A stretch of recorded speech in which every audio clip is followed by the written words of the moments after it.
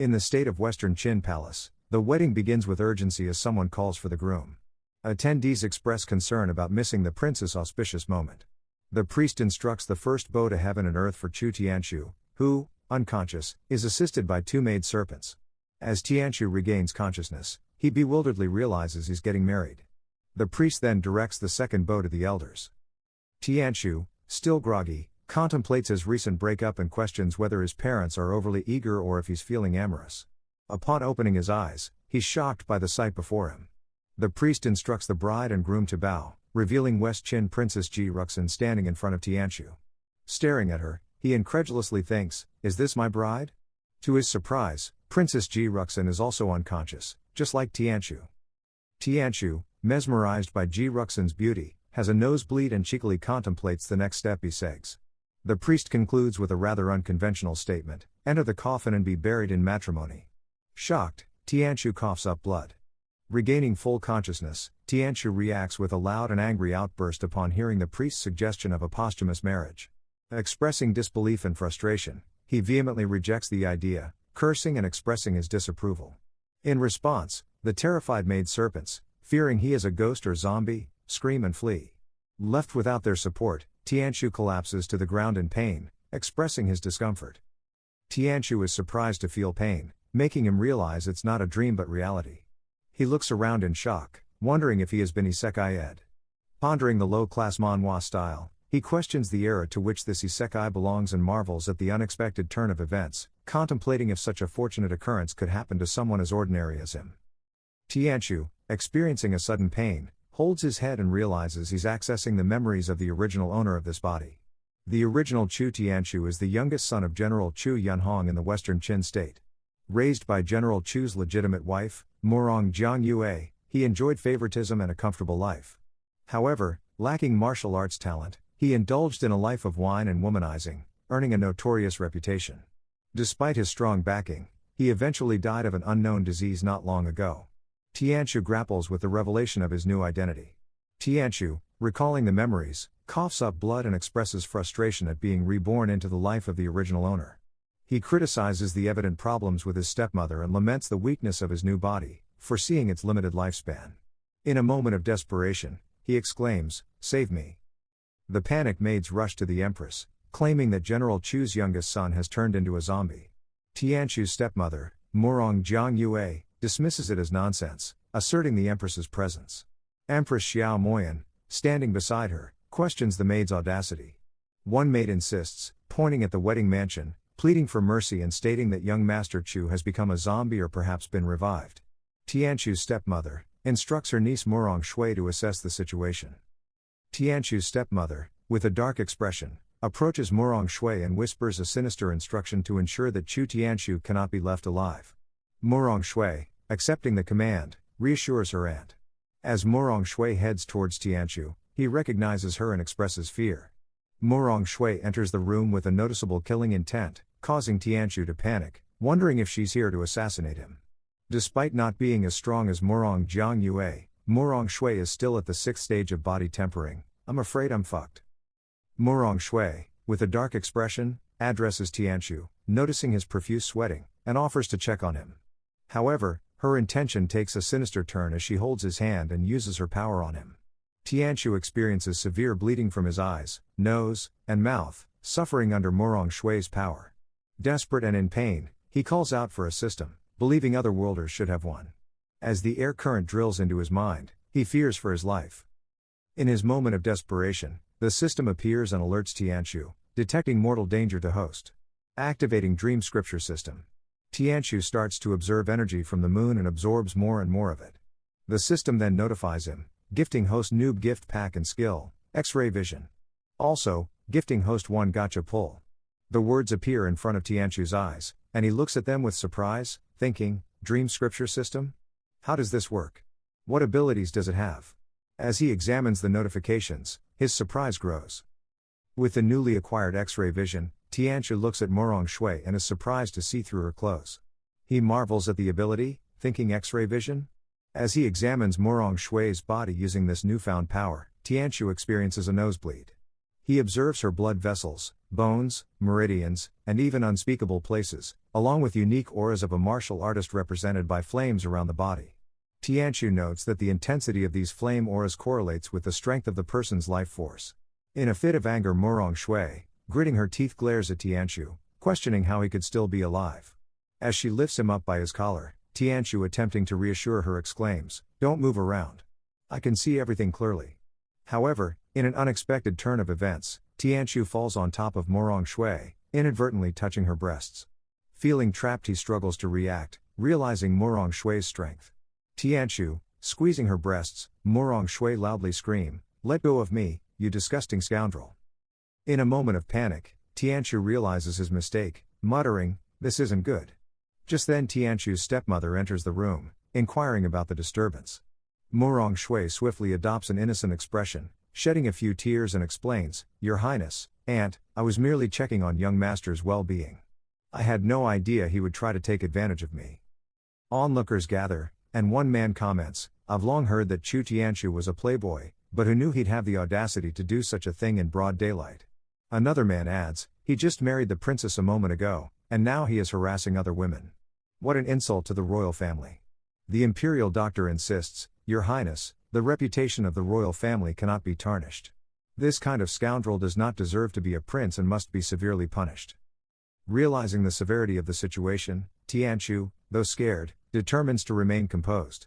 He acknowledges the challenge of redeeming the original owner's tarnished reputation. Meanwhile, his stepmother, kneeling before the empress, takes a cunning approach, expressing regret for her son's actions and subtly suggesting impartial judgment. She slyly adds, "May your Highness act fairly. I, Jiang Yue, will not raise the slightest complaint." The stepmother navigates the delicate scenario with calculated words.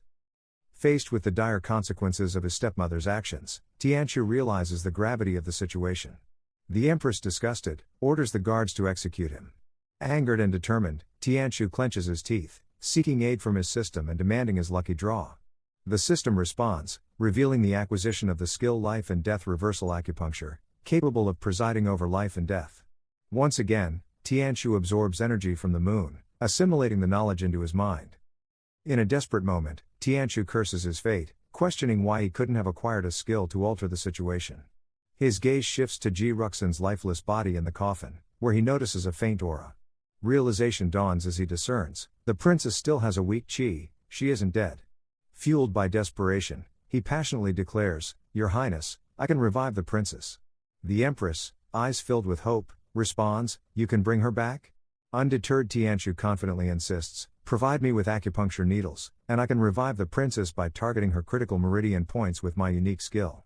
Imperial Dr. Li Xuancheng vehemently protests, dismissing Tianqiu's claim as nonsense and expressing disbelief in decades of practice. He warns the princess not to heed Tianqiu's words, accusing him of scheming on the princess's body and tarnishing her honor with baseless ideas. Tianqiu's stepmother pleads with him to stop, dismissing his actions as nonsense. The imperial doctor, adamant, denounces the treatment as witchcraft, questioning its validity. Tianqiu, maintaining a serious demeanor, defends the ancient acupuncture skill, challenging the imperial doctor's skepticism. With conviction, he criticizes the doctor's ignorance and questions the worthiness of his imperial appointment. The doctor, grinning, counters, emphasizing the sanctity of the princess's body and the seriousness of matters concerning human lives. The empress, seething with anger, emanates a powerful aura and commands silence from everyone. With a menacing tone, she declares that she doesn't care about the truth, offering one chance to revive the princess. If successful, she promises to celebrate the marriage joyously. However, failure would result in severe punishment and torture until death. In a tense moment, Tianqiu, wearing a grim expression, contemplates, "Save her and live. Fail and die. I don't have a choice, do I?" Concerned advisors plead with the empress to calm her anger. The empress delicately places Princess Ji Ruxin on the bed after her removal from the coffin. Acknowledging the urgency, Tianqiu emphasizes the need to undress the princess before applying acupuncture.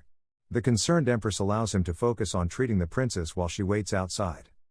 As the empress departs, Tianqiu bows, recognizing her decisive and far-sighted approach. Reflecting on the situation, he appreciates her leadership. Turning to Princess Ji Ruxin, he prepares to administer treatment by undressing her and holding an acupuncture needle with a determined focus on healing. A full hour later, everyone remains outside while Tianqiu tends to Princess Ji Ruxin. The Imperial doctor raises apprehension, pointing out Tianchu's notorious playboy reputation and speculating on the possibility that he might not be earnestly treating the princess but instead taking advantage of her. This sentiment gains support from others, asserting a lack of trust in Tianchu's actions. Murong Shui, adopting a cunning expression, expresses skepticism about Chu Tianchu's ability to save the princess despite lacking skills, predicting his imminent demise. Tianchu's stepmother acknowledges that even without their interference, the empress is likely to intervene and take action. Let's wait and see the show. Tianchu, appearing fatigued, reports to the empress that he has successfully revived the princess. In response to Chu Tianchu's words, Murong Shui and his stepmother faces fills with mixed feelings. Tianchu invites everyone to enter and witness the condition of the princess. As onlookers enter, the Imperial doctor, holding Princess Ji Ruxin's hand, asserts that Chu Tianchu lacks medical skills, accusing him of both failing to revive the princess and defiling her corpse. The gathered crowd reacts strongly, condemning Chu Tianchu for alleged attempted rape, deceiving the empress, and desecrating the princess's remains. Calls for his immediate execution intensify among the onlookers. Frustrated with the derogatory comments, Tianchu loudly retorts, "You bunch of quack doctors and your nonsense." Tianchu's bitches quickly enter the room. Tianchu removes the acupuncture needle from Princess Ji Ruxin's forehead, and immediately, she coughs up blood. The empress, witnessing the unexpected turn of events, experiences a mix of joy and concern as she calls out to the revived Princess Sin-er.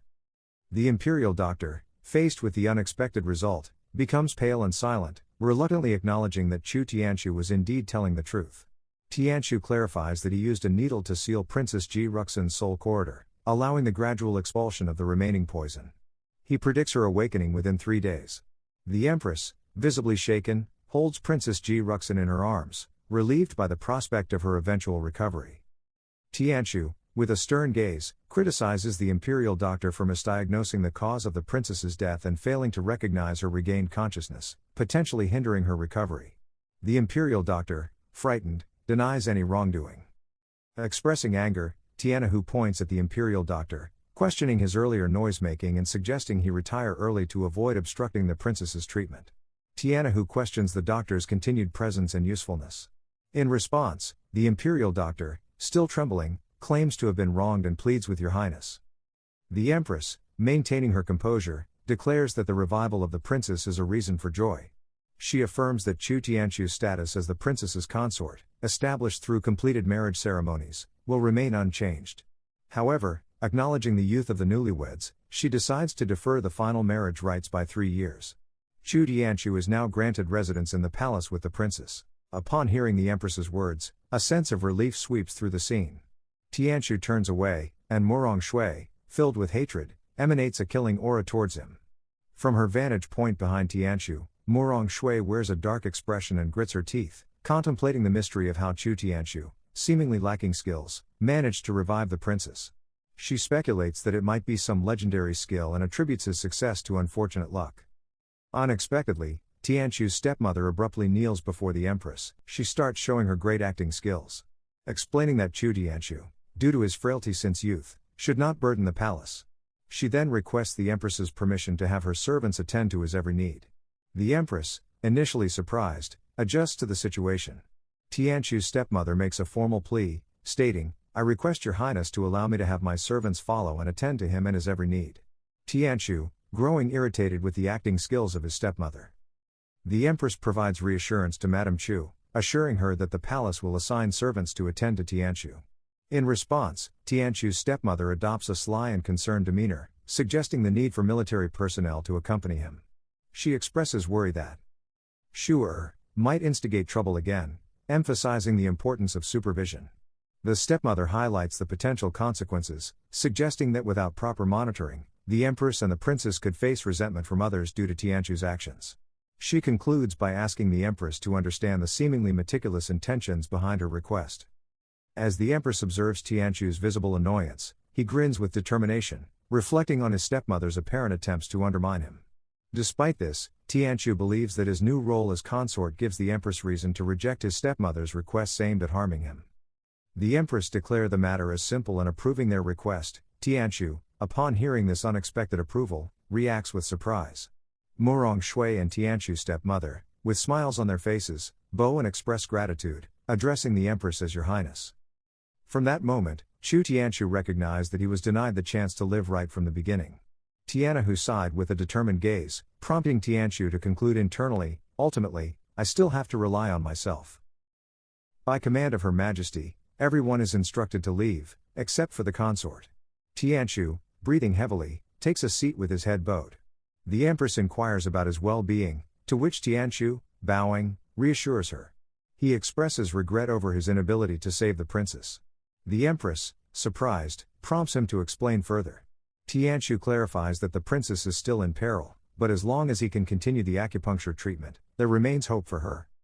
The Empress, visibly distressed and tearful over the princess's well-being, earnestly questions Tianchu about the continuation of the princess's treatment. Tianchu, grappling with exhaustion, discloses that he has already administered today's treatment and that they must wait until the next session tomorrow. He further reveals the toll on his well-being, expressing mental fatigue and weakened physical state, admitting uncertainty about his ability to handle the acupuncture procedure due to his current condition. Tianchu, realizing the need for more time and considering the princess as his only hope of survival, Tianchu strategically omits a crucial part of the treatment. Responding to the unfolding circumstances, the Empress instructs Murong Shui to escort Tianchu to the next court for recuperation. She emphasizes the importance of Tianchu's well-being and the crucial role he plays in the princess's treatment, pledging to enlist the expertise of the best doctors for his care. Murong Shui dutifully acknowledges the Empress's directive. As Tianchu lies on the bed, an Imperial doctor conducts a pulse check, revealing a dire situation characterized by significant blood and qi loss, coupled with organ failure. Murong Shui, expressing concern, inquires about a potential cure, prompting the Imperial doctor to admit that he lacks the necessary means, and ordinary treatments are ineffective. Strangely, upon hearing this, Murong Shui seems oddly satisfied with Tianchu's impending demise. The Empress, seeking alternatives, asks about extraordinary treatments. The Imperial doctor mentions the possibility of the Great Reverend being able to help, but he is currently on an uncontactable journey for a few months.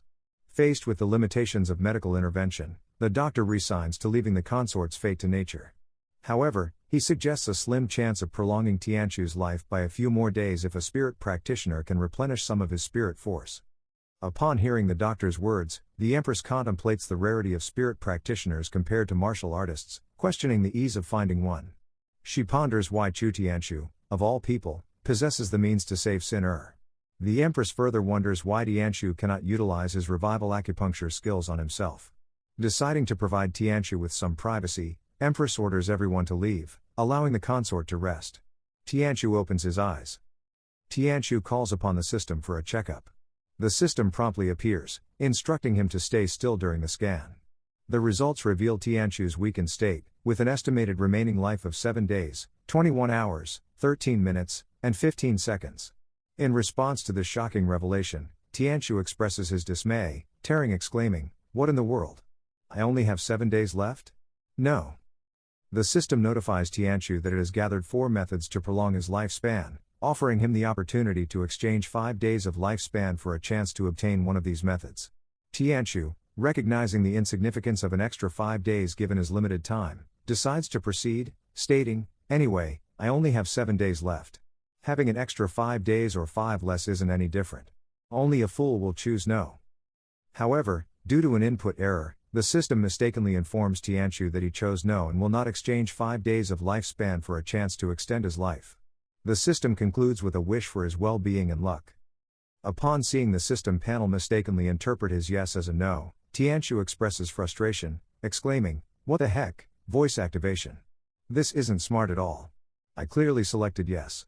In response, the system notifies him that changing the selection requires an additional 2 days of lifespan for exchange and asks if he wishes to proceed. Undeterred by his dwindling time, Tianchu asserts, "Affirmative. I only have half a day of life left anyway. As long as I can extend my lifespan, there isn't anything else to be afraid of." He proceeds by clicking yes on the notification panel.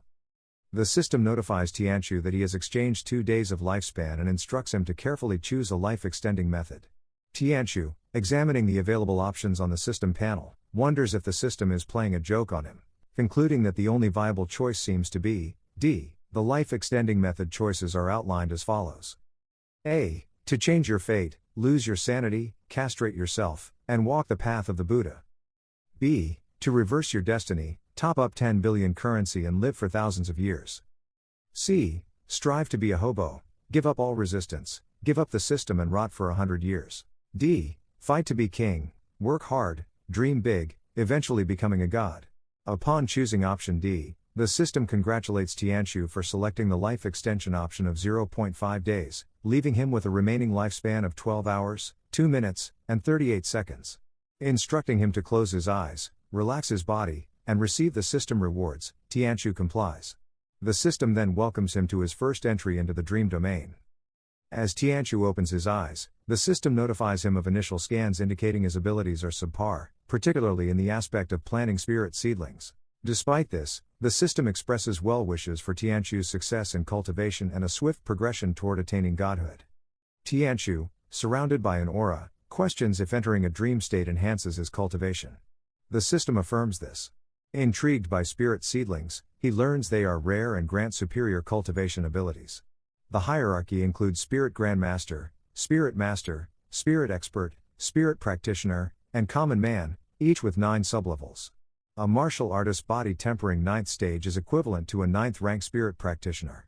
To reach the first rank of Spirit Practitioner and gain an extra year of lifespan, Tianqiu must accumulate 100 Spirit Force. Tianqiu reacts with happiness upon processing information from the system, manifesting his joy through laughter and a clenched fist. He contemplates this as great. Who would have thought work hard meant working hard to sleep? Getting stronger by just lying there. System, I love you. He envisions a future where achieving Spirit Practitioner status will render him fearless in the presence of Morong Shui. This introspection is interrupted as Morong Shui enters Tianqiu's room. Morong Shui advances toward Tianqiu, exhibiting a dark aura, prompting the system to warn of a perceived threat and advising Tianqiu to wake up. Disregarding the alert, Morong Shui acknowledges Tianqiu's adeptness at pretending to sleep. Tianqiu, abruptly waking up, loudly reprimands Morong Shui for disturbing his sleep, humorously suggesting potential bad luck in the form of being cursed with an airport runway.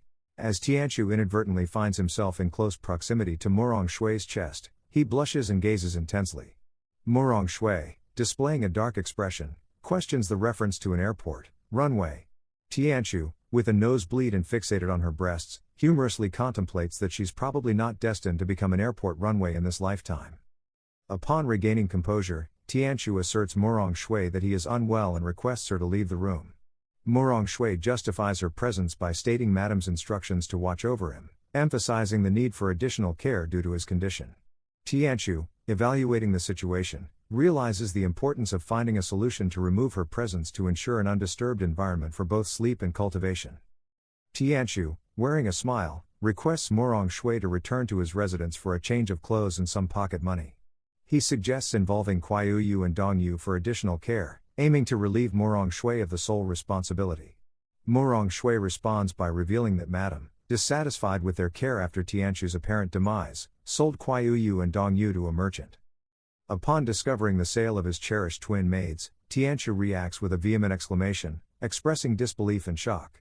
His thoughts convey a deep sense of sorrow for his adorable twins, drawing from the original host's memories of maids Kuaiyu and Dongyu, who had served faithfully for 5 years. Describing them as extremely loyal and affectionate, reflecting on the sale of his twin maids, Tianqiu expresses deep anguish, stating that these delicate twins, his only precious possession, were sold and destroyed by you, cheap slut. His face pales as he contemplates this loss, the intent to murdering not something that can be hid. Tianqiu, thinking he has come back to life, urges Morong Shui to quickly buy back the twin maids. Morong Shui arrogantly responds that they have already been sold, pointing out the impracticality of buying them back. Maids don't get to decide their fate. In a cynical tone, Morong Shui suggests it might be better for Tianqiu to have her as a servant since he's going to die soon. Tianqiu, looking at Morong Shui, sadly agrees, expressing regret at the unfortunate situation. Tianqiu, revealing his hand, acknowledges the weakness of his body and expresses concern about potential consequences, particularly angering the Empress if he can't hold a needle. Internally, he resents looking down on me. Inappropriately, Tianqiu gets close to Morong Shui, making an unwarranted advance by touching her breasts and suggesting she warms up his bed. Angered, Morong Shui gets really mad and shouts, "What are you doing? Get your hands off." Following Morong Shui's protest, Tianqiu removes his hands from her breasts and forcefully pushes her onto his bed. He then asserts, "Sister Shui, why are you upset? Stepmom sent you to the palace to take care of me, so you are my maidservant now. We are both outsiders in the palace, we can only rely on each other going forward. Expressing both embarrassment and anger, Morong Shui loudly declares, "Don't think that just because we are in the palace, I won't dare to teach you a lesson. This authority was given to me by Madam." Tianqiu, using an X-ray vision he finds unpleasant, looks at Morong Shui's body from behind. He then spanks her forcefully, challenging her to hit him back. Tianqiu emphasizes his weak body, suggesting that if she harms him and the princess isn't saved, she'll definitely not have a good end. Morong Shui gets angry and charges at Tianqiu, warning him he's courting death. Despite her threatening approach, Tianqiu remains calm and challenges her to touch him. Surprisingly, Morong Shui backs off, and Tianqiu laughs at her. Taking advantage, Tianqiu grabs her hands and slaps her, telling her she has no right to touch him and should know her place. Morong Shui, feeling upset with a crying face, tells herself to stay calm and not fight with Tianqiu. She reminds herself of the mission's priority, considering Tianqiu has only 7 days left to live. Deciding to endure the situation for a short while, she leaves the room, warning Tianqiu to stay put while she collects his things from the general's mansion. In her mind, she acknowledges the need to avoid staying longer, fearing she might lose control and kill Tianqiu. Tianqiu asks Morong Shui, "I love your body, you must sleep with me tonight." Morong Shui responds with a strong objection. Tianqiu, smiling, is relieved, thinking she shouldn't return anytime soon. His hand is visibly swollen from hitting Morong Shui's backside earlier. With a smile, Tianqiu acknowledges having some time to himself. Settling into bed, he enters a dream world to spiritually cultivate, aware of his limited remaining lifespan. In this focused state, Tianqiu aims to become a spirit practitioner, setting a goal to accumulate 100 spirit force in his spirit core before time runs out. Morong Shui informs her aunt that Dr. Sun confirmed Chu Tianqiu will not survive beyond 7 days unless the Great Reverend intervenes. Tianahu's stepmother reveals her initial plan for a posthumous marriage to elevate the family's status. Despite the unforeseen circumstances, she expresses confidence that Tianqiu has only a few days left. She must keep eye on Tianqiu. Morong Shui acknowledges her responsibilities, assuring her aunt that she understands the situation. Morong Shui tells about Tianqiu's wish to have her bring back Kuai Yu and Dong Yu. Tianqiu's stepmother dismisses it, saying to ignore him due to his imminent death. Morong Shui hints at possible persistence from Tianqiu. The stepmother questions if Tianqiu forced himself on Morong Shui, to which she denies. The stepmother instructs Morong Shui to endure a few more days, and if Tianqiu survives past 7 days, she is to personally execute him. Tianqiu diligently cultivates, forming a cultivation aura at his abdomen. Upon successfully ascending to the spirit practitioner realm, he joyfully opens his eyes. The system congratulates him, extending his lifespan by 1 year. Smiling, Tianqiu reflects on the surprising speed of his progress, envisioning a future where increasing strength will further lengthen his life. The attainment of spirit practitioner status not only grants him longevity but also provides newfound abilities, including the power to create illusions for self-protection. Tianqiu plans to surprise Morong Shui from behind, expressing it humorously as wanting to eat some fish. Morong Shui, blushing, addresses Tianqiu, says, "Master, I'm suddenly feeling so hot." Hold up, however, Tianqiu realizes his illusion-creating skill might not be sufficient against Morong Shui, a skilled martial artist at the 6th stage of body tempering. It may be difficulty to kill her at his current level. While sleeping, Tianqiu recognizes the importance of reaching the 6th stage as a spirit practitioner. However, when attempting to cultivate, he encounters difficulty condensing spirit force. The system advises him to charge up his meridians and open all 720 acupoints in his body to establish a strong foundation. Tianqiu acknowledges the system's suggestion to build a solid foundation and agrees to charge up his meridians accordingly. Tianqiu, waking up an hour later, realizes that his progress in opening his meridians is too slow. With only 1 acupoint forced open in the last hour, he anticipates it will take at least 3 years to open all his meridians at this pace. Concerned about the time constraints, he contemplates seeking assistance for his plan to assassinate Morong Shui. While lost in thought, Morong Shui enters Tianqiu's bedroom, throwing his requested items at him. Tianqiu examines his belongings and notices the absence of money. Angrily, he questions Tianahu about it, to which Morong Shui retorts that he doesn't need money as he's about to die. Frustrated, Tianqiu activates his X-ray vision to inspect Morong Shui, discovering that she has stolen his beautiful jade pendant and concealed it under her clothes. Observing this, Tianqiu acknowledges her successful concealment of the stolen jade. Tianqiu, realizing his money isn't crucial, demands the return of his stolen jade pendant. Taking swift action, Tianahu retrieves the hidden pendant from under Morong Shui's clothes. Displaying the pendant with a cold expression, Tianqiu accuses her of embezzling his prized possession. Murong Shui, with mixed emotions, questions how he uncovered her secret, lamenting that her plan to gift the pendant to brother Tianyang has been thwarted. In the scene where Murong Shui is gathering Tianqiu's belongings, she informs Tianahu's stepmother that Tianqiu requested money. Tianahu's stepbrother dismisses the request, explaining the considerable expenses for Tianming's cultivation and suggests keeping the jade piece as a gift for him. He plans to sell the remaining items to fund Tianming's cultivation. Learning about Tianming's return next month, Murong Shui blushes with happiness and expresses excitement. Tianahu's stepmother informs Murong Shui that Tianming has achieved the spirit expert realm and expresses her desire to formalize Murong Shui's marriage once Chu Tianqiu has passed away. Blushing, Murong Shui defers the decision to her aunt and leaves. Currently, Murong Shui has been caught stealing Tianqiu's jade pendant. Kneeling in front of him and covering herself, she receives a warning from Tianqiu, who decides to let her off this time. Tianqiu, aware of the situation's sensitivity, avoids pushing Murong Shui too far to prevent any drastic reactions. In the Qin capital's Yaxing Street, as Tianqiu walks around, people recognize him as the feared Chu Tianqiu, causing them to fear and flee. When Murong Shui questions his presence, Tianqiu explains that he is searching for missing bed warmers. Murong Shui points out Tianqiu's consistent behavior, cautioning him about angering the empress and facing potential beheading. Tianqiu, aware of his limited time, expresses a carefree attitude, suggesting Murong Shui warm his bed for the night. Angered, Murong Shui rejects the idea, and Tianqiu playfully responds, "A peony flower being eternal and remaining romantic even as a ghost, don't you understand?" Tianqiu encounters a merchant named Bigmouth Lu, who expresses joy at seeing him alive. Tianqiu recognizes him and decides to seek his assistance. Bigmouth Lu offers to be his guide.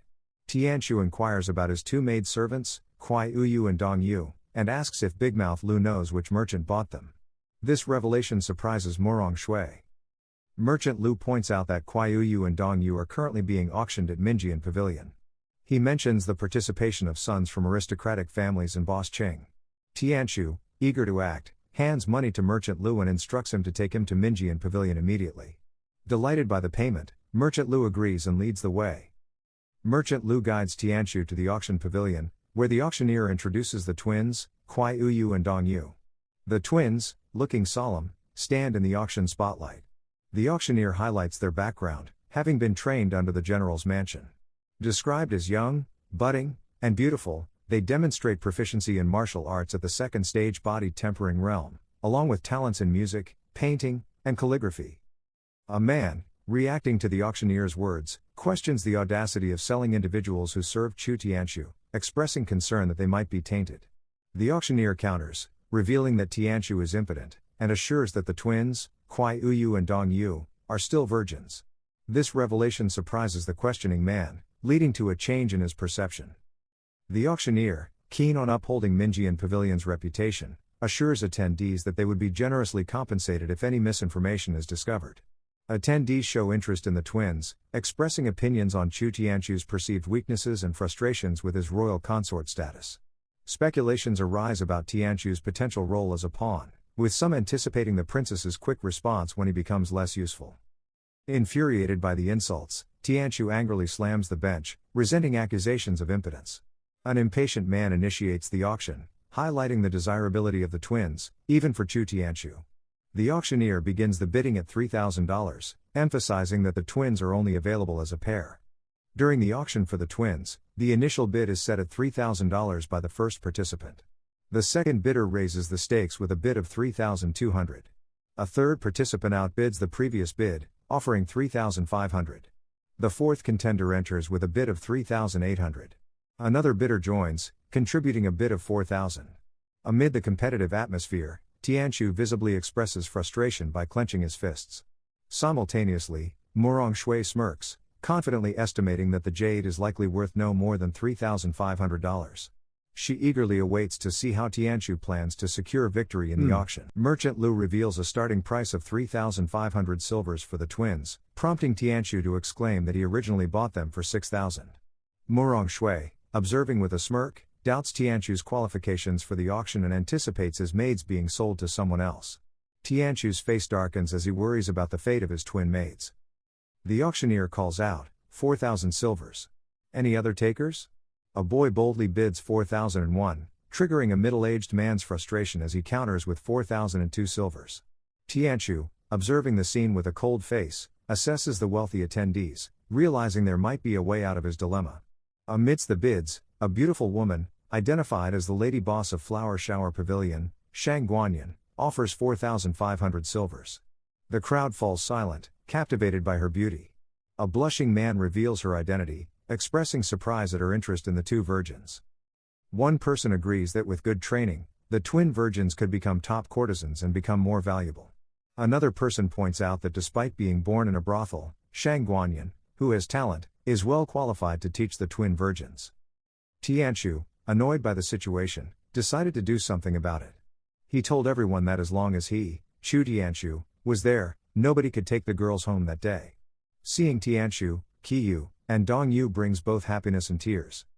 The auctioneer accuses Chu Tianchu of scheming and implies he might be using his role as a royal consort for an advantage. Mentioning the incomplete marriage ceremony, the auctioneer emphasizes the importance of money in their dealings and is open to exchanges if the value is right. Tianchu, frustrated, suggests using Murong Shui as collateral. Murong Shui, upset and holding Tianchu's hand, questions why he values the two maids more than her.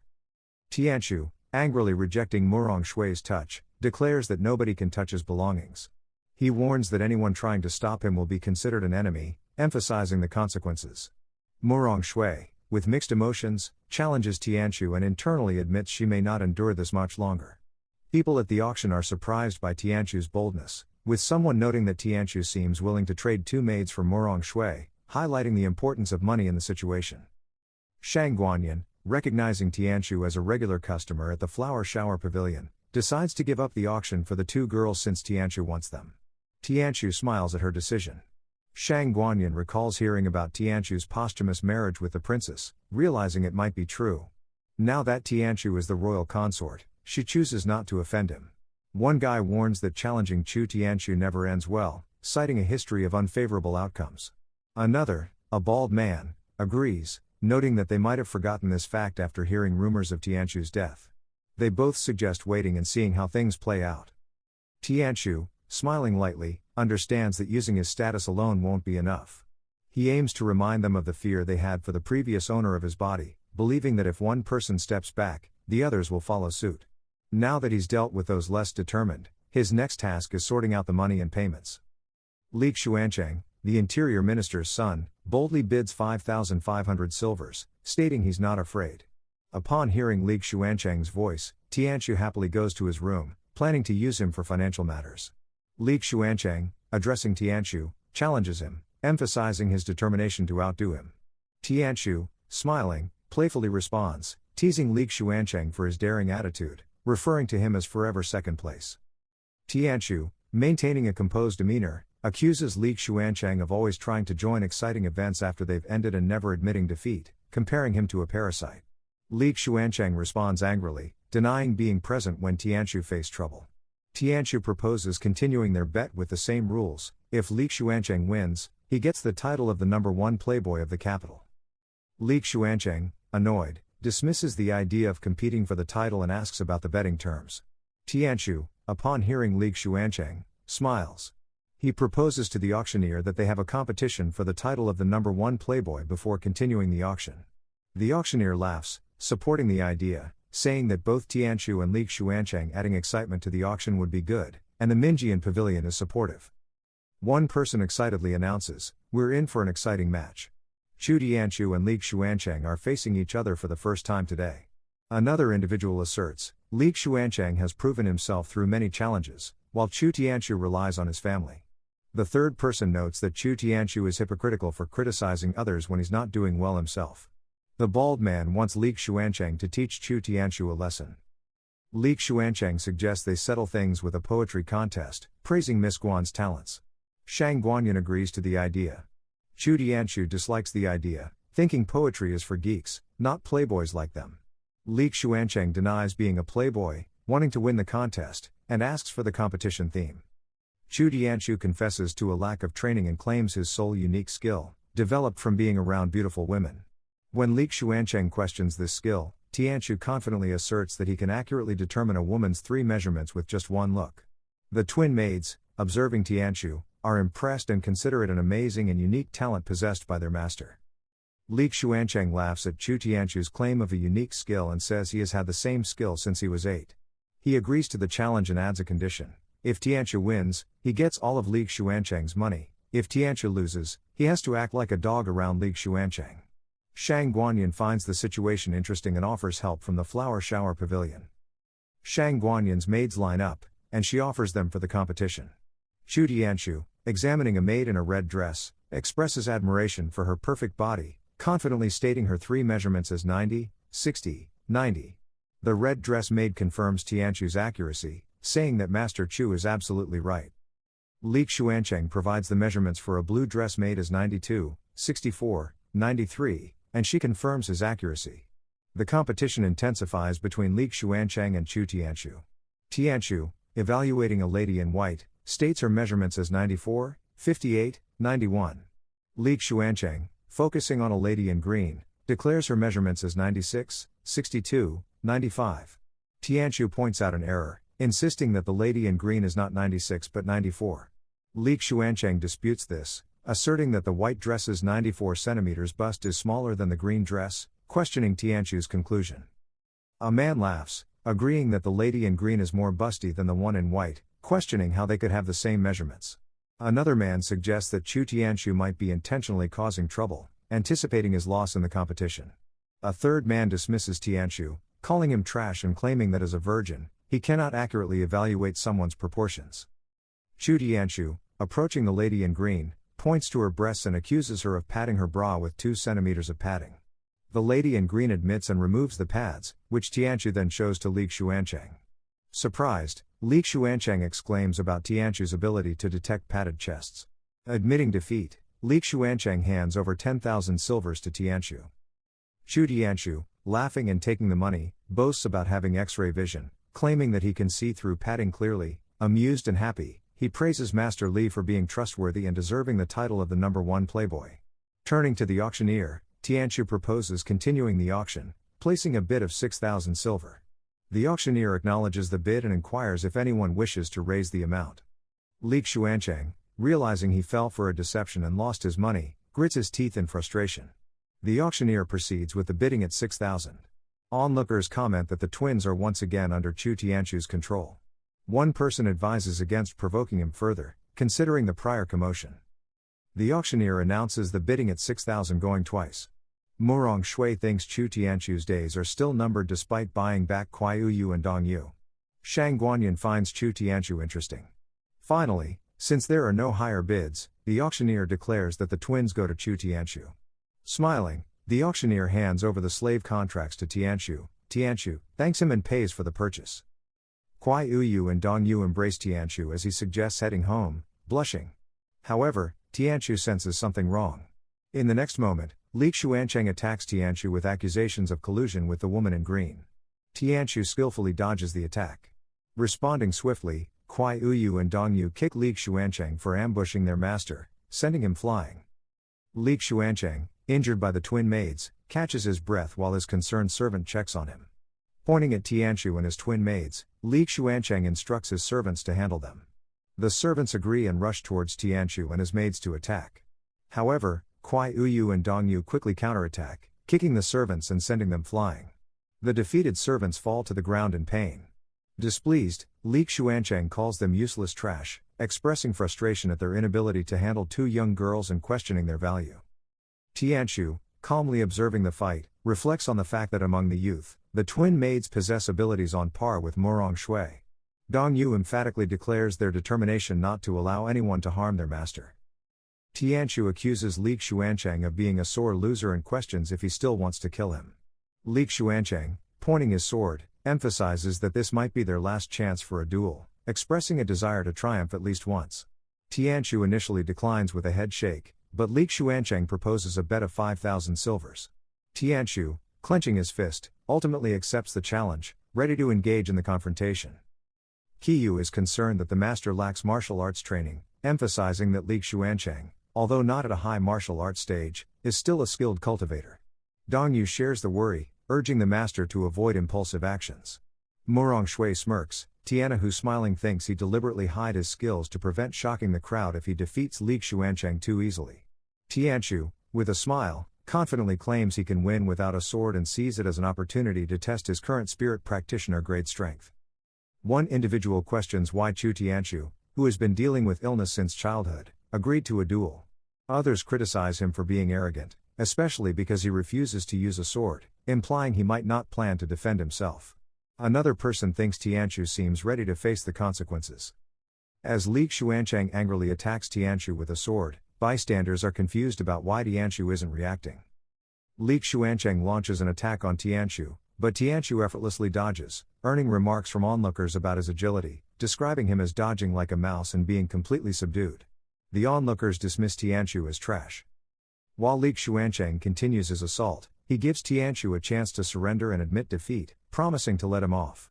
However, when Li Xuancheng cuts Tianchu, blood splatters onto him. Confused, Li Xuancheng asks why Tianchu didn't dodge.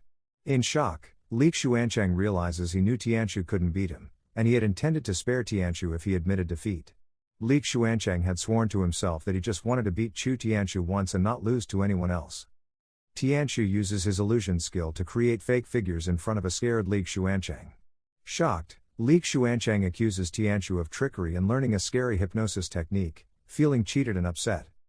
With a scary look, Tianchu extends his hand, causing Li Xuancheng to become fearful, holding his head and begging for mercy.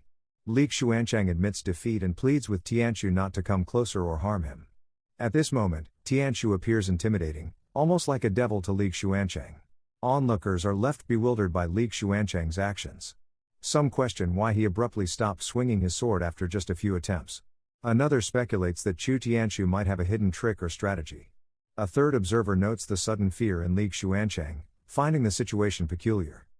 After the fight, Chu Tianchu exits the auction pavilion, hands over Li Xuancheng's body to their servants, instructing them to leave and reminding them to have their young master send 5,000 silvers to the prince's palace.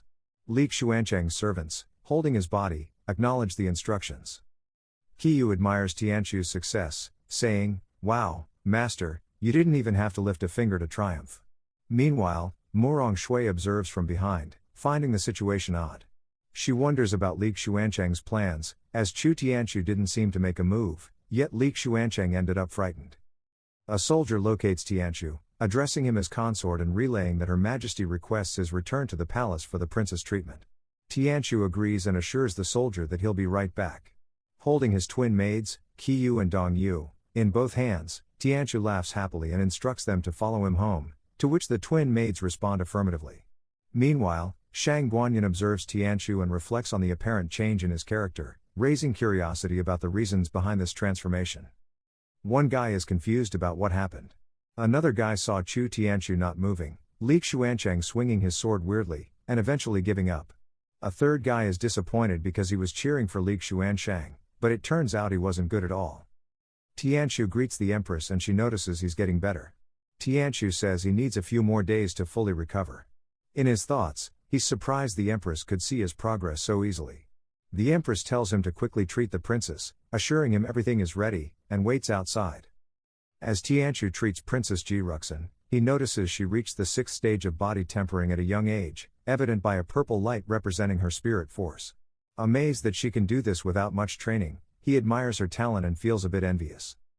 Thinking about Princess Jiruxin's treatment, Tianchu worries about the risk of her spirit seed turning into a spirit serpent in her brain. He's cautious not to harm her meridians and cause potential brain damage. Using acupuncture needles, Tianchu reflects on surviving with her help and acknowledges the uncertain future. Tianchu is determined to use her spirit force to clear out her second meridian, a step that could influence their fate, regardless of whether they become husband and wife. Tianchu begins the treatment, moving from Princess Jiruxin's forehead to her lower body, injecting his qi into her. Successfully clearing her second meridian, he notes the return of her spirit force to her subconscious. Confident that the expelled poison will lead to her waking up soon, Tianchu is relieved when Princess Jiruxin gradually opens her eyes. Seeing her awake, he warmly says, "You're finally awake," but the princess, still groggy, asks with confusion about his identity. With a bright expression, Tianchu reveals himself as Chu Tianchu, internally thinks, aiming to give Princess Jiruxin the impression of being caring and devoted. Jiruxin, upon waking, considers hitting him but refrains. She then, with a peculiar expression, calls him despicable, tyrannical, scheming Chu Tianchu. Shocked, Tianchu realizes the original owner of his body was widely disliked by everyone. Princess Ji Ruxin, realizing she's undressed, covers herself and playfully hits Tianchu's shoulders. Despite the playful interaction, Tianchu reassures her that his intentions are solely for her treatment. Upon hearing Ji Ruxin's voice, the Empress enters the room, delighted that the princess has awakened, expressing joy at the news. Princess Ji Ruxin, in tears and hugging, is comforted by the Empress. The Empress questions why Ji Ruxin attempted to poison herself, to which Ji Ruxin denies, blaming the servant Hong Yan for the poisoning. Upon hearing this, the Empress, angered, assures Ji Ruxin that she will thoroughly investigate the matter to uncover the truth. Princess Ji Ruxin, wrapped in a blanket and angered, questions why Chu Tianchu was allowed to treat her in such a manner, leaving her in this state. Tianchu, alarmed by her words, the Empress explaining that it's a long story. Unsatisfied, Ji Ruxin demands her mother to tell her the whole story. When the Empress stays silent, Ji Ruxin, holding a bat, approaches Tianchu with a dark expression, expressing her intent to kill him. Tianchu, frightened, pleads for help from the Empress. The Empress, shaking her head, tells Princess Ji Ruxin that she can't kill Chu Tianchu. Ji Ruxin, in tears, questions why the mother is still siding with him after he stripped her of clothes, considering taking her own life. The Empress asks Tianchu to leave the room so she can explain to Ji Ruxin. Tianchu agrees and exits. The Empress, with Ji Ruxin, clarifies that she doesn't hold a high opinion of Chu Tianchu either. However, because of him, Prince Baiyu and other princes will stop pursuing Ji Ruxin for marriage. Princess Ji Ruxin, in tears, expresses her distress about being stripped by Chu Tianchu. The Empress comforts her, explaining that Tianchu did so to save her, emphasizing that it's better than watching her die. Ji Ruxin, with a somber expression, declares her refusal to marry him, expressing a strong dislike. The Empress, hugging Ji Ruxin, reassures her that she understands. Tianchu, waiting outside, stays silent and gazes at the sky. In his thoughts, he reflects on the constant disrespect he faces everywhere he goes. Meanwhile, a maid rushes to the Empress, delivering troubling news that Prince Baiyu has arrived, expressing his intention to visit Princess Ji Ruxin. Tianchu enters the room, and the Empress informs him that the palace isn't ready to receive Prince Baiyu. She instructs him to deal with the situation, emphasizing that he's officially named as consort now. Tianchu acknowledges and leaves the room, glancing back and realizing that the Empress might be leveraging Prince Baiyu to eliminate his position as consort, now that his condition has improved. He feels the pressure to prevent Prince Baiyu's entry to secure his precarious position. Tianchu, clenching his fist with determination, acknowledges the potential danger he faces without the protection of the royal family. Despite the risk, he is determined to figure out the situation. As Tianchu observes soldiers blocking Prince Baiyu, one man demands entry, but the soldiers assert that without an official invitation, no one is allowed. Tianchu, intervening, questions the commotion, asking whose wild dog is causing a disturbance outside the princess's palace. Hu Yuanliang, the Baiyu emissary, angered by Tianchu's words, insults him by referring to him as a gigolo. The soldiers, recognizing Tianchu as the royal consort, advise Yuanliang to watch his manners. However, Yuanliang, laughing loudly, continues to mock Tianchu, labeling him the world's #1 rubbish and a weakling. He expresses disdain, asserting that Tianchu is unsuitable as a companion for West Qin's princess. A woman whispers to a man, expressing disbelief at how their princess ended up with Tianchu as her consort. The man advises her to lower her voice, reminding her that Tianchu is now the official consort, and speaking against him could lead to trouble. He points out that the approaching figure is the Prince of Baiyu, Hu Buyi, riding a large war wolf. Prince Hu Buyi warns Tianchu, mentioning the kid's father, a famous general in the Spirit Force Army, and advises him to leave to avoid disgracing the general's reputation. Princess Hu Buyi, with a cold demeanor, commands Tianchu to get lost immediately, stating his intention to enter the palace and see the princess. Tianchu responds with equal coldness, asserting that the princess is his wife, and it's not within Prince Buyi's capacity to visit her. Inwardly, Tianchu reflects on Prince Buyi's effeminate appearance, contrary to the common image of people from Baiyu being large and masculine. Prince Buyi, releasing a deadly aura, questions Tianchu's qualifications and challenges his worth. Tianchu, realizing the strength of Buyi's aura, acknowledges him as a 6th-stage body tempering expert with an aura comparable to Morong Shui. Observing the fierce beast, Tianchu contemplates the rumors about the Queen of Baiyu, Hu Yunshui, and her ability to tame demon beasts, realizing the stories are true. He acknowledges the formidable nature of the horned wolf, capable of effortlessly killing over 100 war horses and delivering a deadly bite even to a body-tempering expert. Faced with this challenge, Tianqiu mentally questions how he can effectively stop this formidable threat. Hu Buyi, with a smirk, mentions that his horned wolf particularly dislikes people with sharp tongues. He warns that if the wolf gets agitated, no one can stop it, and if it bites someone to death, he would blame the wolf for losing control. However, he suggests that Tianqiu's body, if bitten, would be discarded like trash and become a kindred spirit. Murong Shui seizes the moment to incite Tianqiu, urging him not to tolerate the insults and to teach the Baiyu people a lesson. Annoyed by her words, Tianqiu realizes she is exploiting the situation to put him in a dangerous position. Hu Buyi gets down from his mount and tells Hu Yuanliang to join him in proposing marriage. Despite soldiers trying to stop them, Hu Buyi, with his intimidating aura, walks past them, causing the soldiers to tremble in fear. Tianqiu steps forward, addressing Hu Buyi and questioning the lack of basic courtesy despite Baiyu being considered a barbaric country. Hu Yuanliang, angered by Tianqiu's words, accuses him of impudence for addressing the prince by name and insulting Baiyu. Hu Buyi intervenes, questioning Tianqiu's claim of lacking courtesy. Tianqiu, slyly responding, mentions that meeting the princess without requesting an audience is one thing, but coming without any gift for her is another. Prince Hu Buyi admits he failed in that. Tianqiu points out that absent of prepared gift, suggesting that Hu Buyi should return and prepare one before coming back. Hu Yuanliang, in defiance, claims that their prince is the best gift for the princess, dismissing the need for anything else. Tianqiu playfully laughs, suggesting that calling the prince a gift implies he's a commodity to be given to anyone. Onlookers find this amusing. Panicking, Hu Yuanliang clarifies that he didn't mean it that way, urging the empress not to take Tianqiu's words seriously. Annoyed, Hu Buyi orders him to shut up. Hu Buyi, with an angry expression, declares that he has neither a royal invitation nor gifts but insists on meeting the princess. Tianqiu approaches him and comments on the prince's oppressive demeanor. He suggests that even if Hu Buyi were to kill him, it wouldn't win the princess's heart. Tianqiu then challenges Hu Buyi, asking if he knows what the princess loves the most. Hu Buyi, surprised, asks for clarification. Tianqiu reveals that Princess Ji Ruxin loves poetry the most. While he continues to talk about Ji Ruxin, she sneezes. Tianqiu proposes a poetic challenge, suggesting that if Hu Buyi is a real gentleman, they should each write 3 poems.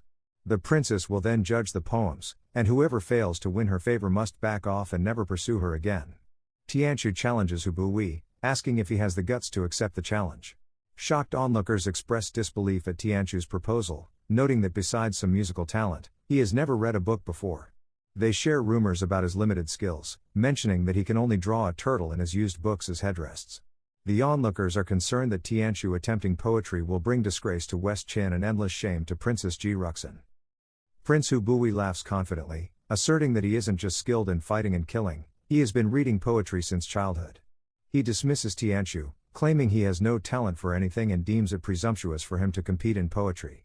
Tianqiu, showing off, insists that since he suggested the competition method, Hu Buyi should decide on the topic to avoid accusations of bullying. Hu Buyi agrees to decide on the topic. Hu Yuanliang, amused, ridicules Tianqiu for daring to compete in poetry, considering it a disgrace. His subordinate agrees, praising Hu Buyi's literary skills as on par with scholars. Murong Shui smirks cunningly, anticipating Tianqiu's potential loss and eager to see how he would react. Prince Hu Buyi, feeling nostalgic, suggests writing about the plains in Baiyu for the first poem. Tianqiu confidently agrees, ready to begin, and inwardly expresses his determination to showcase the depth of Chinese culture, spanning 5,000 years. Word spreads about the poetry competition between the Prince of Baiyu and consort Chu Tianqiu. Some express skepticism about Tianqiu's ability to compose a good poem, considering him useless. Others acknowledge the strength of the Prince of Baiyu, even if they don't particularly like him. Tianqiu, taken aback, questions why the competition must take place in public. A eunuch expresses concern about the public nature of the competition and suggests reporting the matter to the queen and the princess. Meanwhile, Hu Yuanliang, laughing, wishes to attract a larger crowd, believing it's an opportunity for the Prince of Baiyu to showcase his poetic skills and demonstrate his talent to the civilians of Western Qin. Prince Hu Buyi contemplates the topic for his poem, focusing on the plains, horses, and wild boars. Taking the lead, Tianqiu suggests that since Hu Buyi needs more time, he can start the poetry competition. Tianqiu begins his poem. Lush grass on the plains, withers and thrives once each year. Wildfires are not able to burn it completely, the winds of spring bring it back to life. Its fragrance fills the ancient roads, a fine jade green that stretches to the ancient city. As I send off another noble man, the lush grasses are filled with the emotion of departure. Tianqiu's poetry leaves Hu Buwi speechless, and both soldiers and the audience are shocked, their jaws dropping at the beauty of Tianqiu's verses. Hu Yuanliang is unable to comprehend Tianqiu's words, and people are left in awe, with some even quickly note down Tianqiu's poetry on paper instantly. Hu Yuanliang, upon hearing Tianqiu's poetry, bursts into laughter, ridiculing it as a dogshit poem and claiming a vast gap in standards compared to their prince. Hu Yuanliang urges Prince Hu Buwi to showcase his talent and let Tianqiu appreciate a truly great poem. Fed up with Hu Yuanliang's mockery, Hu Buwi slaps him hard, questioning his ability to appreciate a good poem. Prince Hu Buwi, acknowledging Tianqiu's poetic prowess, admits that he underestimated him and concedes that Tianqiu has won the first poem. However, Hu Yuanliang loudly protests, claiming that Tianqiu must be cheating, and insists that a trash bag like him couldn't have written such a poem.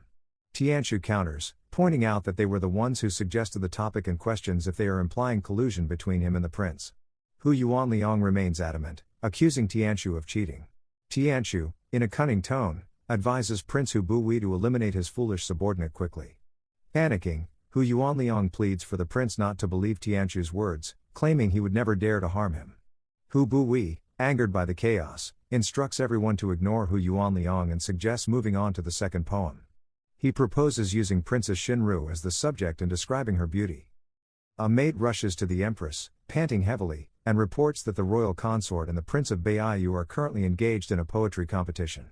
They want Princess Xinru to be the judge, and whoever loses will back off and never pursue the princess again. The competition is happening publicly. The empress, angered, expresses outrage at Chu Tianqiu's audacity for suggesting such a competition. Princess Ji Ruxin reiterates her distrust in Tianqiu, labeling him as unreliable and a piece of trash. Another maid rushes towards the mansion, presenting a draft of the poem written by the royal consort with the Baiyu Plains as the subject. Princess Ji Ruxin takes the paper, expressing skepticism, assuming it to be lines of gibberish that smear their dignity. However, upon reading the poem, both the empress and princess are shocked. The empress questions if this poem was truly written by Chu Tianqiu. Princess Ji Ruxin is left speechless, and the maid confirms having witnessed it with her own eyes. Princess Ji Ruxin, in a cold manner, dismissively throws away the poem, stating that although well written, it's still a poem about the Baiyu Plains, clearly an attempt to impress the Prince of Baiyu. Another maid, entering the room energetically, announces that the second poem has been written, with the subject matter being the beauty of the princess. Princess Ji Ruxin, maintaining her cold demeanor, instructs the maid to read the poem aloud, asking what Chu Tianqiu has written this time. The maid begins reading the poem, describing the beauty of the princess as a blessing that can usurp nations and cities and amaze the entire world. Upon hearing the poetry praising her beauty, Princess Ji Ruxin blushes in surprise, exclaiming, "He wrote that?" The empress, pleased with the praise, points out how he has lauded her as the one beauty of 1,000 years, usurper of nations and cities. Blushing, Princess Ji Ruxin responds with "Mother." The empress, patting her daughter's head, affectionately remarks, "My dear daughter, are you not so beautiful that you can sway nations?"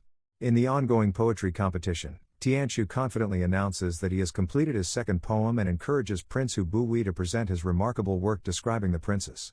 However, Hu Buwi, acknowledging the excellence of Tianqiu's poem, sighs and expresses reluctance to challenge it, admitting defeat in the competition. The observers are impressed by the quality of Chu Tianqiu's poem about the princess. One person acknowledges the beauty of the poem, while another questions how someone previously perceived as unintelligent could excel in poetry.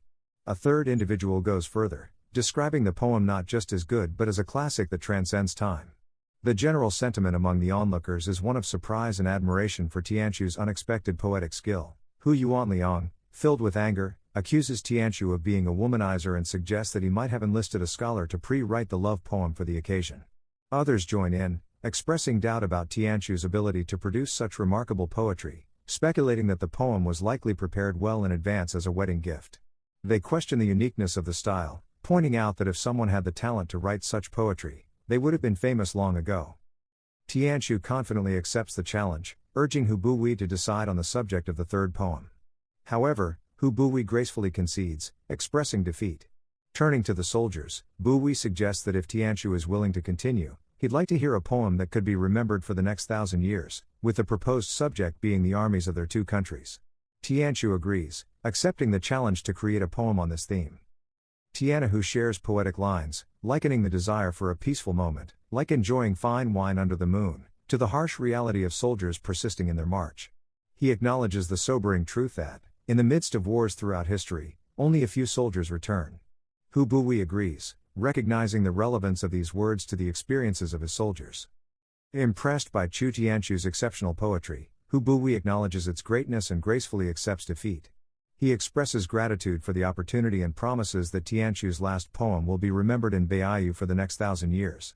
In contrast, Hu Yuanliang intervenes, arguing that Hu Buwi shouldn't consider it a defeat, emphasizing the unequal comparison of strength and weakness between Tianchu and Buwi. Hu Yuanliang, holding his sword with both hands, leaps into the air to attack Tianchu, accusing him of trying to prevent them from seeing the princess. However, at that moment, Hu Buwi takes action and stabs Hu Yuanliang from behind. Prince Hu Buwi expresses his frustration with Hu Yuanliang's barbaric nature, having reached a breaking point. Hu Yuanliang, shocked and stabbed by his own majesty, utters, "Your Majesty, you." Onlookers, witnessing the killing, express shock and panic, exclaiming in disbelief. Prince Hu Buwi, after killing Hu Yuanliang, acknowledges the apparent contradiction in his subordinate's actions. Hu Buwi agrees with Chu Tianchu's assessment and decides that this subordinate should indeed have been eliminated. To foster future relations and cultural exchanges between Baiyu and Western Qin, Prince Hu Buwi proposes a friendly martial arts duel with Brother Chu, expressing the hope that Chu Tianchu will graciously accept. Hu Buwi departs with his subordinates. The maids, in shock, express concern about Tianchu engaging in a battle with the Prince of Baiyu. Tianchu, with a light smile, responds that the prince accepted his poetry challenge, and it would be ungracious of him not to accept the subsequent duel. Onlookers are taken aback, thinking that Tianchu might be acting irrationally. Tianchu, unfazed, rhetorically asks if they are stunned by his magnificence. Murong Shui, grinning, sees through his intentions, suspecting that he might be using the duel to buy time. Tianchu confidently leaves, telling them to wait and see how he will defeat the Prince of Baiyu. After successfully deterring Hu Buwi, Tianchu enters the palace to find Empress and Princess Ji Ruxin looking at him intently. Tianchu, scratching his head, mentions the achievement of turning Hu Buwi away, expecting happiness from the Empress and Princess.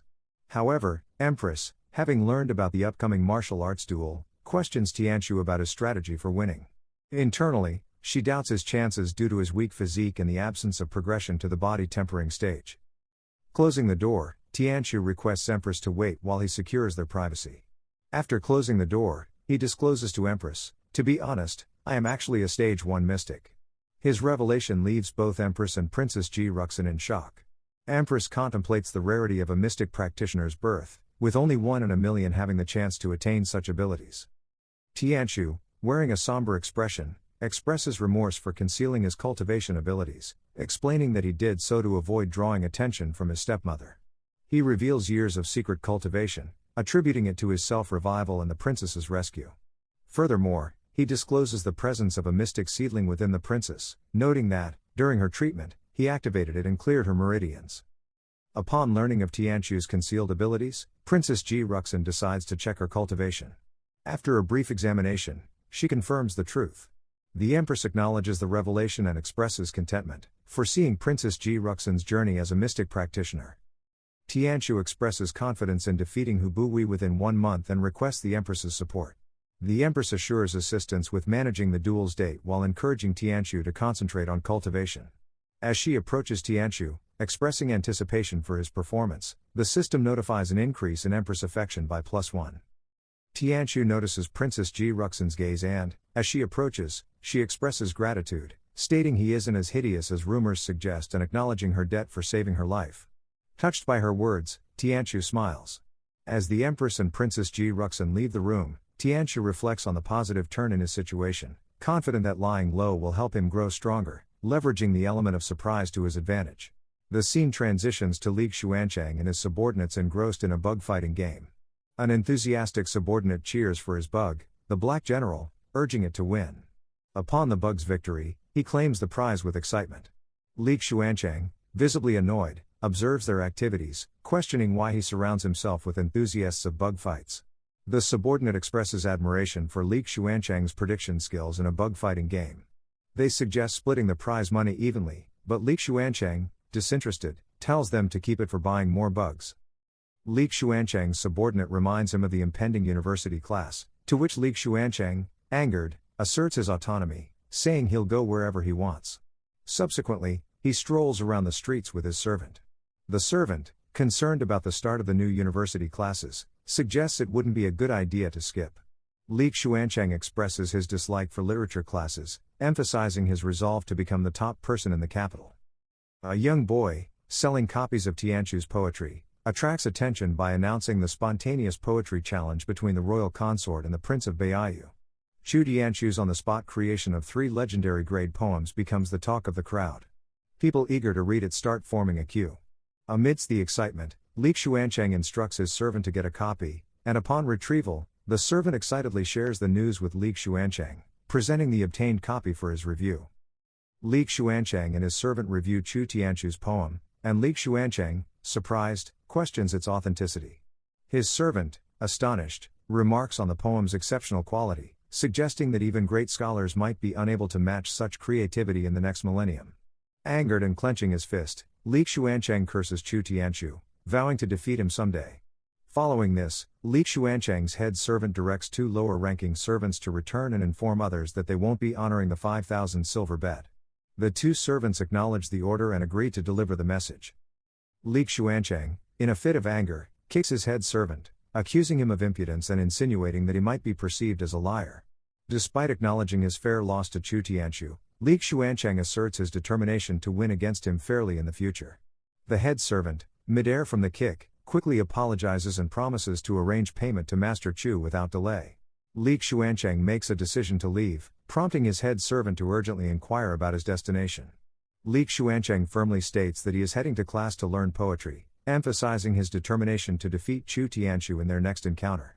Meanwhile, as Shang Guanyin reads Tianchu's poem, she expresses surprise at Tianchu's concealed abilities, describing it as cunning and surprising. Shang Guanyin's servant speculates whether someone else might have written the poems for Tianchu. Shang Guanyin expresses disbelief in the possibility of cheating due to the large audience and the prince selecting topics. She adds a playful wink, acknowledging Chu Tianchu as an interesting individual. Elsewhere in the palace, the emperor expresses relief at Princess Ji Ruxin's well-being. However, Princess Ji Ruxin stops him from hugging. The empress informs the emperor that not only has the princess recovered, but she has also awakened her mystic seedling. The empress suggests rewarding Chu Tianchu for his role in this fortunate turn of events. The Western Qin Emperor, Ji Yi, acknowledges Chu Tianchu's deeds and decides to reward him.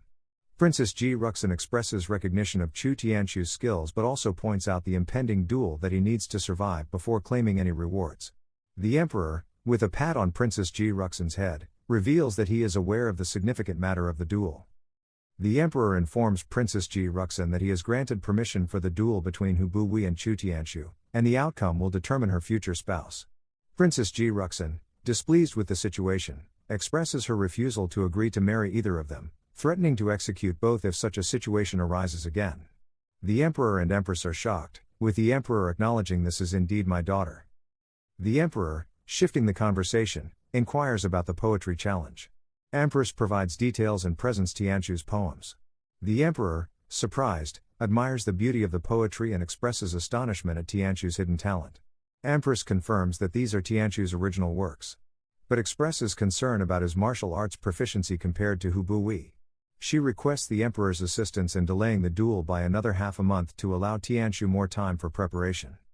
The emperor acknowledges that timing is not an issue but questions whether Chu Tianchu can emerge victorious. The empress notes that Tianchu, although a mystic, has just recovered from a near-death situation, making winning in half a month tough. Yet, she mentions Tianchu's confidence in winning if given an extra month for preparation. The emperor praises the empress for her keen intuition, acknowledging her careful and beneficial decision-making. He speculates that her actions might involve intending to mentor and nurture Chu Tianchu, as everything she does is perceived to be in the best interest of the emperor. The empress acknowledges that Chu Tianchu's situation is more complex than it seems. She explains that his past actions were a facade, necessitated by unfavorable circumstances within the Chu family. To survive, He had to conceal his true abilities from his stepmother. Meanwhile, Princess Ji Ruxin engages in an activity, playing with a fish. The emperor acknowledges his knowledge of the Chu family, citing Chu Yunhong's position as the mystic army's great general. He notes that the eldest son is already a mystic, and the second son possesses above-average strength. Expressing concern, he suggests that if the youngest son also becomes a mystic, the Chu family could become overwhelmingly powerful. The emperor, taking Empress's insights seriously, acknowledges that Chu Tianchu might be a sacrificial lamb within the Chu family but not with us. Nurturing Chu Tianchu may not be a bad move after all. Emperor issues a royal decree, scheduling the martial duel between Chu Tianchu and the Prince of Baiyu in 1 month. Meanwhile, Tianchu cultivates in the dream world while sleeping. Princess Ji Ruxin, engrossed in a technique book, contemplates the significance of the Heavenly Heart secret technique as a family heirloom. Wondering about the nature of Chu Tianchu's practiced mystic arts, she reflects on their potential. Concerning the upcoming duel, she expresses a hope that Tianchu isn't merely boasting and will genuinely participate. Eager to investigate, Princess Ji Ruxin cheerfully goes to Tianchu's room, calling out, "Chu Tianchu, I have a set of mystic arts that you could probably learn." Princess Ji Ruxin is taken aback when she sees Tianchu being touchy with his maids. Shocked, she confronts Tianchu, who notices her presence and expresses surprise at her return from the royal palace. In an angry outburst, Princess Ji Ruxin pulls on Tianchu's ear and accuses him of betrayal, considering her efforts to help him. Tianchu, experiencing pain, pleads for an opportunity to explain the situation. The twin maids, in an attempt to clarify, kowtow and assure the princess that they are merely serving as maids, offering a neck and back massage to their master. Princess Ji Ruxin expresses her anger by firmly holding Tianchu's collar. Tianchu, looking pale, explains that the two women are his maidservants whom he had to redeem from merchants, not wild individuals. Ji Ruxin questions his decision, asking why he needed to acquire 2 more maidservants when there are already plenty in the palace. In the midst of this, Li Xuancheng enters Tianchu's room, fulfilling a debt. Princess Ji Ruxin maintains her grip on Tianchu's collar, casting an angry gaze at Li Xuancheng. She questions his presence, demanding an explanation for his intrusion into the princess's palace.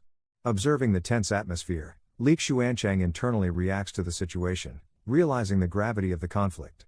In a state of panic, he bows and introduces himself as the son of the interior minister, paying respects to the princess. Li Xuancheng further explains that he is settling a bet with Chu, by fulfilling a debt of 5,000 silver. Tianchu affirms this, mentioning that he had instructed the guards to allow Li Xuancheng entry upon presenting the money.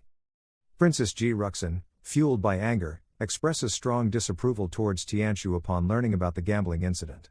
In an attempt to provide context, Li Xuancheng nervously explains that it wasn't gambling but rather a competition to decide the buyer for the maidservants. He clarifies that he lost to consort and now owes him 5,000 silver.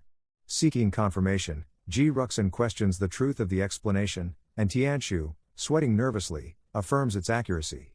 Princess Ji Ruxin, holding Tianchu with a stern expression, emphasizes the urgency of his upcoming duel with Hu Buyi. She warns that if he loses and she is compelled to marry Hu Buyi, she will send him to the gulags, then commit suicide, with him being buried alongside her. Tianchu, visibly frightened, reassures, "Princess, please be assured that I will definitely triumph." Following this exchange, Princess Ji Ruxin angrily departs. Tianchu, placing his hand on Li Xuancheng's shoulder, laughs and expresses gratitude for getting him out of trouble. Li Xuancheng, annoyed, reminds him that he has already brought the money and suggests their next duel should be in poetry. Tianchu, confidently showing off, claims superiority in poetry, stating, "You won't win even in your next 8 lives." Li Xuancheng, smiling, responds, "We'll see about that," and leaves. Tianchu assists his twin maids in getting up, and Qiyu apologizes for causing trouble. Tianchu reassures them, saying it's just a misunderstanding and encourages them to get up. Laughing and holding them in both arms, Tianchu playfully tells them not to cry and requests that they take good care of him. Qiyu, blushing, pledges lifelong service, having been their master for 5 years. Dongyu adds a note of caution, emphasizing that Tianchu needs to live well to prevent them from being sold off again. Tianchu asserts that despite being a stage 1 mystic against Hu Buyi, a 6th stage body tempering martial artist, he'll need just a month to confidently beat him. Qiyu questions when Tianchu became a mystic, while Dongyu asks about his victory over Li Xuancheng, expressing confusion about what they witnessed. Tianchu playfully explains that he suddenly acquired the talent for mystic arts and used his skills to defeat Li Xuancheng. Qiyu wonders about the power of such a skill. Tianchu demonstrates his power, inviting Qiyu to experience it. Qiyu, witnessing something akin to space, screams and falls. Acting quickly, Tianhu catches her by the waist. After the display, Tianchu asks Qiyu how she found it, and in their embrace, she blushes and praises his impressive skills. However, the atmosphere is disrupted as Morong Shui enters the room, accusing Tianchu of behaving inappropriately after the princess left, deeming him overly bold. Tianchu, displaying arrogance, asserts that Morong Shui's opinion about his boldness is irrelevant. He decides that henceforth, she will stay in the guest rooms while Qiyu and Dongyu attend to him. Internally annoyed, Tianchu reflects on Morong Shui consistently spoiling his moments. In response, Morong Shui, visibly angered, grits her teeth. Tianhu intervenes sternly, reminding Morong Shui that, as the consort, her matters are none of her concern. Morong Shui, filled with anger, bites her lips and reluctantly agrees to move to the guest room, contemplating the limited time Tianchu has left. Tianchu observes her departure, and Tianhu uses sound transmission to communicate with his twin maids, Qiyu and Dongyu. He acknowledges their spiritual connection and suggests that working together should enable them to defeat the third-stage body-tempering martial artist. Qiyu and Dongyu affirm their capability, responding with a yes. Tianchu, with a serious expression, reveals that Morong Shui is influenced by his stepmother and harbors harmful intentions. He expresses his intention to eliminate her with their assistance and emphasizes the need for them to cultivate well. Qiyu and Dongyu assure Tianchu that they won't disappoint him. Tianchu then rests on his bed and checks the system panel notifications, learning that he has unblocked the 36th meridian. The notification urges him to unblock all 720 meridians to continue cultivating the mystic arts. Tianchu looking at system panel, Tianchu notices that the process of unblocking his meridians is too slow. Suddenly, he gets an idea, using his own acupuncture techniques to speed things up. Holding an acupuncture needle, he decides to take the risk, thinking there's no mortal danger even if he fails. After trying out his own methods that night, Tianchu wakes up the next day, laughing happily. He realizes he has succeeded and proudly declares himself a genius, having reached the first stage of mystic with all his meridians unblocked. The system congratulates Tianchu on successfully unblocking all 720 meridians, revealing that his eyes have evolved into the Moonstar Eye. Tianchu is surprised by the notification, and suddenly, energy from the surroundings begins flowing into his eyes. Tianchu is astonished, realizing that his eyes can absorb mystic forces from the moon and stars. After completing the absorption, the system notifies him of unlocking the illusionary art, lunar reflection, marking a significant achievement in his mystical abilities. Discovering his newfound ability, Tianchu is intrigued by the power of his illusionary art, lunar reflection. With a mischievous smile, he explores the skill, creating illusions of Qiyu and Dongyu in their undergarments, playfully suggesting they've prepared the bed. Impressed by the potential, Tianchu decides to practice this ability further. He then turns the illusion to Princess Jiruxin, portraying her suggestion to get to bed as it gets dark. Eventually, Tianchu further changes the illusion to Morong Shui, undressed and in a suggestive position, pleading with him. After engaging in illusions, Tianchu experiences a red face and a nosebleed, prompting him to realize the detrimental effects on his body. Feeling faint, he decides to refrain from using the ability further and continues resting with a lewd laugh. Fast forward 7 days, Morong Shui, expecting Tianchu to be dead, stands in front of his room on the 8th day. Anticipating his demise, she opens the door with a happy smile. However, to her surprise, Tianchu, having taken a bath and wiped his head, greets her casually with a good morning. Seeing him alive, Morong Shui is left speechless and stunned in disbelief. Following the surprising turn of events, Morong Shui reports to Tianchu's stepmother. In an angered response, she questions, "Didn't Imperial Dr. Sun say he had only 7 days left to live?" Morong Shui, equally puzzled, acknowledges this and elaborates on Tianchu's recent behavior. She shares that he spent the majority of the past few days sleeping in his room, giving the impression that he might have passed away. To their astonishment, Tianchu emerged today looking refreshed. Expressing frustration, Tianchu's stepmother concludes that they can't extend his life any longer. Tianchu's stepmother, with cunning intent, remarks that previously they had to be cautious of Tianchu seeking revenge for his mother. However, now that Tianyang has become a mystic expert with a formidable teacher, the situation has changed. Hearing this, Morong Shui reacts with surprise and happiness, exclaiming that her brother Tianyang has already broken through to being a mystic expert, which she finds amazing. Tianchu's stepmother, with a dark expression, asserts that there should be no more concerns. She instructs Morong Shui to seize an opportunity and eliminate Chu Tianchu. In response, Morong Shui, releasing her aura, confirms that she will make her move tonight.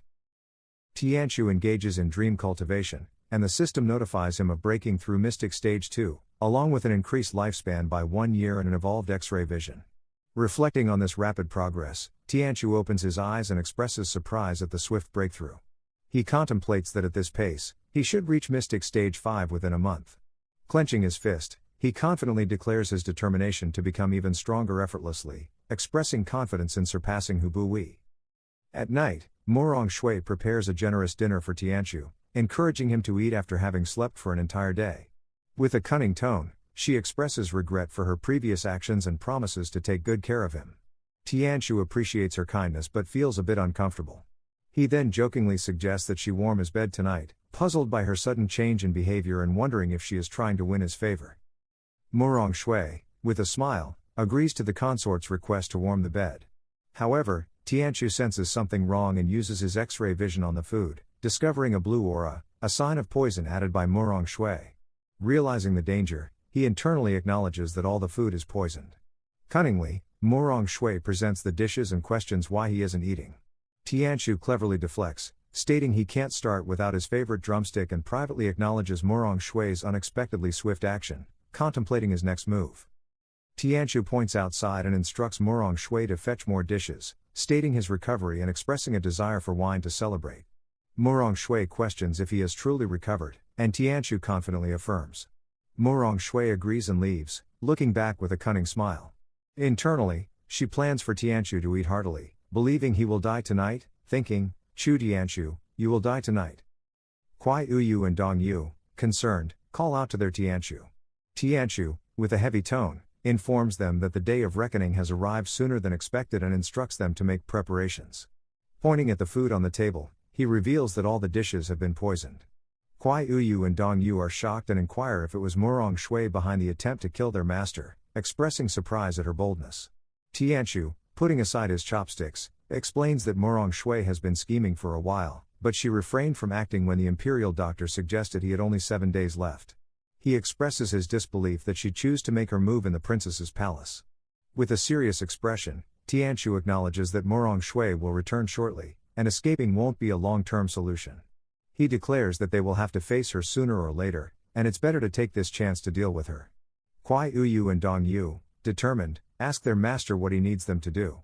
Tianqiu proceeds to explain the plan to them, preparing for the inevitable confrontation with Morong Shui. Following the plan, Morong Shui enters the room with a dish. Kuai Uyu and Dong Yu, holding Tianqiu, start crying and express concern for his well-being. They inform Morong Shui that Tianqiu suddenly collapsed after eating a few spoonfuls, complaining of stomach pain. Tianqiu, acting in pain, coughs. Morong Shui approaches him, reassuring them not to panic and offering to take a look. Dong Yu requests Morong Shui's help in watching over Tianqiu, and Kuai Uyu and Dong Yu, leaving Tianqiu, run outside, claiming they will fetch the doctor. In response, Morong Shui releases her aura and forbids the twin maids from leaving. With a threatening tone, she warns them not to go, stating that she will kill them if they disobey. Trembling in fear, Kuai Uyu and Dong Yu stop in their tracks, heeding Morong Shui's command. Morong Shui, smiling cunningly, confesses to poisoning the food, describing how the poison will corrode Tianqiu's innards, causing death from the inside. Tianqiu, acting in pain and panting heavily, questions why she did this. Morong Shui, laughing maniacally, taunts him for surviving past the expected 7 days and reveals her repeated attempts to kill him. Tianqiu, in pain, warns her of the potential consequences, asking if she is not afraid of his mother's wrath upon learning of his death. Pointing at Tianqiu's face, Morong Shui laughs and questions the concept of his mother, insinuating that he may not even know what his real mother looks like. She explains that aunt raised him like trash due to disdain for his birth mother. Angered, Morong Shui reveals that Tianqiu's birth mother was considered a whore, and despite that, she gave birth to him. Morong Shui claims that if aunt hadn't feared repercussions, she would have killed him long ago. In response, Tianqiu questions why she chose to kill him now. Squeezing Tianqiu's throat, Morong Shui reveals that brother Tianyang has achieved the mystic expert level with an even stronger teacher. She instructs Tianqiu to stop struggling and await his death obediently, asserting that someone like him should not be alive. Tianqiu is trampled upon. Suddenly, Morong Shui hears her name being called and turns to see the empress. Shocked, Morong Shui faces the Empress, who reprimands her for poisoning the consort and commands her to kneel. Fearful, Morong Shui wonders when the Empress returned to the residence. Kowtowing, she begins to explain but is interrupted as Tianchu grabs her hair. In a blur, the Empress disappears, revealing Tianchu smiling in her place. Morong Shui, realizing the deception, angrily curses. Suddenly, Kuai Uyu and Dong Yu stab Morong Shui from behind, with Dong Yu specifically targeting her chest. Dong Yu declares Morong Shui's attempt to assassinate the master as unforgivable. Angry, Morong Shui releases her power, sending Kuai Uyu and Dong Yu flying away. She scornfully questions their ability to kill her. Morong Shui swiftly attempts to attack Tianchu, who finds himself stuck and unable to move, realizing the resilience of a body tempering 6th stage. As Morong Shui is about to strike, Tianchu manages to roll aside, narrowly avoiding her attack. Despite his efforts, Morong Shui relentlessly attacks Tianchu from various sides, making it challenging for him to dodge each assault. Dodging Morong Shui's relentless attacks, Tianchu grins through clenched teeth, realizing the intensity of the situation. Despite her wounds, Morong Shui continues to exhibit formidable strength, making it challenging for Tianchu to gain the upper hand. As Tianchu attempts to find an opportunity to strike, Morong Shui's sword blade comes at him. Unable to dodge, Morong Shui pierces through Tianchu's chest with her sword, sending him flying away. Seeing Tianchu stabbed in the heart, Kuai Uyu and Dong Yu call out in fear. Covered in blood, Morong Shui vows not to rest until Tianchu is dead. After being sent flying and hitting the wall, Tianchu becomes lifeless. Morong Shui, covered in blood and trembling, reveals her sword laced with a grievous poison, expressing her intent to ensure Chu Tianchu's demise. In her enraged outburst, she blames his birth mother for fighting for a family position and giving birth to Tianchu. Morong Shui sees them as disgraceful to the Chu family and insists that death is what they deserve. Dropping to her knees and cradling her injuries, Morong Shui gazes at the lifeless Tianchu. She expresses frustration, questioning why she, a woman of high society, had to lower herself to the point of involving him in their unfortunate fate. Morong Shui believes her destiny was meant to be with brother Tianyang, leading a comfortable life. Blaming Tianchu for the situation, she questions the existence of someone like him and laments the circumstances. Morong Shui, laughing maniacally, declares Tianchu finally dead, having accomplished all missions and assigned to her. She revels in the thought of being eligible to be with brother Tianyang. Falling to the ground, she expresses relief at Tianchu's supposed demise. However, to her surprise, Tianchu suddenly stands, alive. Shocked, Morong Shui looks at him, and Tianchu calmly informs her, "I'm afraid you will have to be disappointed." Qiyu and Dong Yu, relieved to see him alive, joyfully address him as master. Tianchu undresses and boldly challenges Morong Shui to open her eyes. Tiana, who wears protective armor and, after pulling a dagger from his heart, claims her attack has no effect. Morong Shui, angered by Tianchu's unscathed state, shouts no. Tianchu, with a dark expression, apologizes, saying he won't join her in the grave, she can go alone. Morong Shui, on the ground and trembling, accuses him of being despicable and sneaky, admitting they all underestimated him. Morong Shui, covered in blood, warns Tianchu not to be overconfident, saying her aunt and brother Tianyang will seek revenge. She tells him he can run for now, but he can't escape, ultimately, he will die. After saying this, Morong Shui herself passes away. Tianchu then tells his twin maids to quickly clean up and hide Morong Shui's body, stressing the importance of keeping it a secret. The maids respond with yes, master. Tianchu, looking at Morong Shui's lifeless body, is determined that her death must not be known to anyone.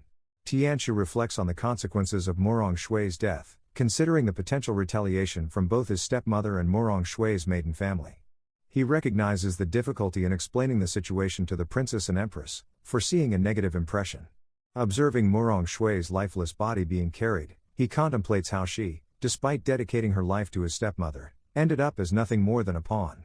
Tianchu acknowledges that if their initial encounter had been different, they might not be entangled in a life and death struggle. Following Tianchu's instructions, his twin maids carry out the task of concealing Morong Shui's lifeless body to ensure it remains hidden from everyone. Tianchu, clutching his chest, acknowledges that despite Morong Shui being a 6th-stage body-tempering martial artist with sealed meridians, her strength remains formidable. Recalling his previous encounter with Hu Buyi, he contemplates the upcoming duel against a fully prepared opponent. Tianchu expresses concern about triumphing, especially considering Hu Buyi's special ability, Berserk. He anticipates a challenging battle ahead. Tianqiu considers the significance of the upcoming duel, realizing it could profoundly impact his dream cultivation. He believes winning might even propel his cultivation further. Resting on his bed, he receives a notification from the system, congratulating him on obtaining the high-grade ability Taiji. The system urges him to refine the ability to divine level within half a month. Tianqiu, surprised, questions if dream cultivation can yield random kill drops. The system affirms this, explaining that all abilities are categorized into 3 grades: low grade, medium grade, and high grade. The system explains the hierarchy of abilities. Low grade abilities consist of 1 skill, split into novice, intermediate, and expert levels. Medium grade abilities encompass both skills and methods to circulate qi, with a perfection level beyond expert. High grade abilities have no skill boundaries and include a divine level. Tianqiu reflects that Murong Shui's ability can be seen as an intermediate skill of a low grade ability, while Hu Bui's berserk should only be a skill of a medium grade ability. The system reminds Tianqiu that increasing familiarity with his ability is crucial for winning the duel. Tianqiu acknowledges this and expresses understanding, realizing that this is his only opportunity. Suddenly, Princess Ji Ruxin enters Tianqiu's room, catching him off guard. Princess Ji Ruxin, returning from the Imperial Palace, has received reports of a commotion in Chu Tianqiu's room. She sternly asks him about the situation. Tianqiu, surprised by Princess Ji Ruxin's sudden appearance, wonders why she is there and if she has noticed anything. He speculates that she might be keeping tabs on him, indicating a lack of trust. Tianqiu greets Princess Ji Ruxin, explaining that he was attempting cultivation but failed to restrain himself, resulting in the disturbance. Princess Ji Ruxin questions the kind of cultivation method that causes such a commotion. Tianqiu, scratching his head awkwardly, laughs and admits encountering a problem during his cultivation. Internally, Tianqiu is determined to navigate through the situation and hopes Princess Ji Ruxin won't blame him for the deception. Princess Ji Ruxin expresses anger, gripping Tianqiu's collar as she emphasizes the significant impact of the upcoming duel on her entire future. Worried about potential mishaps, she firmly warns against any obstacles, making it clear that she will not tolerate issues. Tianqiu, surprised by her sudden change in behavior, becomes visibly anxious and starts sweating. In response, he reassures Princess Ji Ruxin by holding her hands and affirming his understanding. Tianqiu commits to winning the duel for her, aiming to alleviate her concerns and prevent any setbacks that might affect her future. Tianqiu, blushing slightly, reveals that the current issue is related to Princess Ji Ruxin. During his earlier treatment of her, he had to absorb the poison in her body to completely eliminate it, but breaking down this particular poison proves to be challenging. Understanding the situation, Princess Ji Ruxin expresses her willingness to help, acknowledging the debt she owes Tianqiu for his assistance. Tianqiu, avoiding direct eye contact and scratching his cheek, introduces a potential solution to the current issue. He expresses uncertainty about whether Princess Ji Ruxin would be willing to assist. When she inquires about the solution, Tianqiu clarifies that he has concentrated the poison in his chest area, making it challenging to expel due to its proximity to his heart. He proposes that Princess Ji Ruxin could help by extracting the poison through a suction process, ensuring that once done, there would be no hindrance to his cultivation. Internally, he amusingly notes that there isn't any actual poison, just have to trouble you to give me a good suck. Tianqiu suggests an unconventional solution to the poison issue, proposing that Princess Ji Ruxin uses her mouth to extract it. Taken aback, Princess Ji Ruxin questions the practicality of this approach, expressing surprise and skepticism. Tianqiu playfully responds that, aside from her mouth, there's no other part that can be used for this purpose.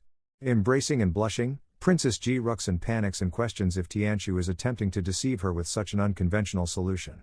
Tianqiu, with a bright and cute expression, reassures her that this method is intended to enhance his cultivation. He explains that after the treatment, she should develop immunity to the poison, rendering it harmless. Tianqiu believes this approach is the most effective solution to resolve the issue. Princess Ji Ruxin, blushing, agrees reluctantly, expressing her reluctance to owe any more favors and taking responsibility for the situation. Tianqiu, surprised by her unexpected agreement, reflects on her kind-hearted nature and finds her genuinely cute. However, he questions the morality of deceiving her in this manner. Princess Ji Ruxin, determined to fulfill her agreement, playfully directs Tianqiu onto the bed and climbs on top. She urges him to proceed, expressing a desire to get through with it. As she removes Tianqiu's top and observes his chest, she can't help but feel that the situation is a bit strange. This sudden development catches Tianqiu off guard, leading to surprise and a blush on his part. Princess Ji Ruxin, despite her initial reservations, decides to proceed with the task at hand. Approaching the wound caused by Murong Shui's dagger, she blushes heavily and begins licking it. Unexpectedly, Tianshu takes control by holding Princess Ji Ruxin's head, surprising her. Tianshu guides her to suck on the wound, and in the midst of this, he experiences a unique sensation, thinking to himself, Kimichi di Suga. After Princess Ji Ruxin completes the process of extracting poison by sucking on Tianshu's wound, Princess Ji Ruxin informs Tianshu that she believes she has successfully extracted the poison, suggesting he check it himself. However, she is surprised to find him asleep, triggering her anger. Angrily approaching him, she questions his fatigue and demands he wake up. With no response, angry Princess Ji Ruxin, sporting a frustrated, fluffy expression, contemplates the lack of thanks and wonders isn't he as being overly defenseless in her presence. Getting down from the bed, Princess Ji Ruxin reflects that Tianshu is putting everything at stake to cultivate and win the duel for her. As she observes him, she considers not being too harsh. Meanwhile, in Tianshu's dream cultivation, his progress reaches 30%, as he diligently works towards his goal. Engrossed in his practice, Tianshu reflects on his newfound ability to create illusions within his dreams. He appreciates the similarity of this Taiji skill to Taijiquan from his previous world, making practice more manageable. Confident in his progress, he believes he can master it swiftly. Upon opening his eyes and returning from the dream world, Tianshu, examining his hand, notes that despite practicing Taiji throughout the night, both his body and spirit feel surprisingly invigorated, even better than the day before. Tianshu, pleasantly surprised, observes a significant accumulation of aura in his abdomen after just one night of cultivation. He notes the rapid progress, realizing he gathered 30 strands of spirit force in that short span, surpassing his previous daily cultivation. With optimism, he calculates that maintaining this pace would allow him to collect 50 strands of spirit force daily without much difficulty. Wearing a content smile, Tianshu anticipates that in 8 days, he should reach at least stage 5, alleviating concerns about his upcoming duel with Ubui. Stepping out of the room, Tianshu notices Kuai-Yu and Dong-Yu and instructs them to come over for a test of his cultivation results from the previous night. Kuai-Yu and Dong-Yu respond obediently with yes, master. The three engage in a practice session. Dong-Yu expresses concern, mentioning that they are worried about potentially hurting Tianshu. Kuai-Yu adds that he haven't learned any martial arts. Tianshu reassures them, saying, "If I tell you to come at me, just come. I know what I am doing." Kuai-Yu and Dong-Yu comply, attacking Tianshu as instructed. As Dong-Yu strikes, Tianshu smoothly maneuvers her back, remarking on her good stance but excessive movements. He counterattacks, and upon witnessing this, Kuai-Yu is impressed that Tianshu easily dodged Dong-Yu's attacks. Kuai-Yu then attacks, but Tianshu skillfully evades, praising her for seizing opportunities and acknowledging her strength. However, Tianshu concludes with a lesson, 2 taels for 1,000 gold, emphasizing the use of small force to overcome great force. He delivers a precise hit to Kuai-Yu's stomach, sending her flying. After Kuai-Yu and Dong-Yu fall to the ground, and Tianshu observing them, notes that despite their greater cultivation strength, he has methods to overcome them. Chuckling, Tianshu attributes his success to his Taiji ability. Intrigued, Dong-Yu asks when he learned such a remarkable martial art. Tianshu clarifies that he didn't learn it but created the high-grade ability while asleep. He promises to teach them in the coming days. In response to Tianshu's words, both Kuai-Yu and Dong-Yu express surprise at the notion of a high-grade ability. Dong-Yu expresses surprise, acknowledging Tianshu's remarkable feat of creating a high-grade ability while sleeping. Meanwhile, Kuai-Yu, equally amazed, reflects on the rarity of high-grade abilities within the Chu family and highlights Tianshu's exceptional achievement in crafting his own. Kuai-Yu and Dong-Yu exchange glances, both marveling at the rarity and uniqueness of high-grade abilities. They ponder how their young master managed to create one, considering it akin to legendary stories. Kuai-Yu reflects that ever since Master's revival, his entire personality seems to have transformed, showcasing a knack for creating miracles after miracles. Dong-Yu is in awe, considering their master incredibly impressive and alluring. Tianshu reassures them that he'll teach both Kuai-Yu and Dong-Yu the ability. Filled with excitement, they seek confirmation, and Tianshu affirms the plan, inviting them to join for a step-by-step learning process. After that, Tianshu start teaching moves to Kuai-Yu and Dong-Yu. Tianshu touches their waists, blushing. He reflects that after an entire day and night of Taiji practice, along with the absorption of mystic force strands, his current cultivation has reached stage 3 mystic. Meanwhile, Kuai-Yu and Dong-Yu's practice has increased to 60%. While teaching them, Tianshu's progress reaches 90%. He thinks that Kuai-Yu and Dong-Yu share a special soul connection, allowing them to mutually share learnings and enlightenments, and they have achieved body tempering stage 3. Kuai Uyu expresses her concern to Tianchu about what to do with Morong Shui's body. She explains that other maidservants have been asking about Morong Shui's whereabouts, and while she has been providing excuses, she fears potential exposure over time. Tianchu acknowledges the issue, realizing that moving the body out of the princess's palace with just the 3 of them would be challenging and could easily lead to exposure. After considering the situation, he suggests a temporary solution of burying Morong Shui nearby and figuring out the next steps as they go along. Dong Yu announces, "Kuai Uyu and I will head to the backyard to start digging immediately." Tianchu activates a skill, and a blue aura emanates from his eyes. He instructs his maids to wait, opting to check for any of the princess's spies. Using his eye vision skill, Tianchu spots lurking assassins in the surroundings. A shocked Tianchu, with a pale face, contemplates the sudden threat, questioning whether his stepmother sent the assassins to eliminate him. The missing Morong Shui adds to the mystery, leaving Tianchu to ponder if this is an attempt to tie up loose ends. Despite being in the princess's palace, he questions the audacity of such an attack. As the assassins move toward a mansion, Tianchu realizes something is wrong. Tianchu observes the situation and realizes they are headed for the princess's residence, not his own. This prompts him to suspect that someone else is attempting to assassinate the princess. Tianchu is pondering how the assassins gained entry and suspects the presence of a traitor among them. Taking quick action, Tianchu starts running and directs his twin maids to remain in place, cautioning them about the danger within the palace. Despite his maids offering protection, Tianchu asserts that he is capable of handling the situation on his own. Tianchu, on his way out, instructs his twin maids to wait and keep an eye on Morong Shui, emphasizing the importance of their safety. Running with determination, he grins, thinking that nothing untoward must happen to the princess, as her fate is intertwined with his own. Tianchu, now observing the assassins from afar on a rooftop, notices their swift movements. He reflects on the situation, realizing they are well coordinated and seem to be familiar with the princess's residence, suggesting a possible leak of her location and knowledge of the guardsman's blind spots.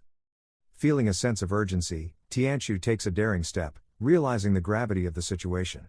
He shouts loudly, risking his life, to alert everyone about the presence of assassins and implores guards to protect the princess. The assassins hear Tianchu's voice and become alerted. Meanwhile, Princess Ji Ruxin, engaged in her studies, receives a report from her personal guard, Lu Yan. She informs Princess Ji Ruxin that the palace has been infiltrated by assassins, but the consort has successfully diverted their attention for the time being. Lu Yan advises the princess to stay in her room, assuring her that the guardsmen are in position to handle the threat. Upon hearing Lu Yan's report, Princess Ji Ruxin reacts with surprise and concern. Recognizing the potential risks posed by Chu Tianchu's alarm, she urgently instructs Lu Yan to assist him and takes it upon herself to direct the guards. Despite Lu Yan's initial hesitation, citing the Empress's orders to protect the princess, Ji Ruxin, frustrated, angrily insists on his immediate action. She reassures her safety with the presence of guards and emphasizes that nothing should distract Chu Tianchu from his ongoing duel. In response, Lu Yan agrees, and the soldiers outside intensify security measures, strictly guarding the area with a clear directive to protect the princess. As Tianchu attempts to escape, the assassins on the other side abruptly decide to retreat, recognizing a significant change in the situation. Tianchu, in his escape, observes that the assassins have noticed him and are headed in his direction. Notably, all of them appear to be at the peak of the 6th stage of body tempering, and their leader stands at the daunting 8th stage of body tempering, adding an extra layer of threat to the encounter. Recognizing the movement of the palace guards, Tianchu decides to conceal himself to avoid detection, utilizing the system to hide his cultivation level. Contemplating the potential threat posed by 5 assassins, he equates them to the danger of facing 5 Morongzus. Despite the palace guards being a considerable distance away, Tianchu, grinning with apprehension, regrets his earlier bold actions, hoping not to be discovered. An alert assassin reports to the squad leader that the earlier voice likely originated from their current location. Alarmed by their proximity, Tianchu realizes that they are getting close. Tianchu, in a desperate move, grabs onto the roof and hangs in an attempt to escape. The assassins, sensing his movements, turn back, alarmed by the sudden shift. A mysterious voice pierces the night, reprimanding them for acting independently. Tianchu, illuminated by the moonlight, reveals his back, expressing the gravity of the situation. With a stern expression, he questions the assassins about the peril they narrowly avoided, emphasizing his crucial role in their survival. Big Bro Assassin is cautious, sensing a possible trap in someone's bold behavior. The impulsive little assassin wants to attack, but Big Bro intervenes. Big Bro accuses Tianchu of setting off an alarm and questions why he isn't trying to escape. Tianchu defends himself, stating he's attempting to prevent them from jeopardizing the plans of that lord. One assassin rejects Tianchu's explanation, expressing a desire to confront him. Big Bro seeks clarification, questioning Tianchu about the specific lord they are discussing, highlighting their allegiance to the lord. Tianchu takes responsibility for orchestrating the princess's assassination. Tianchu criticizes the group, stating they are completely unaware. He expresses frustration, revealing that their plan for the night was almost entirely exposed due to the perceived incompetence of the group. With an intimidating gaze, Tianchu warns about the consequences of brazenly entering the princess's palace. He highlights the palace being a setup, waiting for them to fall into a trap. Tianchu questions their eagerness to face such danger, emphasizing that he might have to personally clean up their dead bodies. The first assassin expresses confusion, questioning the deviation from the initial plan that assured their passage through the consort's residence without detection. The second assassin contemplates whether they were deceived by the woman involved. The third assassin speculates that, judging from Tianchu's tone, he might have been a mole planted by the lord long ago. Observing them, Tianchu thinks that their leader is not very astute, and this group of operatives seems unaware of the caliber of their adversaries. He also considers the use of that lord as a cover-up too simplistic, believing he can fabricate any story to suit the situation. Big Bro suggests that Tianchu might be concealing his cultivation secrets. Urging him to come down, he proposes leaving together, questioning if Tianchu is protecting them. Big Bro identifies their affiliation with the infiltration branch and asks Tianchu to reveal his group or branch. Tianchu is surprised by the mention of the infiltration branch, indicating he hasn't heard of it before. He acknowledges the brothers' affiliation with the infiltration branch and suggests that their lack of information is due to the wide distribution of the branch members. Tianchu then signals that he's about to share some important details, urging them to listen carefully. With a serious expression, Tianchu declares himself as being from the Tencent animation department, leaving the assassins shocked by the intimidating name. As someone approaches, Tianchu suggests their uncertainty stems from their lower rank. The assassins swiftly draw their weapons, expressing a desire to personally witness the standards of the Tencent animation department. One of them clarifies that they don't entirely distrust Tianchu but want first-hand experience. Big Bro assassin admits that they aren't from any infiltration department, revealing that it was a fabricated lie. The assassins charge towards Tianchu, and Big Bro, enraged, orders the attack, labeling Tianchu a stinky brat. Big Bro leaps into the air with a sword, ready to strike. In response, Tianchu, under attack, clenches his teeth and grimly questions the absence of guards when he needs them. As Big Bro is about to strike Tianchu, someone intervenes, deflecting the sword to save Tianchu. Lu Yan arrives just in time, stepping onto the sword and apologizing for being late. Tianchu, relieved, reassures Lu Yan that it's all right and that the timing was perfect. Lu Yan, glaring at the assassins, condemns their bold intrusion into the princess's palace and commands them to perish. Big Bro, startled by Lu Yan's formidable presence, realizes her aura is intimidating and acknowledges the absence of information about her in their intel. He urges a retreat. Big Bro, in retreat, urgently commands his subordinates to flee. Meanwhile, Lu Yan swiftly leaps into the air, emanating a fierce aura as she unsheathes her sword. Tianchu, witnessing her formidable presence, is taken by surprise. In a mere second, Lu Yan effortlessly eliminates 5 assassins with remarkable ease. Observing Lu Yan effortlessly dispatching the assassins, Tianchu marvels at her overpowering abilities. He acknowledges that she just took down 5 individuals comparable to Morong Shui. Tianchu contemplates the limited exposure he has had, realizing that to the outside world, the 6th stage of body tempering might not seem extraordinary. From the rooftop, Tianchu observes as Lu Yan spares one assassin for interrogation. Pointing her sword at the assassin, she demands to know who sent them. The assassin, seeming to have ingested something, prompts Lu Yan to suspect poison. Holding the assassin by the neck, Lu Yan commands him to spit it out, but he remains silent.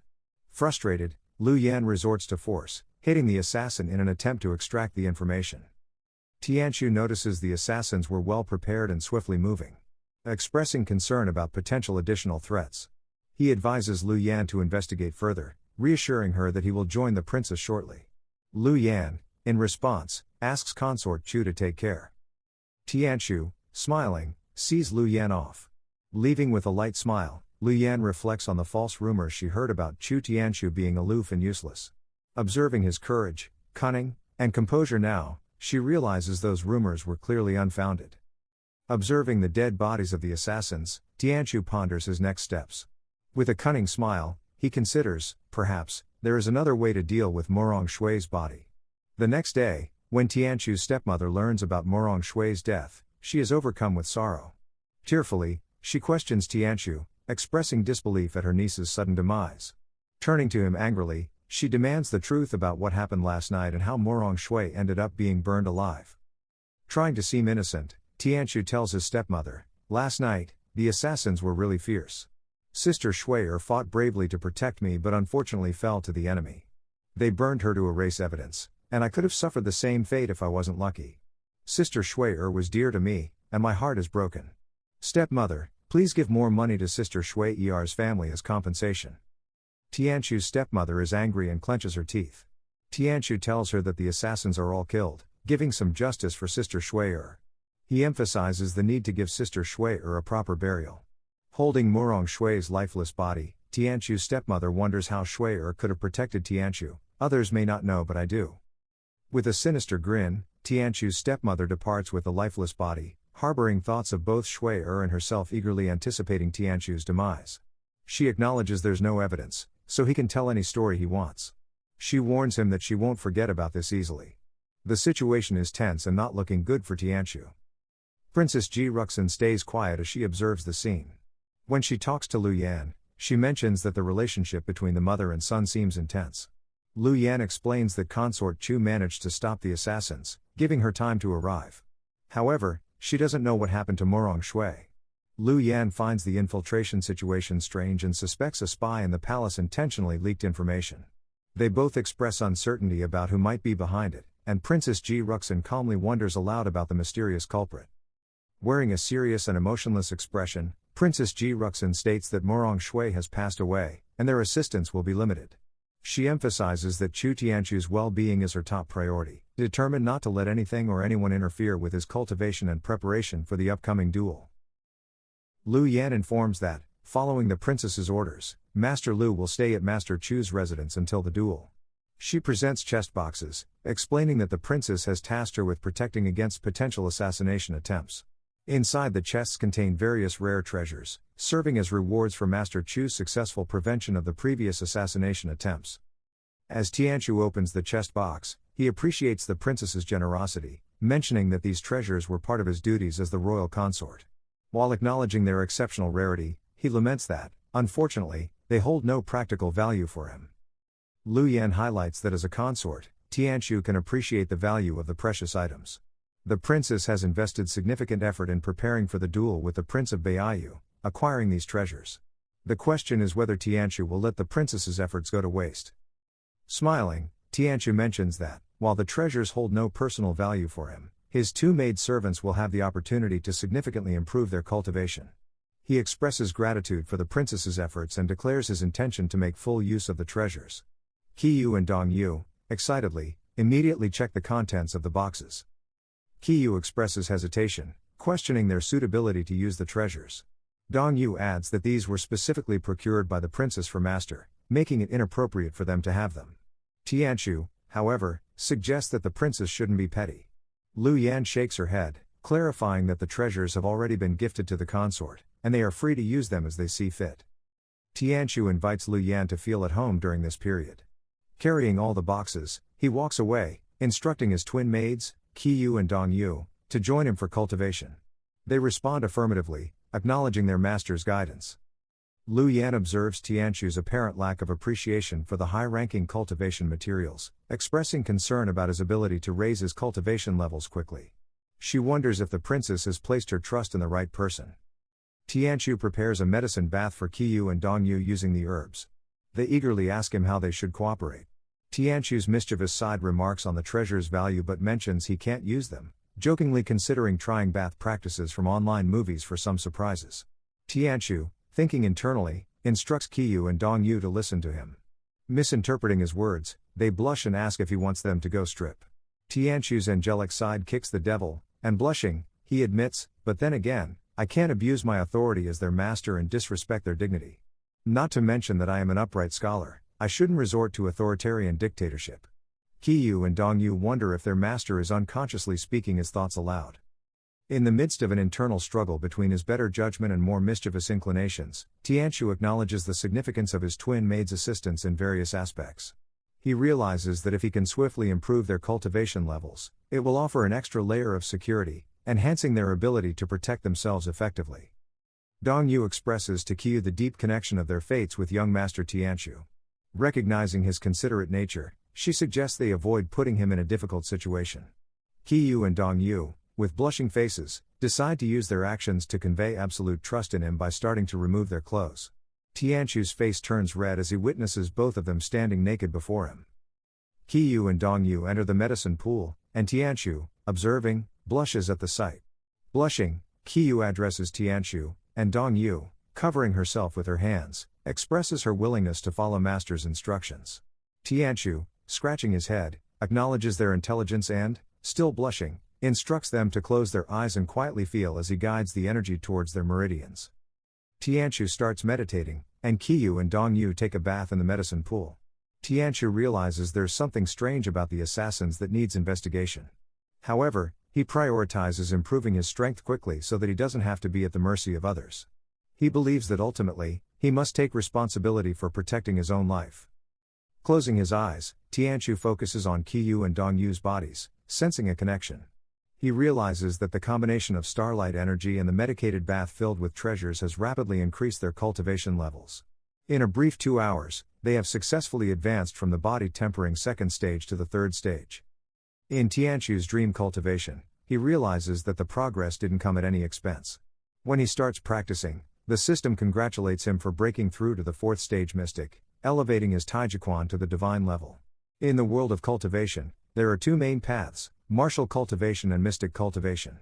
Martial artists encounter a crucial point called the evolved form. Before reaching this stage, their progress is capped at body tempering stage 9. Upon achieving the evolved form, they experience an extended lifespan and enter a realm akin to mystic cultivation.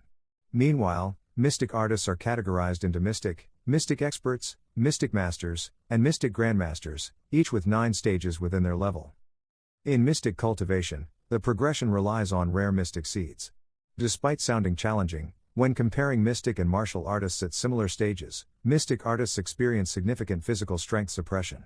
Tianqiu reflects while looking at his hand, but once one reaches the mystic master realm, even a 9th stage martial artist is no match. In his contemplation, Tianqiu reflects on cultivating both mystic and martial arts. He considers that, being at the 4th stage mystic with a divine level skill, he can potentially demonstrate the strength of a 5th stage mystic when confronting a 7th stage opponent like Hu Buwei. Feeling uneasy about Hu Buwei's strength, Tianqiu fears losing his wife if he doesn't work harder. He decides to end the training for the day, instructing Qiyu and Dongyu, "We'll continue tomorrow." The maids agree with a simple, "Yes, master." While asleep, cultivating within the dream world, Tianqiu, considering himself a genius cultivator, believes that the most effective cultivation strategy involves maximizing sleep and minimizing wakefulness. He acknowledges the dream system for its comprehensive capabilities. Tianqiu receives a notification from the system, showing an increase in mystic strands +1. A day later, upon waking up, he expresses his satisfaction, remarking, "I've gained a lot with this sleep."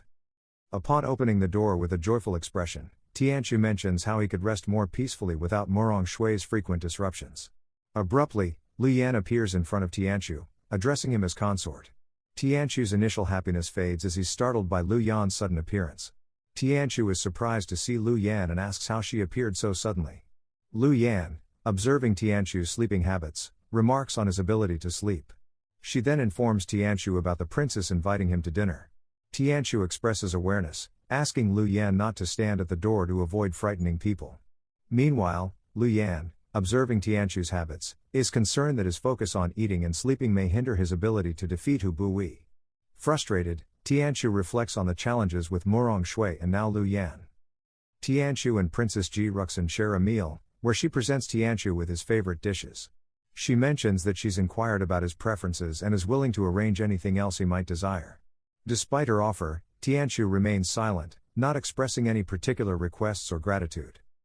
Princess Ji Ruxin asks Tianqiu if there's something on her face, questioning why he's looking at her instead of the food. Tianchu innocently responds, expressing that the princess has been unusually nice to him recently, and he's not used to it. Princess Ji Ruxin, surprised but silent, questions Tianchu about his confidence in defeating the Prince of Baiyu, given her kindness. Tianchu, with an annoyed expression, thinks that discussing her core interests is the only way to capture her attention. Tianchu confidently assures Princess Ji Ruxin with a smile, saying he's not only confident in defeating the Prince of Baiyu but believes there's a 90% chance of at least a draw. Internally, he reflects on his proficiency in Taijiquan and illusions, feeling well prepared for the challenge. Princess Ji Ruxin points out that Hu Buwei is the top warrior in Baiyu, undefeated in the arena. She highlights Tianchu's injuries and unstable cultivation, questioning whether he truly believes he can defeat Hu Buwei, a 7th stage body tempering opponent, in his current condition. Tianchu acknowledges Princess Ji Ruxin's lack of confidence in him and proposes a bet with a cunning smile. He suggests that if he wins, she must address him as husband or consort in both public and private, and he gets to live in the prince's palace. Princess Ji Ruxin, surprised by the proposition, considers his terms. Princess Ji Ruxin comments on Tianchu's ambitious proposal, stating he dreams big. Tianchu smiles in response. There's a moment of silence, and then, playfully, Princess Ji Ruxin adds that she can promise him those terms. Tianchu, shocked by her response, becomes speechless. Tianchu is surprised that Princess Ji Ruxin agreed to their playful bet, thinking that the idea of him winning and being called husband was just a passing thought. Princess Ji Ruxin, casually taking a sip of her food, instructs Tianchu to finish his dinner promptly and proceed with his cultivation. Tianchu acknowledges with a simple okay while continuing to eat. Li Xuancheng, with a serious demeanor, diligently puts his thoughts onto the paper. Li Xuancheng's 2 servants bring him serious news. The brown-haired servant reports that news of Chu Tianchu and Hu Buwei's duel has spread across West Qin, with people believing Tianchu has no chance of winning and will face a lonely fate. On a lighter note, the blue-haired servant adds that after the duel, Li Xuancheng will probably be unrivaled as the #1 playboy in West Qin. Li Xuancheng, visibly angered, firmly asks his servants to stop using the term #1 playboy. He emphasizes that only he can defeat Chu Tianchu and instructs his servants to leave him alone to focus on his work. The brown-haired servant exits in surprise upon realizing that Li Xuancheng is working. The blue-haired servant, happy about Li Xuancheng's dedication, believes that Li Xuancheng's father would be absolutely delighted if he knew about it. The brown-haired servant asks if they can see what Li Xuancheng is writing. Li Xuancheng, deeply focused on the paper's content, expresses a feeling that something isn't right but is challenging to identify. Seeking assistance, he suggests that the servants help him figure it out and proceeds to show them the paper. Li Xuancheng is intensely focused on finding ways to eliminate Hu Buwei and other considerations. His written notes on the paper detail the following: assassinate Hu Buwei, not possible. Poison Hu Buwei, not possible. Persuade Hu Buwei, not possible. Convince the princess to remarry, possible. Destroy Baiyu, possible. Take Chu Tianchu's place in Duel, possible. These written points reflect Li Xuancheng's strategic considerations as he contemplates various approaches. Upon reading the content, the 2 servants are visibly shocked, their jaws dropping in surprise. Li Xuancheng, frustrated, loudly declares that Chu Tianchu must not die easily before he defeats him. Observing Li Xuancheng's intense reaction, the 2 servants share a silent exchange, both thinking that something seems off with their young master. Tianchu's stepmother, upon receiving information from a spy about Tianchu's recent actions, expresses disbelief. She questions the idea that, apart from eating, he is casually spending time with his 2 maids. The spy, in a kneeling position, provides report stating that during this period, Master Tianchu has not left the prince's palace. The palace guards are in place for protection, and Master Lu is also present in the residence. The spy acknowledges their limitations, expresses regret for not having the opportunity to get close to Tianchu during this period. Tianchu's stepmother, wearing a cunning smile and displaying an evil expression, confidently declares that regardless of the circumstances, Tianchu dares to accept a duel with Hu Buwei. She believes that years of spoiling him will lead to his downfall, expressing satisfaction that she won't need to intervene, he will meet his end on his own. Half a month later, the day of the duel is approaching rapidly. Tianchu and Princess Ji Ruxin arrive at the death arena. Placing his hand on Princess Ji Ruxin's shoulder, Tianchu asks, "Nervous? I guess we are now comrades in arms, Princess." He then proceeds down the walkway. As Tianchu walks away, Princess Ji Ruxin senses something unsettling. Princess Ji Ruxin observes Tianchu and questions the unusual moment she just experienced. She felt a strange aura from him, but it vanished quickly, leaving her uncertain. Despite this, Tianchu, smiling confidently, says, "Let's go, princess, to the arena." As the day of the duel with Hu Buwi unfolds, a crowd assembles at the arena to witness the event. One person excitedly informs others that the duel is about to start, suggesting they go and watch. Another individual, concerned about personal space, requests room to avoid discomfort for their child. Meanwhile, a third person voices frustration after someone accidentally steps on their foot, adding a bit of commotion to the gathering. Hu Buwi and his subordinates, accompanied by their beasts, enter the arena.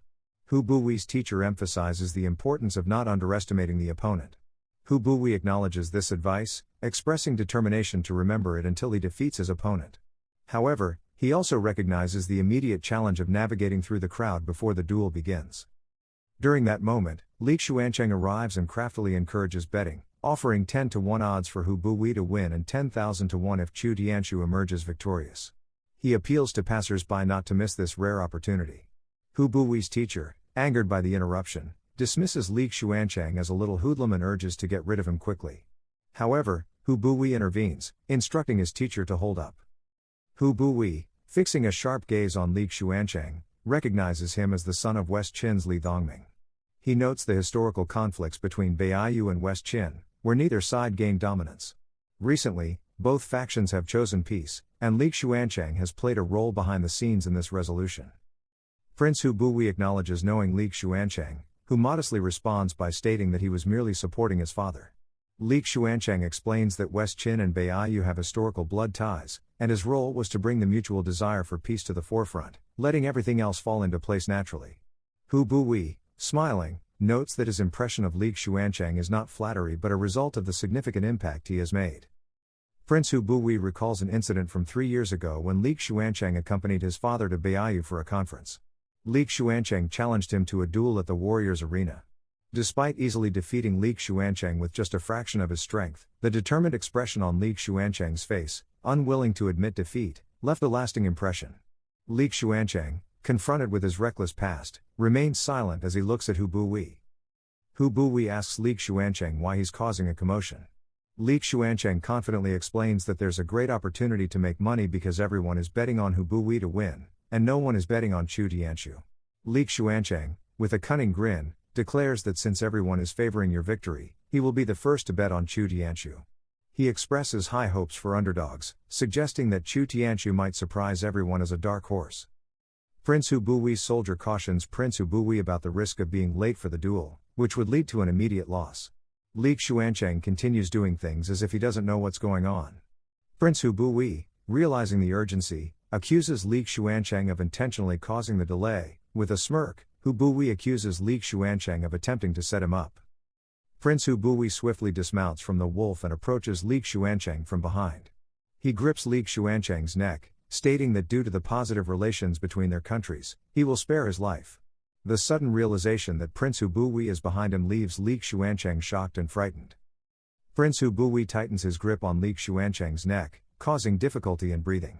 Confidently, Prince Hu Buwi remarks on Li Xuancheng's keen eyesight, "Look who's going to win the duel." Li Xuancheng's concerned servants approach, but their fear of Prince Hu Buwi's imposing presence prevents them from getting too close. Prince Hu Buwi, with a confident smirk, tightens his grip on Li Xuancheng's neck. He says not to worry, he'll go to the arena right away. But before that, he needs to clear a path through the excited crowd. Prince Hu Buwi forcefully throws Li Xuancheng into the crowd, causing chaos as people fall and scatter. Li Xuancheng's impact on the ground is so powerful that it cracks the floor. Hu Buwi's teacher recognizes the prince's growing strength. With a subtle smile, Hu Buwi asks the teacher to bet on his win. Leaving, Hu Buwi states, "Li Xuancheng, this time, I'll make you lose even your pants." Li Xuancheng remains on the ground, showing signs of numerous facial injuries. The announcement made by the arena announcer states that, according to His Majesty's decree, the duel is a representation of the friendly exchange between West Qin and Baiyu. The primary objective is to strengthen the friendship between the two nations, with an emphasis on camaraderie over winning. It is explicitly mentioned that, regardless of the outcome, the duel will refrain from delivering fatal blows to ensure the safety of all participants. Hu Buwi's teacher advises him not to be upset about Li Xuancheng's actions. Hu Buwi responds, expressing amusement rather than anger. With an evil smile, he suggests that there should be consequences for those who misjudge their own. However, the unexpected announcement from the arena announcer reveals that the duel won't determine Princess Ruxin's marriage, leaving Prince Hubui and his teacher shocked and speechless. The arena announcer declares that Princess Ruxin can only have one consort, but there are numerous eligible beauties in the royal family. If Prince Hubui emerges victorious, he can choose any of them as his wife. Hubui's teacher expresses surprise, indicating that this arrangement deviates from their previous agreement. Prince Hubui, wearing a serious expression, realizes the true motive behind the Qin Emperor's decision to change the duel between Chu Tianqiu and himself. The shift from a warrior's pride battle to a martial art exchange was orchestrated to claim Princess Ruxin as a prize. He perceives that the Emperor favors Chu Tianqiu over him, and furthermore, safeguards Chu Tianqiu from any harm at his hands. Hubui's teacher emphasizes the need for caution, stating that Baiyu is currently consolidating their strength, and disrupting the current state of relations could trap them in the situation. Prince Hubui, wearing a smile, contemplates the situation, weighing the consequences of their actions. Prince Hubui, wearing a sinister expression, declares that he won't kill Chu Tianqiu immediately. Prince Hubui asserts that he won't allow Chu Tianqiu to leave unscathed. There will be ongoing opportunities to kill him in the future. His ultimate goal is to remove any obstacles to his marriage with Princess Ruxin by eliminating Chu Tianqiu. Tianqiu observes that the king aims to protect him but senses doubt in the king's belief in his ability to defeat Hubui. Li Xuancheng approaches, explaining that Hubui's cultivation is at the body tempering 6th stage. However, due to his unique skill, Berserker, he's formidable, comparable to someone at the body tempering 7th stage. Tianqiu turns to identify the speaker. Tianqiu, taken aback, questions, "Why do you look so familiar?" Li Xuancheng, visibly injured from Prince Hubui's earlier attack, is not the only one affected. His servants also bear minor injuries. Li Xuancheng, assisted by his 2 servants, walks up to Tianqiu. Li Xuancheng expresses disbelief at Tianqiu's ability to make jokes in such a critical moment. Tianqiu, as he looks at Li Xuancheng, amusingly thinks, "Isn't it my ATM?" Tianqiu recognizes Li Xuancheng by his voice and questions whether he was attacked by Hubui. Li Xuancheng, covering his face, strongly denies the assault, expressing disbelief that Hubui would dare to hit him. In response, he issues a threat, stating that if he convinces his father to stop the trade between West Qin and Baiyu, Hubui will face the punishment of death. Li Xuancheng tells Tianqiu that he has tested the opponent's strength and thinks Tianqiu can defend himself now. If Tianqiu can't fight, Li Xuancheng suggests surrendering, emphasizing that they are on their home turf, making it difficult for the opponent to act freely. Li Xuancheng reassures Tianqiu that His Majesty will protect him and the princess. Li Xuancheng goes back to watch from the spectator area, looking back at Tianqiu. He insists that Tianqiu must not die and needs to be defeated by him. Li Xuancheng leaves from the scene. Tianqiu, with a smile, finds Li Xuancheng's words amusing, mentioning the earlier sacrifice Li Xuancheng made by getting beaten up like a panda to help him. Tianqiu, smiling with a smirk, adds that achieving more than a draw might be challenging. The arena announcer announces the beginning of the duel, instructing both sides to take their places in the arena. Tianqiu and Hubui enter the battle stage. Hubui points his sword at Tianqiu, questioning Tianqiu's decision to fight unarmed. He warns about his expert-level Blood Moon sword style and advises Tianqiu not to blame him if he gets hurt. Tianqiu responds casually, expressing his indifference towards using weapons and acknowledging Hubui as their guest, deciding to grant him an advantage. The arena announcer then signals the start of the fight, declaring, "Fighters, ready, fight." The duel between Tianqiu and Hubui commences, with Hubui disappearing in thin air as the battle begins. Tianqiu notices Hubui's sudden move. Just as swiftly, Hubui reappears behind Tianqiu, swinging his sword. Tianqiu, reacting quickly, lowers his head, narrowly dodging the unexpected attack. Surprised by Tianqiu's evasion, Hubui reflects, "He dodged my attack that was aimed for his neck?" Tianqiu smiles at Hubui, but it becomes apparent that Tianqiu's cheek was scratched by Hubui's sword, and a scar begins to bleed. After dodging Hubui's attack, Tianqiu quickly steps back, keeping a distance. Wiping blood from his cheek with his thumb, he playfully asks if Hubui is jealous of his looks and inquires how he plans to make compensate if a scar remains. Observing Hubui, Tianqiu reflects internally, acknowledging the close call and the incredible speed and power of the attack. This showcases the potency of 6th stage body tempering. Despite successfully dodging the main attack, Tianqiu couldn't avoid the subsequent aftershock, making it challenging to gain an advantage in a direct confrontation. Remaining calm, Tianchu says now you to experience their advanced Taijiquan techniques by assuming a specific pose. With a subtle smirk, Tianchu apologizes for the delay. Tianchu then assumes a pose, announcing the showcase of divine-level Taijiquan. The arena pulsates with an extraordinary force. Prince Hu's slash in the arena is described as extraordinary, resembling a powerful force descending from the heavens. This single slash has significantly subdued Consort Chu, who is now urgently attempting to create distance and regroup before engaging in the next exchange. A spectator in the crowd criticizes Consort Chu, believing he barely avoided the last attack and is likely to lose. Another person mocks Li Xuancheng, accusing Consort Chu of empty bragging. They express surprise, having heard that Li Xuancheng placed bets on Consort Chu, considering it a foolish decision. Li Xuancheng expresses irritation upon hearing certain remarks, questioning others' confidence in and during the situation better than Chu Tianchu. Internally, he grimaces with frustration, emphasizing the importance of Chu Tianchu's well-being by advising him not to risk his life, regardless of the outcome of the duel. Shang Guanyin from the Flower Shower Pavilion enters the arena and praises Master Chu for his unparalleled literary talent and unknown martial arts skills. Li Xuancheng, upon hearing this, turns to identify the speaker. Shang Guanyin contemplates the rumors about the number one playboy, acknowledging that Master Chu has concealed his abilities for years and wonders why he's revealing them today. Observing the emperor's family, Shang Guanyin speculates whether, as the royal consort, Master Chu has liberated himself from constraints, allowing the revelation of his abilities. Shang Guanyin, shifting attention to Princess Ji Ruxin, acknowledges that everyone may have underestimated him. Nervously observing the duel, Princess Ji Ruxin contemplates the situation, thinking about her father's decree that the match should not determine her marriage. However, her thoughts seem to be focused on Chu Tianchu. Watching the battle with satisfaction, Tianchu's stepmother expresses delight in Prince Hu's powerful slash and hopes it can end Chu Tianchu swiftly. She suggests that such a conclusion would spare her from many headaches. The man accompanying her is Murong Jiangyue, Tianchu's stepmother father. Tianchu's stepmother calls her father's attention to the duel, labeling Chu Tianchu as a joke. Observing the duel, Tianchu's grandfather wonders about the origin of Chu Tianchu's martial arts skills, speculating if he learned them from his birth mother. Prince Hu Buyi, perplexed by the unfamiliar martial art, questions if Chu will rely on it to win the duel. Prince Hu reflects on the peculiar pose, considering Chu's escape from his initial slash as mere luck. Hu Buyi, acknowledging Chu's readiness, tightens his grip on the sword handle, initiating the duel.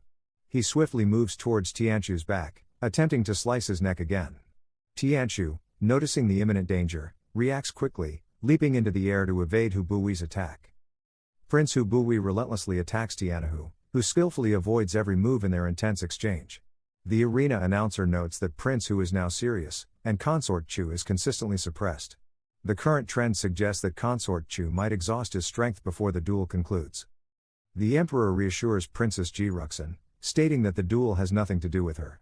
However, she reveals her concern, explaining that Chu Tianchu's cultivation is low, and he spends most of his time either eating or sleeping. She wears a sad expression as she shares this information. The emperor laughs, suggesting that Princess Ji Ruxin is concerned about Consort Chu. However, she denies it, and the emperor, looking at her, remarks that she seems to have regressed in her martial arts studies. He points out that they've already surpassed 50 exchanges in the duel, emphasizing that Chu Tianchu has consistently taken the initiative.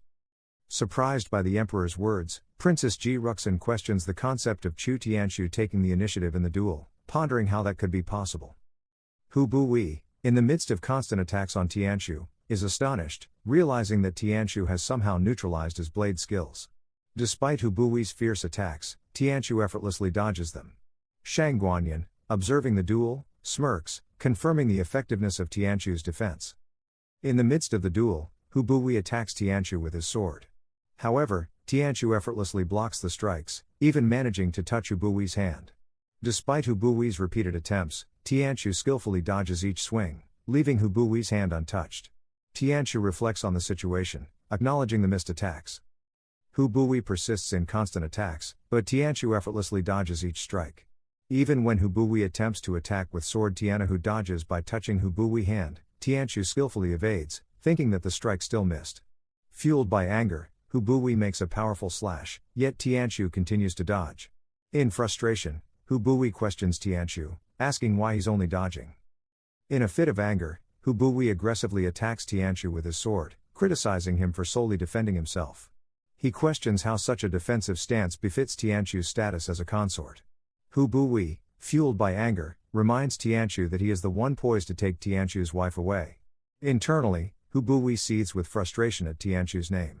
As Hu Buwei's sword approaches Tianchu's head, Tianchu, with a light smile, taunts him, calling him a noisy chest hair freak. With a sharp gaze, Tianchu adds that Hu Buwei should first put on some clothes.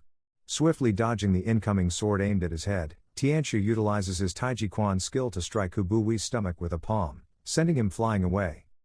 Tianchu's palm strike sends Hu Buwei flying, causing him to cough and pale upon landing. The sight shocks Princess Ji Ruxin, widens the eyes of Tianchu's stepmother, leaves Tianchu's grandfather in disbelief, and astonishes Li Xuancheng. The entire audience is left speechless, witnessing Hu Buwei on the ground without any immediate movement. The arena announcer reacts in disbelief, stating, "What just happened?" Consort Chu used just one strike to send Prince Hu flying, completing a counterattack. What amazing strength! Prince Hu doesn't seem to be able to get up after this blow. Meanwhile, Tianchu, dissipating his aura, contemplates the situation, questioning whether it's truly over and noting the peculiar shift in the atmosphere. As Tianchu contemplates, Hu Buwei unexpectedly stands on his feet, eliminating flames from his body. Tianchu, observing Hu Buwei, realizes that he is about to enter the berserker mode due to the intense situation. Hu Buwei covers himself with flames as he fully embraces and enters into the berserker mode. Hu Buwei's teacher, witnessing his entry into the berserker mode, declares, "The games are over. Berserker has been activated." The result of this match is about to be revealed. The tension builds as the outcome of the duel becomes imminent with Hu Buwei in the heightened state of the berserker mode. Wide-eyed, Tianchu faces the relentless attacks of Hu Buwei in berserker mode, who attacks continuously without giving him a moment to respond. The atmosphere intensifies as Hu Buwei's sword becomes engulfed in flames, adding an element of danger to the already fierce confrontation. The battle takes a perilous turn with the fiery strikes from Hu Buwei. Hu Buwei's relentless attacks result in numerous cuts on Tianchu's body, leaving him unable to dodge and bleeding from several wounds. Injured and coughing up blood, Tianchu realizes the severity of the situation, thinking, "This guy is really out to kill me." The intensity of the battle reaches a critical point as Tianchu struggles to withstand the onslaught in berserker mode. In the heat of the confrontation, Tianchu, battered and bruised, retreats, realizing the overwhelming speed of his adversary, Hu Buwei. Aware of his own physical limitations, Tianchu acknowledges that without his mastery of Taijiquan, he would have succumbed to the rapid assault.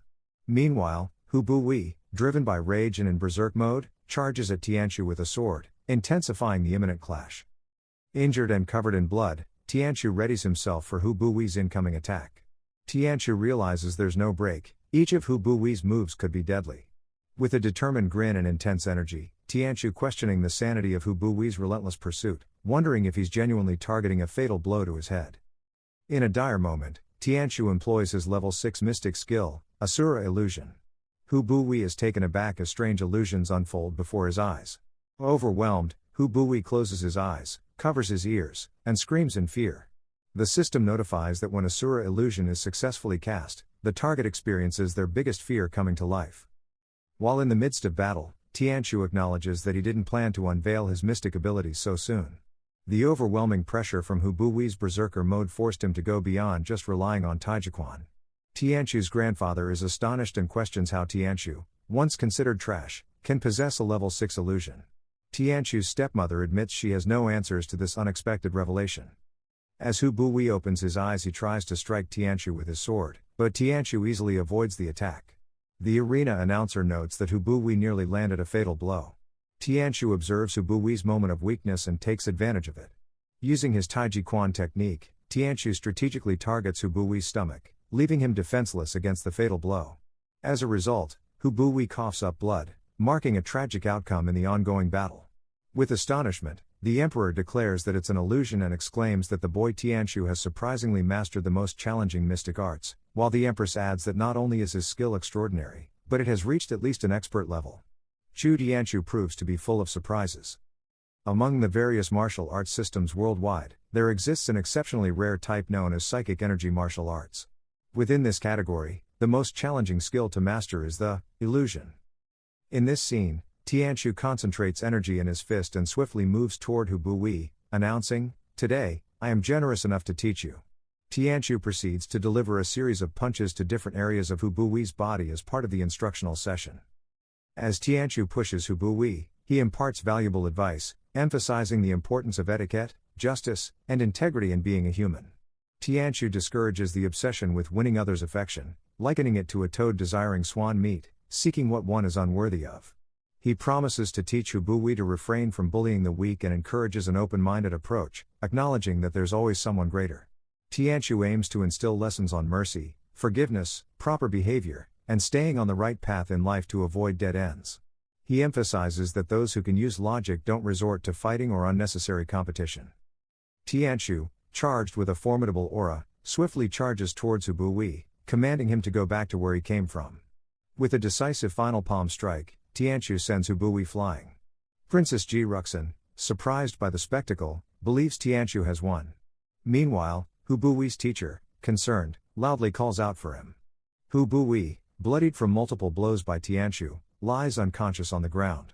The arena announcer declares a remarkable counterattack, noting that although Consort Chu's strikes weren't fatal, the opponent has lost their ability to fight. It appears the prince won't be getting up again.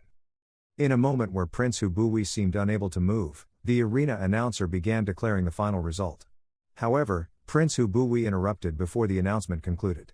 Using his sword for support, he trembles while attempting to stand. Hu Bui asserts that he hasn't lost and can't afford to lose. Onlookers were surprised to see Prince Hu Bui attempting to stand on his feet, prompting a collective exclamation of shock. What? The prince is back on his feet? In the village where Prince Hu Bui resides during his childhood, the villagers expressed dissatisfaction while hunting a snow wolf for food. They voiced concerns about the insufficient food supply in the area, contemplating the necessity to expand their hunting grounds. Despite this consideration, they hesitate, recognizing the risk of going further into the monster's lair as too dangerous. The villagers, facing a shortage of food, discuss the need to eat less but prioritize feeding the elderly and kids. Despite the challenges, they decide to explore farther hunting grounds the next day. They express hope that Prince Hu Bui, their new leader, can lead them out of this difficult situation quickly. Prince Hu Bui shares pictures of dressing styles from other countries. A kid admires the clothes from Western Qin, while another expresses preferences. Prince Hu Bui encourages them to pick their favorites for him to bring back on his next visit to Western Qin. Curious about timing, a brown-haired kid asks when the next time will be, to which Prince Hu Bui simply responds, "Next time is next time." The brown-haired kid eagerly asks if he can go to the Central Plains next time, expressing a strong desire to visit. The blue-haired kid chimes in, mentioning the lush green mountains and abundant blue water there. However, their excitement turns into a quarrel, and the brown and blue-haired kids start fighting. While they're fighting, the brown-haired kid dismisses the idea, saying it's nonsense, as there can't be green mountains or blue water. In contrast, the blue-haired kid insists it's true, citing a book. Witnessing their argument, Prince Hu Bui laughs happily. As Prince Hu Bui observes, a girl calls him brother, prompting him to turn and identify her. The blushing little girl comments on the attractiveness of some clothes, expressing concern about their affordability as a potential birthday gift. Hu Bui, also blushing but smiling, explains that he has been saving money since childhood. Despite any financial considerations, he reassures the girl that it doesn't matter. With a compliment, he emphasizes her beauty, expressing confidence that she will look stunning in the clothes as she grows up. The little girl blushes upon hearing Hu Bui's words and runs towards him, suddenly embracing him with a hug. Blushing and smiling brightly, she expresses her gratitude, saying, "Thank you, brother. I like brother the most. I'll grow up quickly and be with my brother forever." Their heartwarming interaction adds a joyful atmosphere to the moment. The blue-haired kid expresses a wish for clothes, followed by the brown-haired kid sharing the same desire. In response, Prince Hu Bui says he'll wait for them to grow up healthy. He then assures them that when they're older, he'll take them away from their current place to explore new destinations, like green mountains and blue waters. While he silently makes this promise, the children happily affirm their agreement. Reflecting on his promise to protect the children and lead everyone away from their desolate land, Hu Bui believes that having a goal will eventually lead to success. However, his dreams shatter when fire engulfs everything around him, casting a somber and tragic turn of events. Tragically, Hu Bui and his loved ones perish as a deadly beast crushes them, reducing them to ashes. Remembering the events leading to this disaster, they ventured into the territory of high-level monsters while searching for food. The monsters follow them back, invading their home and turning the day into a lingering nightmare for Hu Bui. Trapped under the deadly beast, Hu Buwi sheds tears for his beloved ones. The deadly beast growls, its attention fixed on Prince Hu Buwi. Hu Buwi's gaze falls upon a piece of cloth from the little girl's birthday outfit. As he sees it, memories of the little girl flood Prince Hu Buwi's mind, breaking his heart. In this moment, an overwhelming surge of emotion takes over, and for the first time, Prince Hu Buwi enters into the berserker mode, unleashing a powerful and intense transformation fueled by grief and determination. In the grip of the berserker mode, fueled by anger and hatred, Prince Hu Buwi summons incredible strength. With determination, he lifts the deadly beast's leg with his two hands, tearing it into two parts by holding its claws. Following this fierce act, Prince Hu Buwi rushes at the deadly beast, aiming for its heart, and successfully defeats the formidable creature in a powerful and determined assault. Having triumphed over the deadly beast, only ashes remain in its wake. As rain starts pouring down, Prince Hu Buwi, the sole survivor, stands with his head down, drenched in sorrow. Covered in blood, he looks at the little girl's dress piece, his heart filled with brokenness and resentment. Overwhelmed by grief, Prince Hu Buwi falls to his knees, tears streaming down his face. In the aftermath, there is no one left, everything destroyed by the deadly beast, and his loved ones lost. From that day on, Prince Hu Buwi's heart bore not only fear but also anger. He acknowledges that he killed his innocent self, vowing to no longer show mercy to his opponents. To survive in the harsh land, they tamed monsters, forming companionships. Additionally, to improve their quality of life, frequent trades were established with the people of the Central Plains. The events of that fateful day left an indelible mark, shaping Prince Hu Buwi's resolve and altering the course of his existence. Despite their efforts, the situation in the state of Baiyu continued to worsen. Famine, drought, natural disasters, and foreign enemies persisted, forcing them to make sacrifices for survival. Recognizing that true safety for their tribe could only be achieved by leaving. Upon reaching the western country with his subordinates, Prince Hu Buwi gazes at the expansive plains. Reflecting on the familiar sight, he thinks, no matter how many times I see it, the sky of the Central Plains is truly beautiful. In the present, covered in blood, Prince Hu Buwi reflects on the discovering the princess's sudden illness presented him with an opportunity. He saw it as a chance to sacrifice himself for the well-being of his people and gain stability. Therefore, he is determined to defeat Chu Tianchu to secure this favorable outcome. Onlookers observe in astonishment as Prince Hu Buwi rises to his feet, aging. They express shock and surprise, exclaiming, "The prince! He is on his feet again." The onlookers, intrigued by his resilience, question the formidable will and fighting strength needed to shatter such an illusion.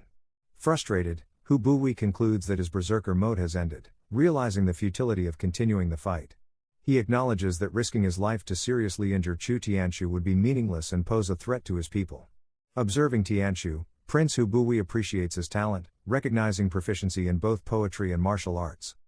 With determination, Prince Hu Buwi clenches his teeth, recognizing that considering competition for the princess is his sole option. He ponders if there is any alternative method to secure the well-being of his people. Tianchu, utilizing his illusion, mentions the existence of alternative options. Hu Buwi is surprised to hear Tianchu's voice and is directed to observe a specific area. Following Tianchu's indication, Hu Buwi sees Li Xuancheng standing covered with berries. Tianchu points to Li Xuancheng, emphasizing that Li Xuancheng is valuable to you. He suggests that officially recognizing the trade between Li Xuancheng and Baiyu would be beneficial. Prince Hu Buwi contemplates the potential improvement of life in Baiyu by expanding mutual trade. Tianchu recognizes the prince's kind-hearted nature, pointing out that his frequent visits to Western Qin are motivated by a commitment to benefit his people. Tianchu, addressing Li Xuancheng, advises Hu Buwi to apologize, ensuring forgiveness. Following Tianchu's counsel, Prince Hu Buwi gazes at Li Xuancheng. He sighs, acknowledging their strong relationship, and comments, "You two share a great bond."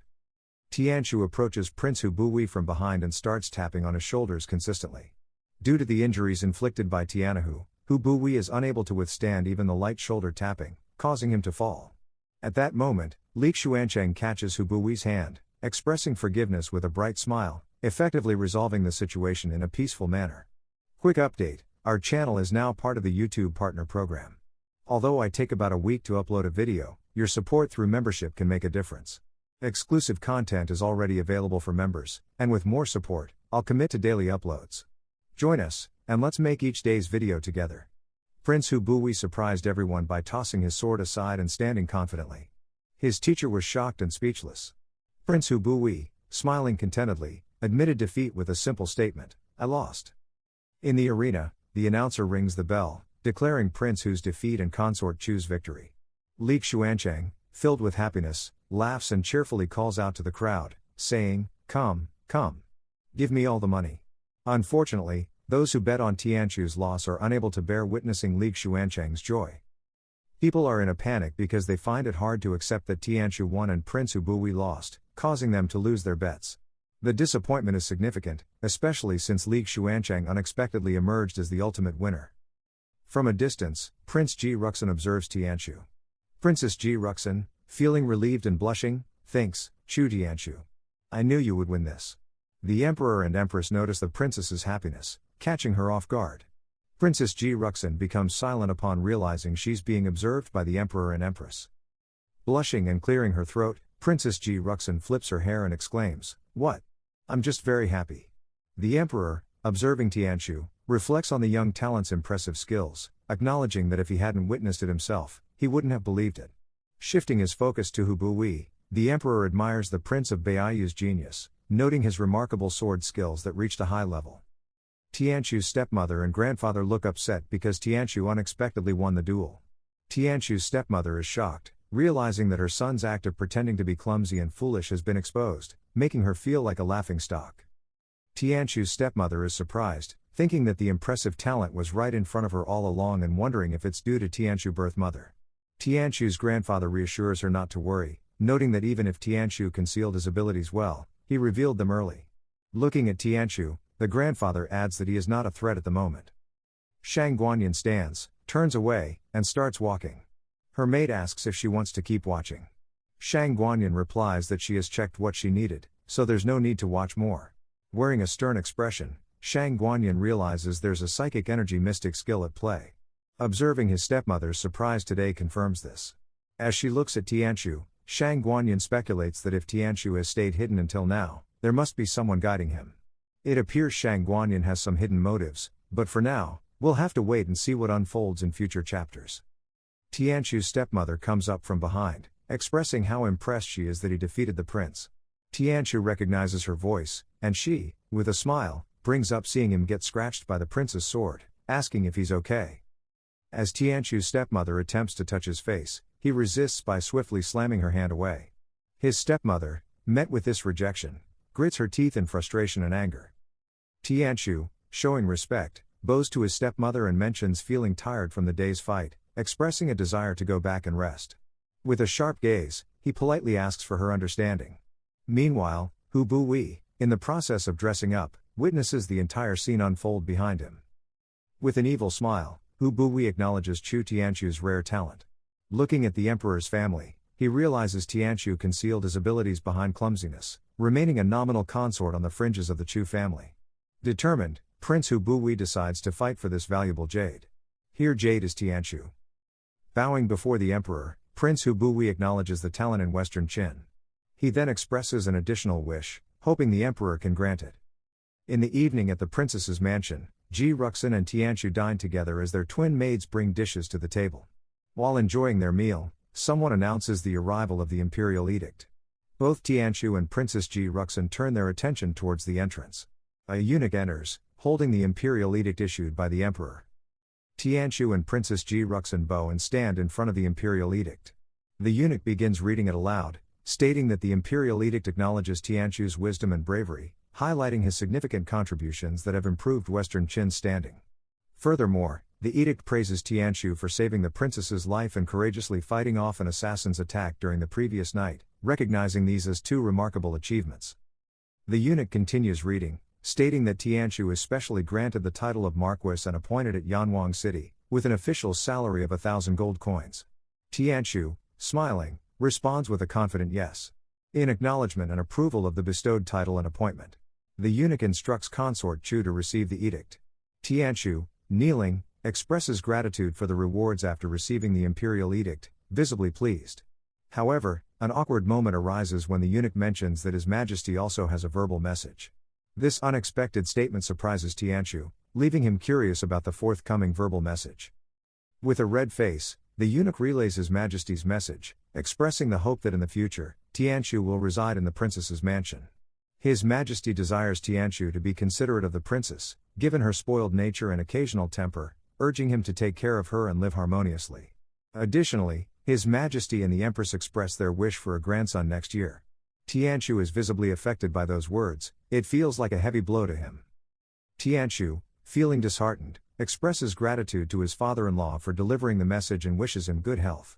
Yunch mentions the need to return to the palace as Consort Chu has an important and challenging task, suggesting there's much to share with the princess.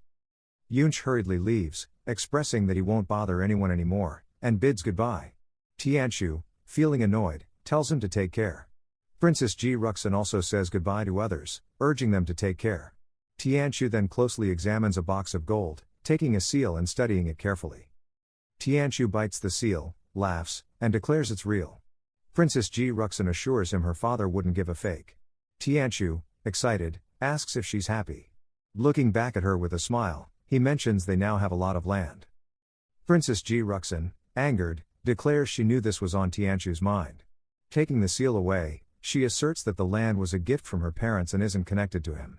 Tianqiu, shocked, pleads with her, mentioning that they were both recognized by His Majesty, and he aided her in defeating Hu Buyi. Tianqiu quickly holds Princess Ji Ruxin's hands, smiling, and suggests that despite their current disagreements, they should move forward together and try. Princess Ji Ruxin, withdrawing her hands and blushing while covering herself, asks, "Who wants to move forward with you?" "Try what?" Expressing skepticism and seeking clarification on Tianqiu's proposal. Tianqiu's dark expression prompts Princess Ji Ruxin to make crying face. Tianqiu then smirks, mentioning a beautiful lady who promised to call him husband if he defeated Hu Buyi during breakfast. Princess Ji Ruxin blushes in embarrassment upon hearing Tianqiu's words. Following his victory, Tianqiu accuses Princess Ji Ruxin of forgetting her promise. Startled and embarrassed, she boldly rejects the commitment, loudly proclaiming she won't keep it. As a consequence, Tianqiu falls from his position. Tianqiu, kneeling before Princess Ji Ruxin, shares that he received a message from the king.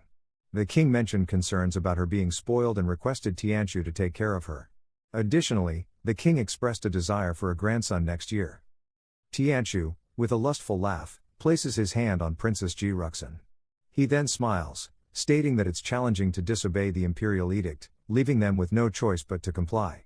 Taken aback, Princess Ji Ruxin embraces the situation and loudly accuses Tianqiu, expressing her disbelief and outrage. Tianqiu, wearing a bright smile, gazes into Princess Ji Ruxin's eyes, asking for her thoughts. Blushing, she remains silent in response to Tianqiu's words. Suddenly, Tianqiu swiftly runs away, leaving Princess Ji Ruxin angered and yelling at him, "Chu Tianqiu! I will not forget this." Following his escapade, Tianqiu drifts into the dream world. While asleep, he employs illusions to create a blueprint map, contemplating the significance. He realizes that obtaining land and the title of a marquis aligns with the emperor's intentions for his daughter's future. If both the emperor and empress are absent in the future, and the next emperor takes the throne, it's likely that the princess won't receive the same level of pampering she enjoys now. Tianqiu, looking serious, thinks that being acknowledged as the princess's consort by the emperor could grant him freedom. He also considers the fact that Yanwang Prefecture is 1,300 miles away from the capital. The Baiyu Kingdom lies 800 miles to the north, and to the southwest, there are the Plateau Mountains, a region known for historical battles and roaming monsters within a distance of 300 miles. Despite Western Qin's territorial expansion, the area has a history marked by numerous conflicts. Tianqiu reflects on Yanwang, noting that despite no longer being a border region, it remains desolate. With a radius exceeding 400 miles, half of the area consists of mountains and forests inhabited by monsters. The population is sparse, totaling only 81,000. In a prosperous year, collecting more than 50,000 taels of silver in taxes for Yanwang is challenging. Sometimes, authorities need to send money for provisions. Tianqiu, wearing a serious expression, contemplates if he was truly given this land, considering the harsh conditions that require a high level of martial skill for survival. Tianqiu is peacefully asleep. Princess Ji Ruxin enters his room silently, making no sound as she approaches him. She stands near him, quietly observing his sleeping face. Princess Ji Ruxin notices Tianqiu laughing and playfully pinches his cheek, questioning the reason for his amusement. As she moves closer to Tianqiu's face, he suddenly opens his eyes, catching Princess Ji Ruxin off guard. Smiling awkwardly, Tianqiu questions Princess Ji Ruxin's presence, asking why she's here and doing this at such a late hour. He then comments on her hastiness, saying she might be rushing things a bit too much. In response, Princess Ji Ruxin's face turns red with embarrassment upon hearing his words. Princess Ji Ruxin, feeling embarrassed, quickly moves away from Tianqiu. Panicking, she explains that she was just thinking about her promise to him and, as a princess, she wants to keep her word. She doesn't want to remain indebted to him. Tianqiu looks at her in confusion, asking, "What?" in response to her sudden explanation. Blushing, Princess Ji Ruxin asks Tianqiu to listen carefully and attempts to express something, catching Tianqiu off guard with her sudden change. Blushing and looking away, she softly refers to Tianqiu as husband. Overwhelmed, Tianqiu gives a thumbs up and, blushing, expresses his gratitude, saying, "Thank you, Princess." Princess Ji Ruxin, not grasping the meaning behind Tianqiu's words, wears a puzzled expression and then looks away. Suddenly realizing, she becomes embarrassed and starts shaking.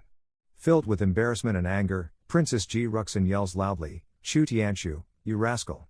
Don't get any ideas." While enjoying her coffee on the rooftop, Lu Yan hears the conversation between Princess Ji Ruxin and Tianqiu, and reacts with an amused, "These two." In the early morning at Princess Mansion, Tianqiu emerges from his room and observes his twin maids sweeping. Noting the unusual tranquility, he inquires about the whereabouts of Princess Lin and Lu Yan, expressing curiosity about their location. Upon hearing Tianqiu's words, Qiyu and Dongyu laughs. They share that the princess lost her temper earlier, accusing Tianqiu of mischief the previous night. She mentioned going to her father to request your beheading. Lu Yan has gone to accompany the princess to the palace. Tianqiu explains that what the princess said is a misunderstanding. He points out that being married protects him, and she can't kill him because of it. Tianqiu also suggests that the princess probably went to the palace to talk about getting some land, giving another reason for her actions. As Tianqiu speaks, Prince Hu Buwei and Li Xuancheng come over, laughing at his words. Prince Hu Buwei suggests that the princess might regret her decision and wants to become the princess of Baiyu. Tianqiu's face darkens in silence upon hearing this speculation. Tianqiu loudly asks Hu Buwei why he's here, calling Hu Buwei as a loser and questioning if he's checked himself in the mirror. Hu Buwei responds with a smile, clarifying that it was a joke and urging Mr. Chu not to take offense. Li Xuancheng, by placing his hand on Prince Hu Buwei's shoulder, laughs and addresses Tianqiu, advising him not to act impulsively. He explains that the princess has genuinely recognized Tianqiu after their fight yesterday. Li Xuancheng is questioning Tianqiu, asking if he is aware that Hu Buwei made a declaration before the emperor, expressing his intention to lead Baiyu in serving the state. Li Xuancheng then, while looking at Tianqiu, mentions that Western Qin has significantly expanded. Despite not being immediately achievable, he has requested the establishment of extensive mutual markets, aiming for interaction on both sides and future prosperity along the border. Approaching Tianqiu, Li Xuancheng taps his fan on Tianqiu's chest, expressing a key priority to safeguard the mutual market's interests. Furthermore, Hu Buwei offers a 10% share in this effort. Li Xuancheng believes the provided amount is sufficient to support and equip 2 cavalry troops, considering it a substantial contribution. Tianqiu responds with an awkward laugh. Then, with enthusiasm, clenches his fist, expressing gratitude, 2 cavalry troops. "You won't regret this, brother. You're so generous." Hu Buwei, with a smile, acknowledges Brother Chu as a master who guided Baiyu to salvation, considering it more significant than the small profit. He then, with a sharp gaze at Tianqiu, mentions there's something he doesn't understand and hopes Brother Chu can provide clarification. Suddenly, Hu Buwei and Li Xuancheng initiate an attack on Tianqiu, withdrawing shortly after landing a few hits. With a smile, Hu Buwei acknowledges Brother Chu's mysterious scholarly skills, expressing admiration and a desire to learn the technique from him. Hu Buwei bows, stating that all his trip goals are accomplished and emphasizing the importance of time. He expresses the need to return to Baiyu promptly to establish a new policy. Jumping onto his horse, he concludes, "Then, I will be taking my leave." Hu Buwei starts riding his horse, thanking Brother Chu and Brother Xuancheng for their hospitality during his stay. He expresses the hope of meeting again in the future. Li Xuancheng and Tianqiu observe Hu Buwei's departure, and Tianqiu, wearing a light smile, closes his eyes. Following his interaction with Tianqiu, Hu Buwei turns back and informs Brother Chu that he instructed a wizard to fetch a special gift for him earlier in the morning. With a smile, he assures, "It shall be delivered to you soon, and you'll definitely like it." Afterward, Prince Hu Buwei takes his leave from the scene. Tianqiu smiles and says he likes his love rival because Hu Buwei is straightforward, which Tianqiu finds better than many other noble sons from western Qin who do nothing. Li Xuancheng's face darkens upon hearing this. Angry, Li Xuancheng tells Tianqiu that he's not just sitting around. He mentions his father signed him up for many classes, and despite being busy, he took the time to meet with Tianqiu. Tianqiu responds with a smile upon hearing Li Xuancheng's words. As Li Xuancheng leaves, expressing frustration, claiming Tianqiu has nothing to do, Tianqiu quietly acknowledges this. Following that, Tianqiu enters the dream world to concentrate on cultivation. Upon Tianyang's return home, Tianqiu's stepmother, standing by Murong Shui's memorial, begins to cry, expressing sorrow for her. Tianyang, with a cold demeanor, gazes at Murong Shui's spirit plate. Tianqiu's stepmother shares that Murong Shui has been waiting for Tianyang's return, hoping for it all this time. Tianqiu's stepmother, crying, asks Tianyang if he sees the harm caused by Tianqiu. Tianyang responds with a cold look and closes his eyes. Tianqiu's stepmother, crying, recalls Murong Shui and Tianyang's childhood. She remembers how, when Zhuir was little, she would always nag Tianyang to go to the Lantern Festival with her. Each time he returned, she would excitedly talk about it for a long time. As she grew up, she'd always seek your opinion first whenever she got a new dress. You were always on that child's mind. The year you had to go to the frontier with your father, she cried silently for a long time, all alone, waiting for you to come back. As Tianyang leaves, Murong Shui tearfully tells him to come back safely. Tianqiu's stepmother sadly notes that they are now separated forever. Hearing his mother's words, Tianyang clenches his teeth in anger. Tianqiu's stepmother, shaken and crying, believes Tianqiu might have wanted to rape Murong Shui for a long time. She points out his wasteful lifestyle, known to many in western Qin. On the days Zhuir went to the palace to ensure Tianqiu's safety, no one could have predicted that she would die without a trace. Tianqiu's stepmother believes that Tianqiu, despite blaming an assassin, may have been behind the incident. She thinks he used the situation to burn Murong Shui's body with the assassin, aiming to get rid of her. According to her, Tianqiu planned to take advantage of his current consort status. Tianqiu's stepmother thinks Zhuir, who was skilled in martial arts, couldn't have been killed by a regular assassin. She suspects Tianqiu, who has recently shown impressive martial arts abilities, might have taken advantage of Zhuir's kindness to cause her harm. Tianqiu's stepmother strongly asserts, "It's him, it's definitely Tianqiu." Tianyang clenches his fist upon hearing his mother's words. Tearfully, she explains that when Tianqiu's mother left, she threatened harm, promising to kill them if anything happened to Chu Tianqiu. Even Tianyang's father had no way to counter this threat. In tears, Tianqiu's stepmother believes Chu Tianqiu's aggression is the cause. She's afraid for her safety when Tianyang isn't around, and she worries that if Chu Tianqiu isn't stopped, her life will be in danger. According to her, everything troubling is because of Chu Tianqiu. A soldier arrives at the doorsteps and informs Tianyang it's time to return. In a fierce response, Tianyang yells loudly, commanding the soldier to leave. The intense aura emanating from Tianyang causes destruction in the surroundings. Tianyang looked at Murong Shui's spirit plate and told his mother not to worry because the consort's title meant nothing to him. He coldly mentioned that he could easily end the Tianqiu's life with a snap of his fingers. He declared that the next morning, someone would be sent to the prince's mansion, and he would personally kill Tianqiu. After stating his intentions firmly, he left. At the prince's mansion, Tianqiu remarked on something lively, describing it as quite energetic. Qiyu and Dongyu, filled with excitement, expressed their admiration for the thick, white, and soft fur, finding it irresistibly cute. The envoy explained that the creature is a unique horned wolf from the Baiyu kingdom, emphasizing its rarity, especially the white ones. The envoy presents a rare white snow wolf, mentioning its uniqueness as 1 in 1,000 among horned wolves. Additionally, they claim the little guy can understand human speech and grant its owner the gift of immortality. The prince specifically instructed the envoy to bring this special gift to you before his departure. Tianqiu expresses gratitude for Prince's generosity in giving such a rare beast. The envoy notes that the prince would be happy if the consort is satisfied. Tianqiu, considering the snow wolf, acknowledges its nature as a wolf beast and ponders how to handle it, recognizing the potential danger it might pose. Princess Ji Ruxin entered the room, and Lu Yan announced their return. Princess Ji Ruxin noticed the snow wolf, and the snow wolf, in turn, noticed her.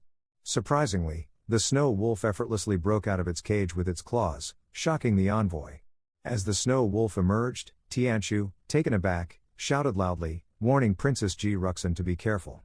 The snow wolf breaks the cage upon seeing Princess Ji Ruxin, shocking both the envoy and Tianqiu.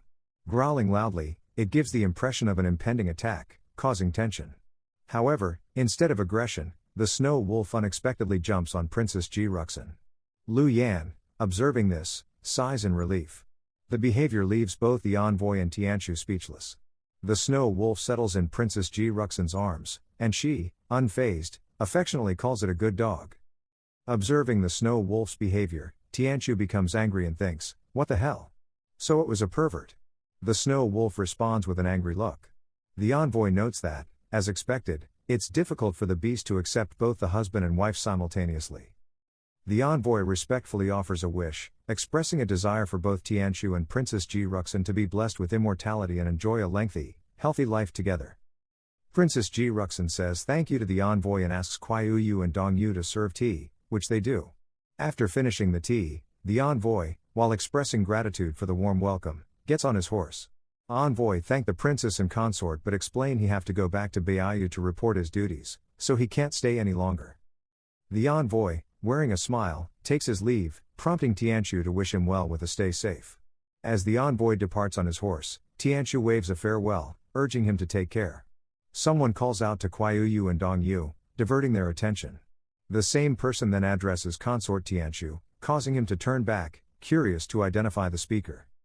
A man, previously mysterious, walks up to Tianqiu and informs him that the eldest son has returned, expressing a desire to see him. That old man adds that the lady hopes Tianqiu can come back home. In his thoughts, Tianqiu identifies Li Xuancheng and acknowledges his presence next to Murong Jiangyue, a significant figure second only to Murong Shui. As Tianqiu observes the old man, he realizes that Li Xuancheng is also a highly skilled practitioner at the 9th level of body tempering. Yu and Dongyu, with dark faces, stand beside Tianqiu. Tianqiu asks the old man if his older brother has returned, and the old man confirms, saying that if Tianqiu doesn't come back, his brother plans to visit him personally. The old man, looking at Tianqiu with a sly expression, believes that even though Tianqiu holds prestigious titles like consort and marquis of a prefecture, these titles aren't as important as his family connections. The old man, looking at Tianqiu, adds that Tianqiu's older brother is still his older brother. For this reason, he suggests that Tianqiu should return home. Despite hearing these words, Tianqiu becomes angry but chooses to stay silent. In response, Princess Ji Ruxin takes decisive action, instructing Lu Yan to whip the old man.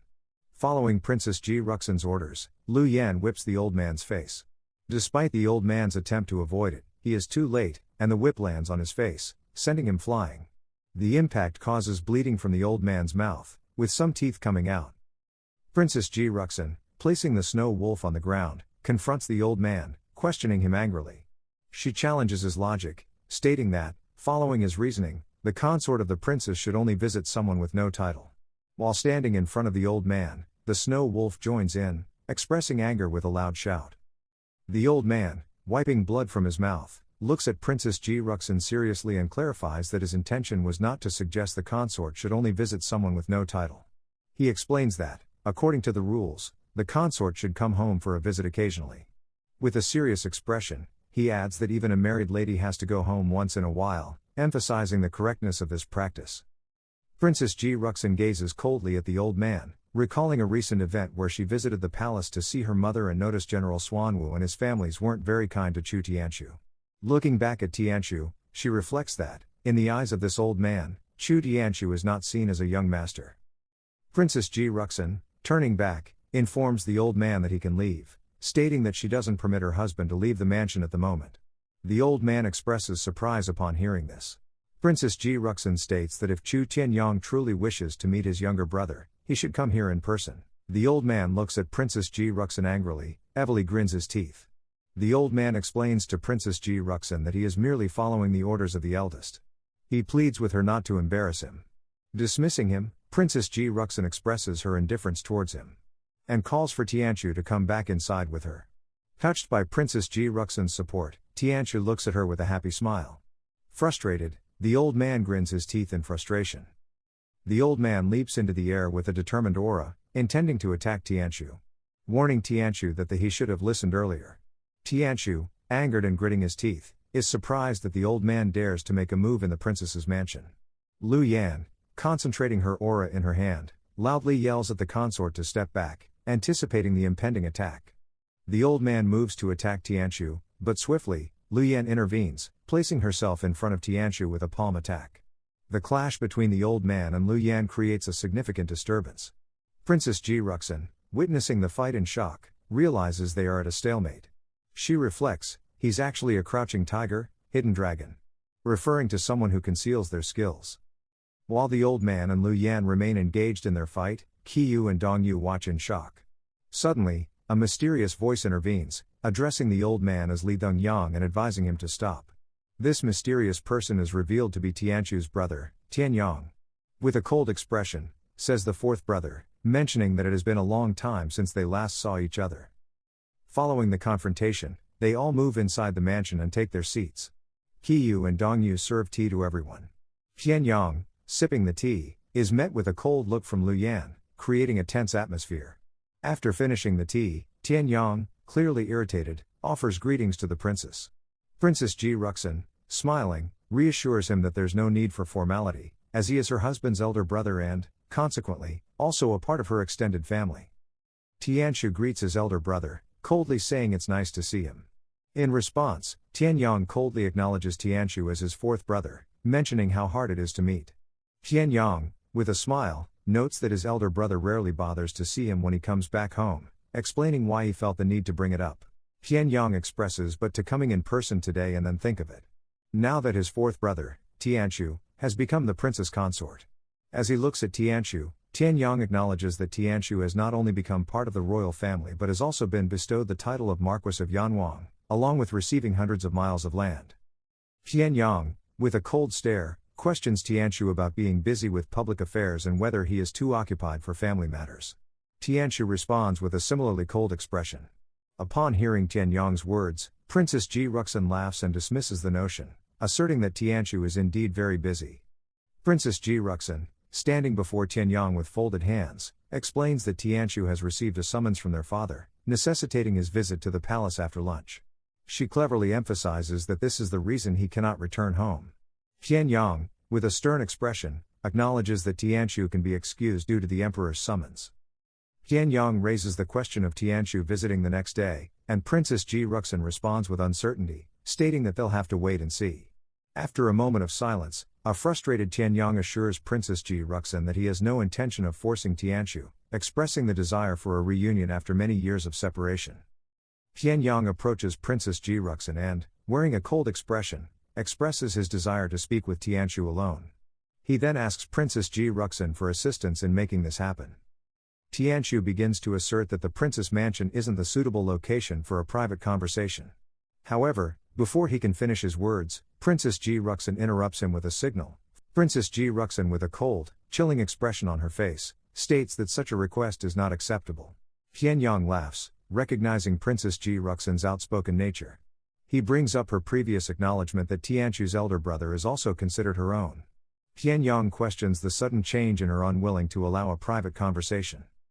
Princess Ji Ruxin looks at Tianyang slyly, stating that it was just a joke and she was being polite. She then asked did he take it seriously.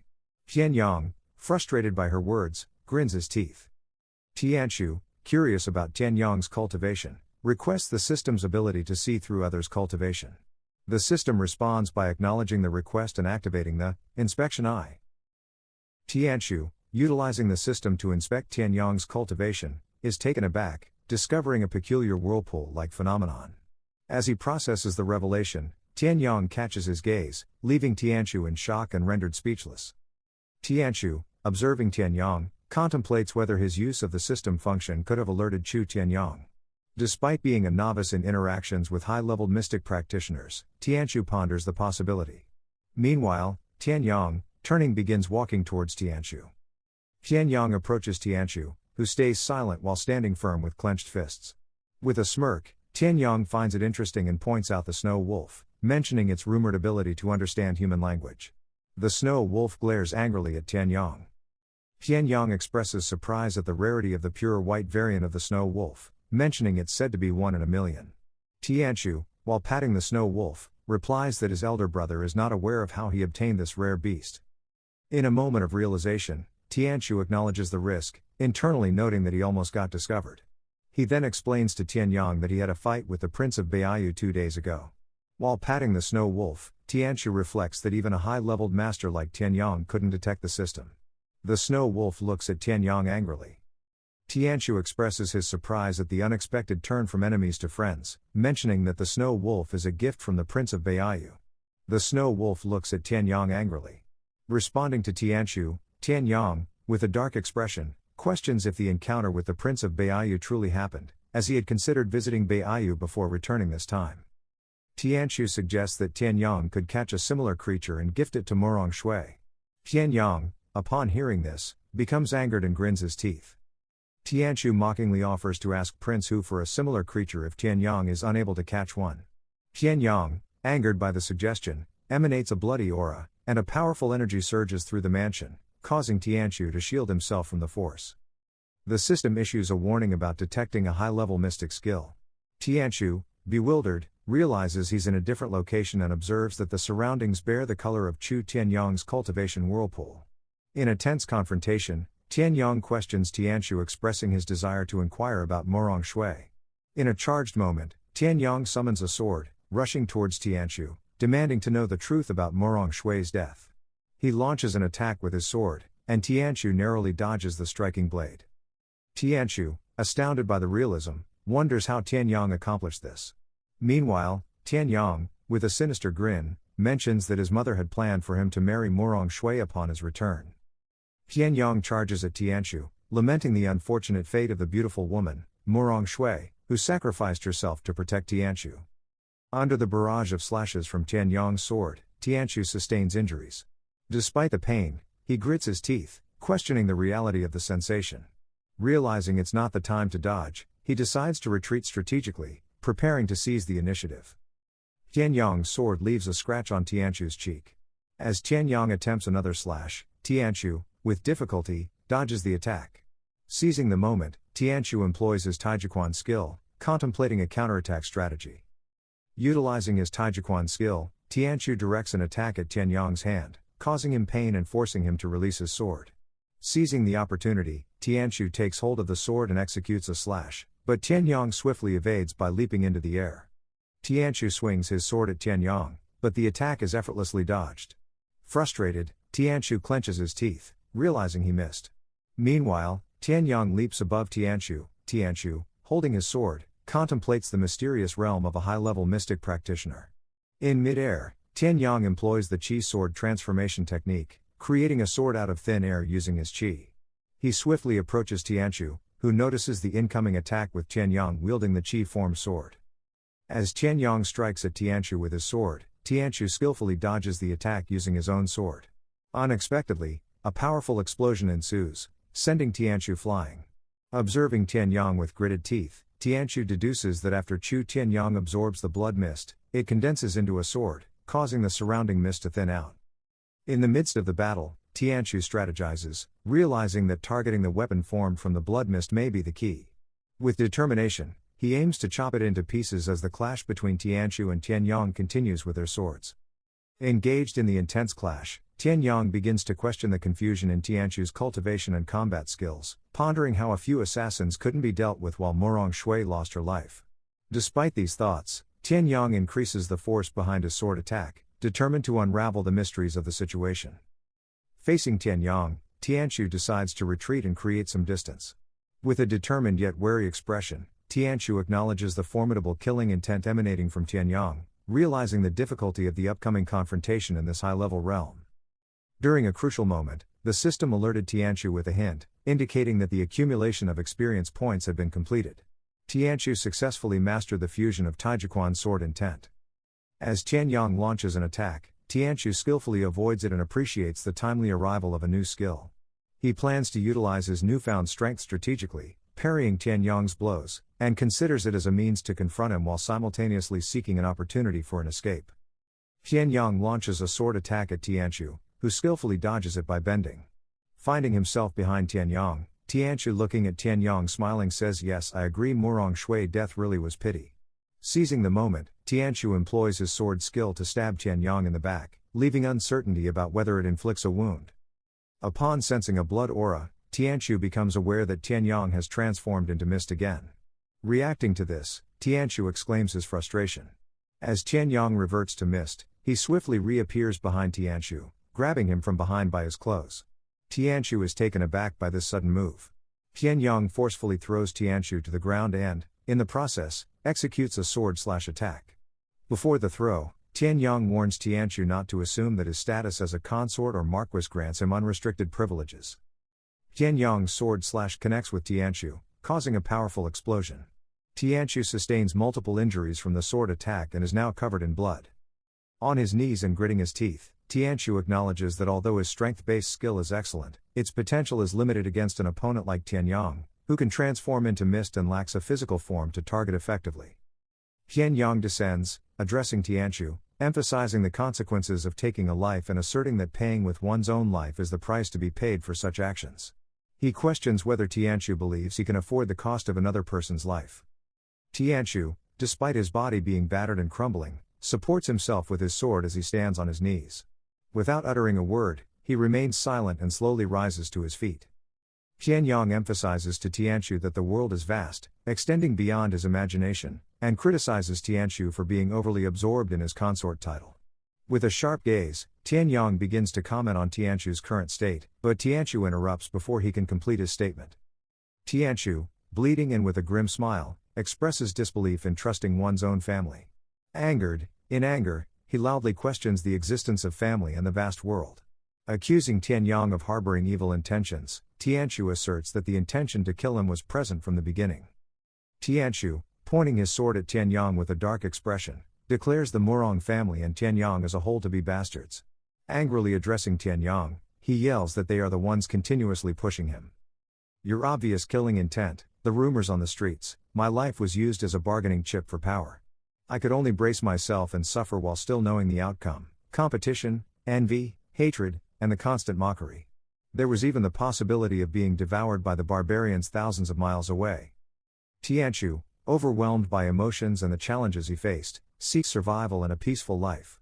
As he closes his eyes, the system notifies him of a new skill mastered: Crazy Fusion Taijiquan Sword. Responding to this, Tianshu is enveloped in a large amount of blue aura, screaming loudly. The intense energy radiating from him catches the attention of Tianyang. Tianyang seeing Tianshu's intense aura and wonders if he's gone mad. He notices the strange blue-purple flame surrounding Tianshu as he becomes fully immersed in it. Tianyang is puzzled by this unexpected turn of events. Tianshu, enveloped in aura, charges fiercely towards Tianyang with a sense of madness. Tianyang quickly detects Tianshu's movement. As Tianshu closes in on Tianyang, Tianshu employs the Heaven and Earth 4 Divisions skill, creating multiple illusions of himself that encircle Tianyang. Tianshu, wielding his sword, launches a rapid series of attacks against Tianyang, swinging his sword with incredible speed. Closing in on Tianyang, Tianshu employs the Taijiquan sword skill, further increasing his sword speed. With this enhanced skill, Tianshu delivers multiple cuts to Tianyang, who struggles to evade the onslaught of attacks. Tianshu's sword slices across Tianyang's cheek, catching him off guard. Tianyang, surprised by Tianshu's increasing speed, realizes the intensifying threat. Meanwhile, Tianshu continues his relentless assault, shouting his determination to defeat Tianyang, saying he'll cut him into pieces. Suddenly, the system notifies Tianshu of the activation of Crazy Fusion Taijiquan Sword. With the activation of the sword skill Crazy Fusion Taijiquan Sword, Tianshu's speed increases even further. He attacks Tianyang with incredible speed, swinging his sword rapidly. Tianyang struggles to dodge all of the attacks, gritting his teeth in frustration. Tianshu unleashes the Taijiquan sword skill with furious intensity, catching Tianyang off guard. With a series of rapid slashes, Tianshu lands multiple hits on Tianyang. Finally, Tianshu stabs Tianyang in the middle of his chest. As Tianyang is pierced, he coughs up blood and staggers backward as blood pours from his chest wound. After being stabbed by Tianshu, Tianyang collapses to the ground. Tianshu, struggling to catch his breath, eventually falls to his knees, propping himself up with his sword. As he regains his senses, Tianshu is overwhelmed by the pain coursing through his body. He realizes the immense strain that mastering these skills has placed on him, feeling as if his body is on the verge of breaking apart under the weight of their burden. After defeating Tianyang, Tianshu kneels down, using his sword as support. He reflects on his victory, feeling relieved that his efforts were not in vain. Meanwhile, Tianyang, recovering from the battle, gathers aura in his hand. Tianshu observes Tianyang's actions with surprise. Despite his defeat, Tianyong quickly regains his composure and envelops himself in a powerful aura, indicating his resilience and determination. Tianyong, surrounded by a strong aura, warns Tianchu not to relax. Suddenly, the system alerts them to a major energy fluctuation. Without hesitation, Tianyong gathers the surrounding aura around him, leaving Tianchu shocked by his actions. Tianchu, observing Tianyong's abilities, realizes this is a real mystic practitioner. Feeling the weight of the challenge, Tianchu acknowledges that dealing with Tianyong will be tougher than anticipated. As Tianyong gathers aura from the surroundings, he forms protective armor around himself using the absorbed energy. With remarkable skill, Tianyong manifests a new sword out of thin air using his aura. Tianyong raises his sword towards the sky, declaring that it is time to end the enjoyment. He gazes at Tianchu and asserts that it is now his duty as the elder brother to remind Tianchu of his mission. Tianchu responds with a grin, albeit with gritted teeth, indicating a conflicted reaction to Tianyong's words. As Tianyong moves to attack Tianchu, while facing Tianyong, wonders about their mission and the intentions of the Chu family. Suddenly, Tianyong swiftly approaches with his sword, declaring it to be the end. Just then, a system notification flashes, warning of a significant danger. As Tianyong charges at Tianchu with his sword, Tianchu attempts to block with his own. However, as Tianyong rapidly approaches, Tianchu struggles to maintain focus and remarks on the immense force behind Tianyong's attack. Tianchu finds it difficult to maintain eye contact with Tianyong, and despite grinning, he realizes the situation is dire. With gritted teeth, Tianchu acknowledges that he may not be able to endure much longer. Tianyong with a large amount of force attacks at Tianchu, they both dashes each other, but Tianchu is not yet strong enough to dodge the attack yet, so making a fatal hole on Tianchu's chest. As the battleground shatters into pieces, Tianchu begins to fall. In his descent, he reflects on the power of a single individual to command an entire army on the battlefield, demonstrated by the eldest son of the Chu family. With a gaze fixed on Tianyong, Tianchu acknowledges the severe consequences brought forth by someone possessing such terrifying skills. Tianyong informs Tianchu that their father will return shortly. He urges Tianchu to make wise decisions and stay safe.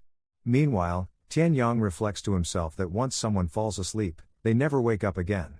Tianchu regains consciousness after the battle, from Tianyong's whirlpool. He gazes up and sees Lu Yan's face, realizing he's lying in her lap. Lu Yan addresses him, asking if he's finally awake, and mentions that both he and Chu Tianyong suddenly fell asleep while they were talking. Tianchu, while resting in Lu Yan's lap and scratching his cheek, wonders aloud why she is the one taking care of him. Lu Yan responds by asking if Tianchu, as the consort, is perhaps dissatisfied with her care. She points out that the princess is both noble and delicate, implying that Tianchu shouldn't keep her waiting all afternoon. Tianchu is taken aback by Lu Yan's words. Tianchu laughs awkwardly and asks if Chu Tianyong is still around. Lu Yan replies that Tianyong has already left after noticing Tianchu asleep. Tianchu simply responds with "I see." Internally, he realizes that big changes are about to happen in Western Qin. Outside, dark clouds gather and heavy rain begins to fall. Tianchu stands on the balcony alongside Lu Yan, watching the rain.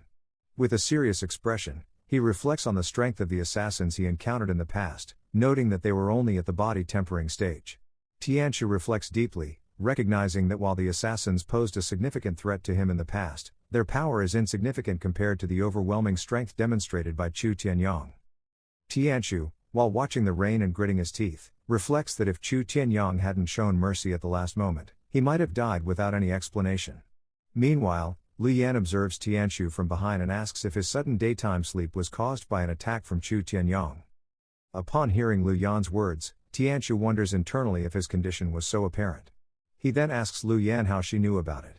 Lu Yan responds that it was just a guess and explains that Chu Tianyong wanted to speak with Tianchu alone, but the princess intervened and prevented it.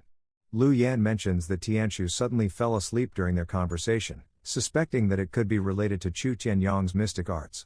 As she gazes at the rain, she reflects on the contrasting nature of Chu Tianyong and Tianchu. Meanwhile, Tianchu quietly observes her from beside. Lu Yan acknowledges Chu Tianyong's exceptional talent, noting that he has been a renowned mystic cultivator in Western Qin since childhood. In the hierarchy of mystic practitioners, one begins as a mystic practitioner, then advances to become a mystic expert, and finally attains the esteemed title of Mystic Master, which is a royal designation denoting the highest level of mastery in the mystical arts. Lu Yan adds that Chu Tianyang was born with privileges and had access to countless treasures and other forms of support. With these advantages, his progress and strength advancement are naturally extraordinary. Tianqiu dismisses Lu Yan's comments, expressing frustration and accusing her of attempting to insult him. He questions why she always speaks in such an irritating manner. Lu Yan, in response, clears her throat and reminds Tianqiu that mystic cultivators are much rarer than martial cultivators, and the techniques they practice are difficult to comprehend. Lu Yan explains that after becoming a mystic expert, practitioners develop unique techniques of which they can be proud. She speculates that Chu Tianyang might have used one of his techniques on Tianqiu. Tianqiu listens attentively to her words and, with a dark expression on his face, concludes, "So that's it." Lu Yan mentions that she heard Chu Tianyang has achieved the mystic expert realm at a young age, which is why he joined the Chu army to gain experience.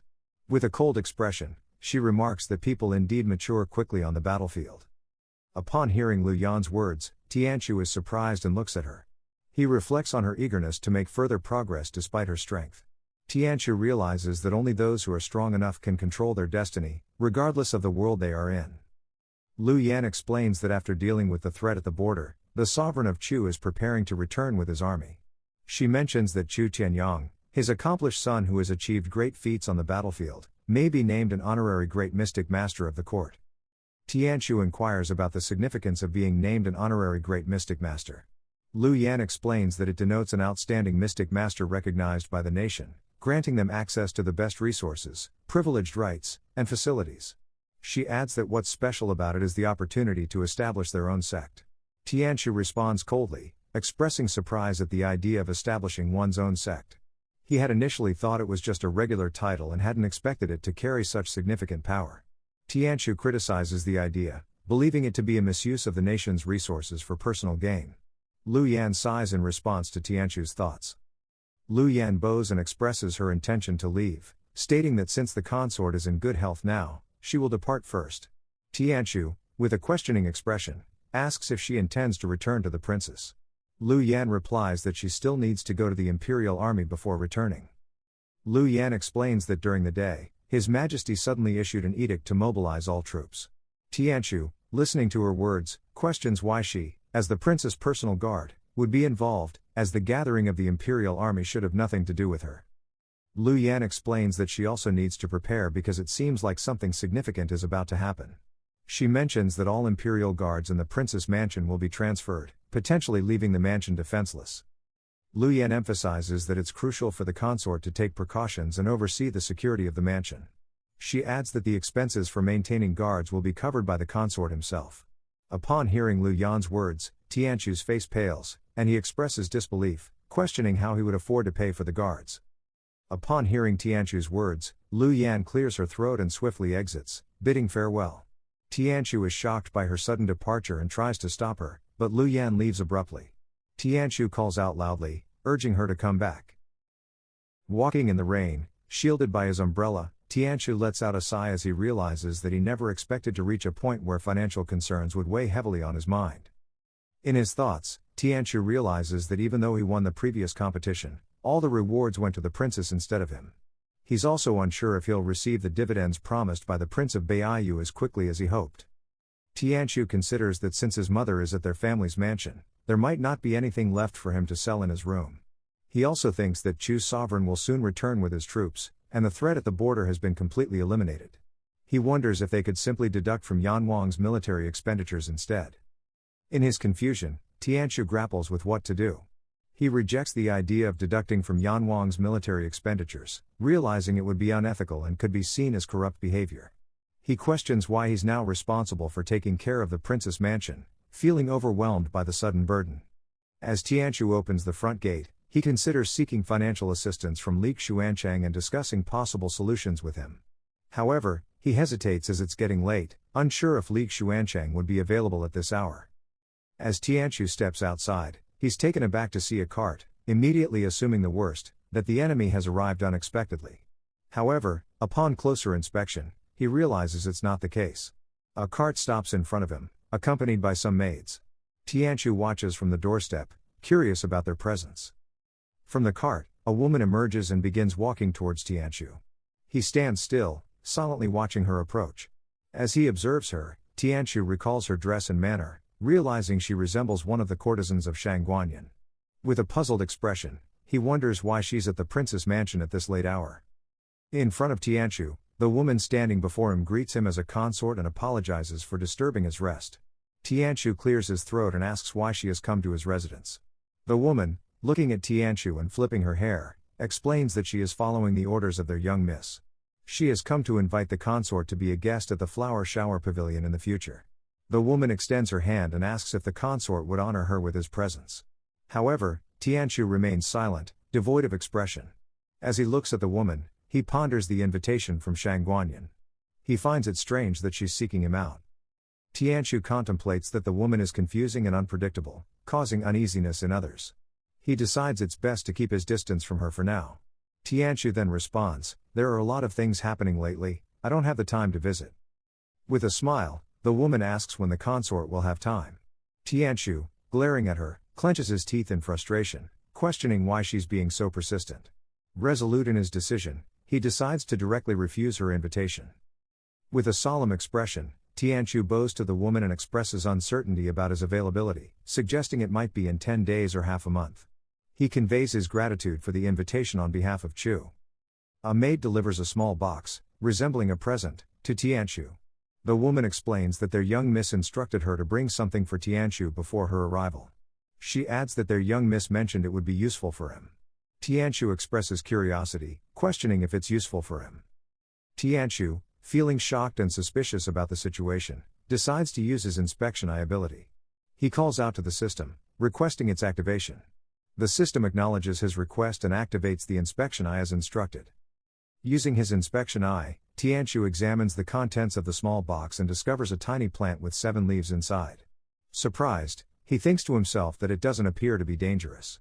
Tianqiu then looks at the small box and wonders aloud, "What is this for?" Taking the box from the maid, the woman informs Tianqiu that their young miss has sent it as a repayment to him.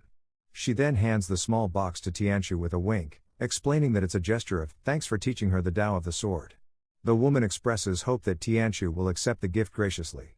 Tianqiu is caught off guard as the woman forcefully places the small box in his hands. Confused, he wonders when he had taught her anything.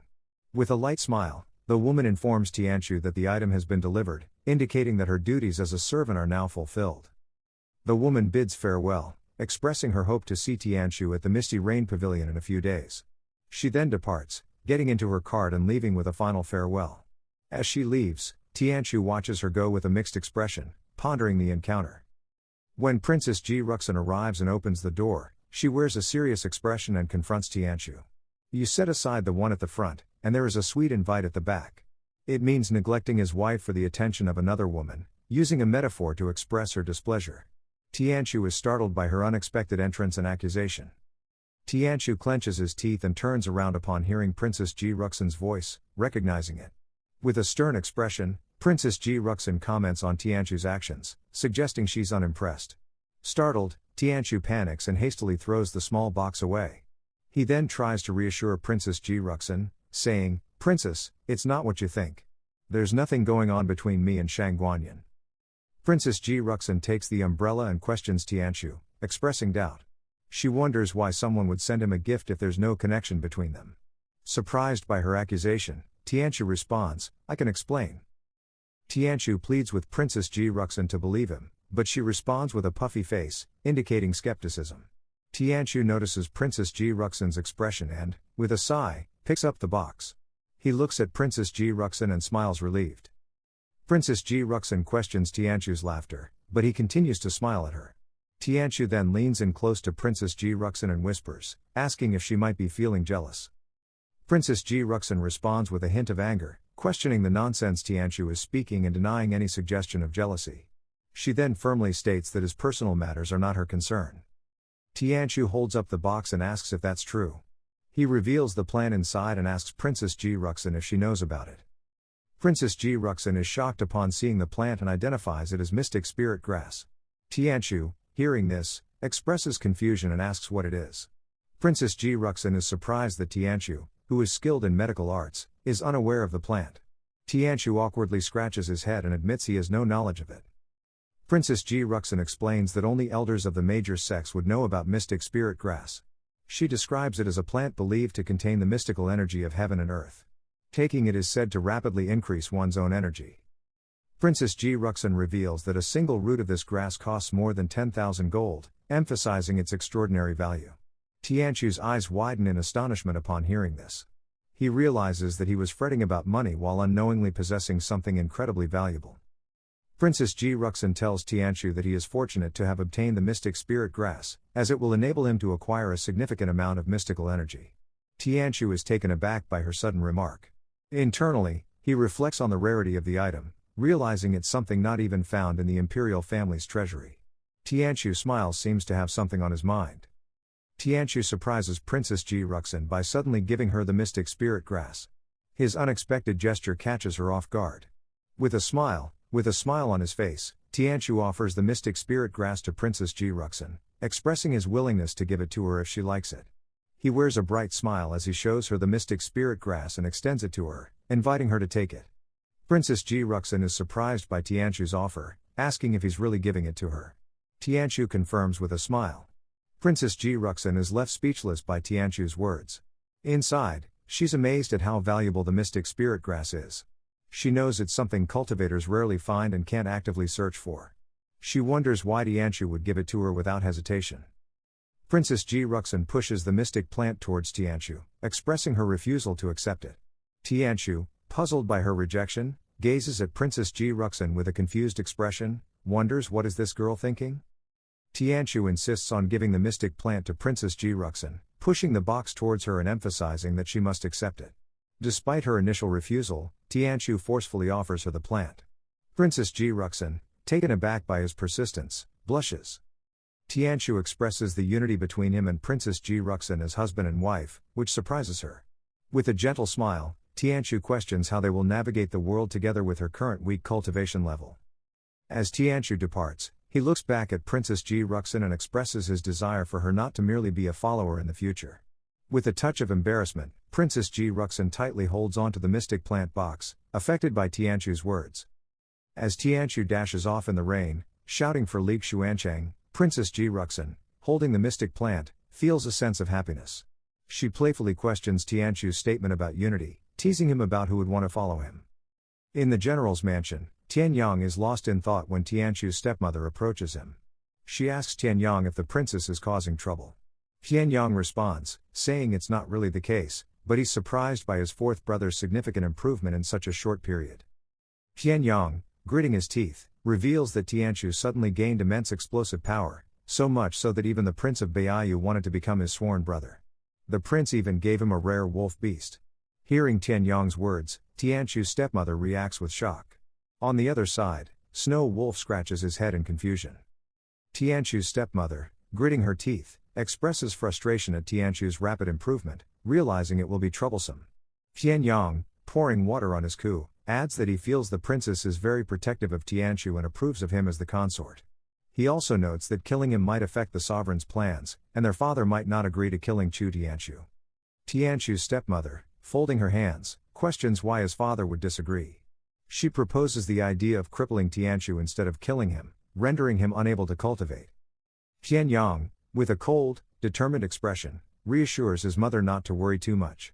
He mentions that his master has provided him with a powerful defensive talisman. However, he acknowledges that it's not wise to take action at the prince's mansion, so he plans to wait for Tianchu to come out and then find a solution. Tianchu's stepmother, addressing Tianyang, acknowledges their limited options. She mentions receiving an invitation from the Misty Rain Pavilion and suggests that they all attend the party there in a few days.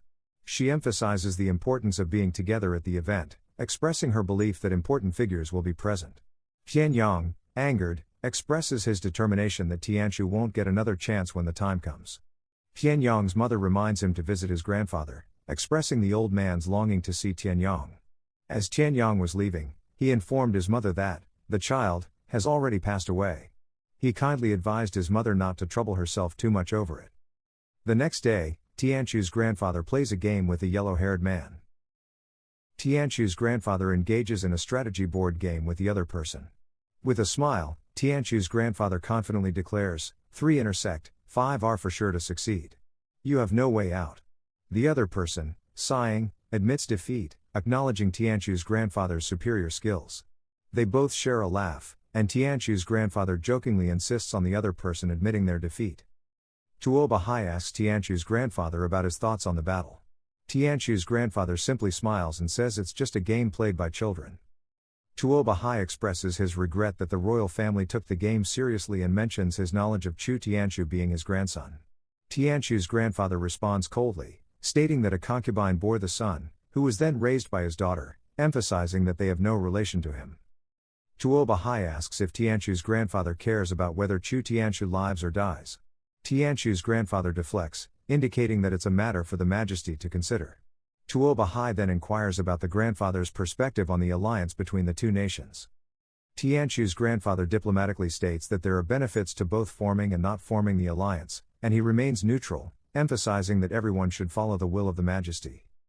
Tuo Bahai informs that now the prince has returned to Baiyu, and the matters regarding the alliance have been entrusted to the National Division. He mentions that according to the Queen's wishes, if the prince cannot marry the princess, then the alliance cannot proceed. Tuo Bahai acknowledges that since the prince has voluntarily withdrawn, it would be inconvenient to raise the issue of marriage again. However, he mentions that the Queen still wants him to convey a message to the Great Reverend. Tianchu's grandfather inquires about the message. Tuo Bahai relays that the Queen asked if the Great Reverend still remembers his past ambitions. Tianchu's grandfather wonders about the Queen's intentions behind this question. Tuo Bahai, with a cunning expression, reveals that the Queen offers assistance in realizing Tianchu's grandfather's ambitions. With the Murong family's current power and his talent, Tuo Bahai suggests that seizing this opportunity to gain status, land, and become a ruler wouldn't be difficult with proper planning. Tuo Bahai also mentions that he can disclose some news to Tianchu's grandfather: the southern Chen will soon move north. Surprised by this revelation, Tianchu's grandfather responds, expressing disbelief, to which Tuo Bahai reaffirms the information. An old servant approaches Tianchu's grandfather with a bow, informing him that young Master Tianyang is here to see him. Tianchu's grandfather acknowledges this and agrees to meet Tianyang. Then, he turns to Tuo Bahai and expresses that if Tuo Bahai wants his support, he needs to demonstrate sincerity first. Curious, Tuo Bahai asks what kind of sincerity is required. Tianchu's grandfather responds coldly, stating that Chu Tianchu should be killed.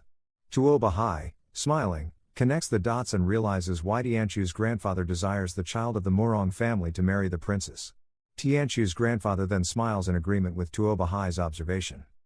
Tianyang approaches his grandfather and greets him. His grandfather, with a smile, holds Tianyang's shoulders affectionately, expressing happiness that his grandson has returned. He invites Tianyang to come closer so he can see him properly. Tianyang's grandfather gestures towards Tuo Bahai and introduces him to Tianyang, stating that Tuo Bahai is the young imperial advisor of Baiyu. Tianyang gazes at Tuo Bahai without speaking. Tianyang bows respectfully and greets Tuo Bahai. Tuo Bahai compliments Tianyang, remarking on his youth, promise, good manners, and appearance, and Tianyang modestly responds. Tuo Bahai observes Tianyang and realizes that he is the one Murong Fu wants to support. Tuo Bahai stands up and agrees to Tianchu grandfather's conditions. He promises to resolve the matter within 7 days and expects Tianchu grandfather to keep his promise as well. Tianchu grandfather assures him and instructs someone to see off the young imperial advisor. As Tuo Bahai leaves, an old man guides him, while Tianyang and his grandfather watch. Tianyang asks his grandfather what he wants from the advisor of Baiyu.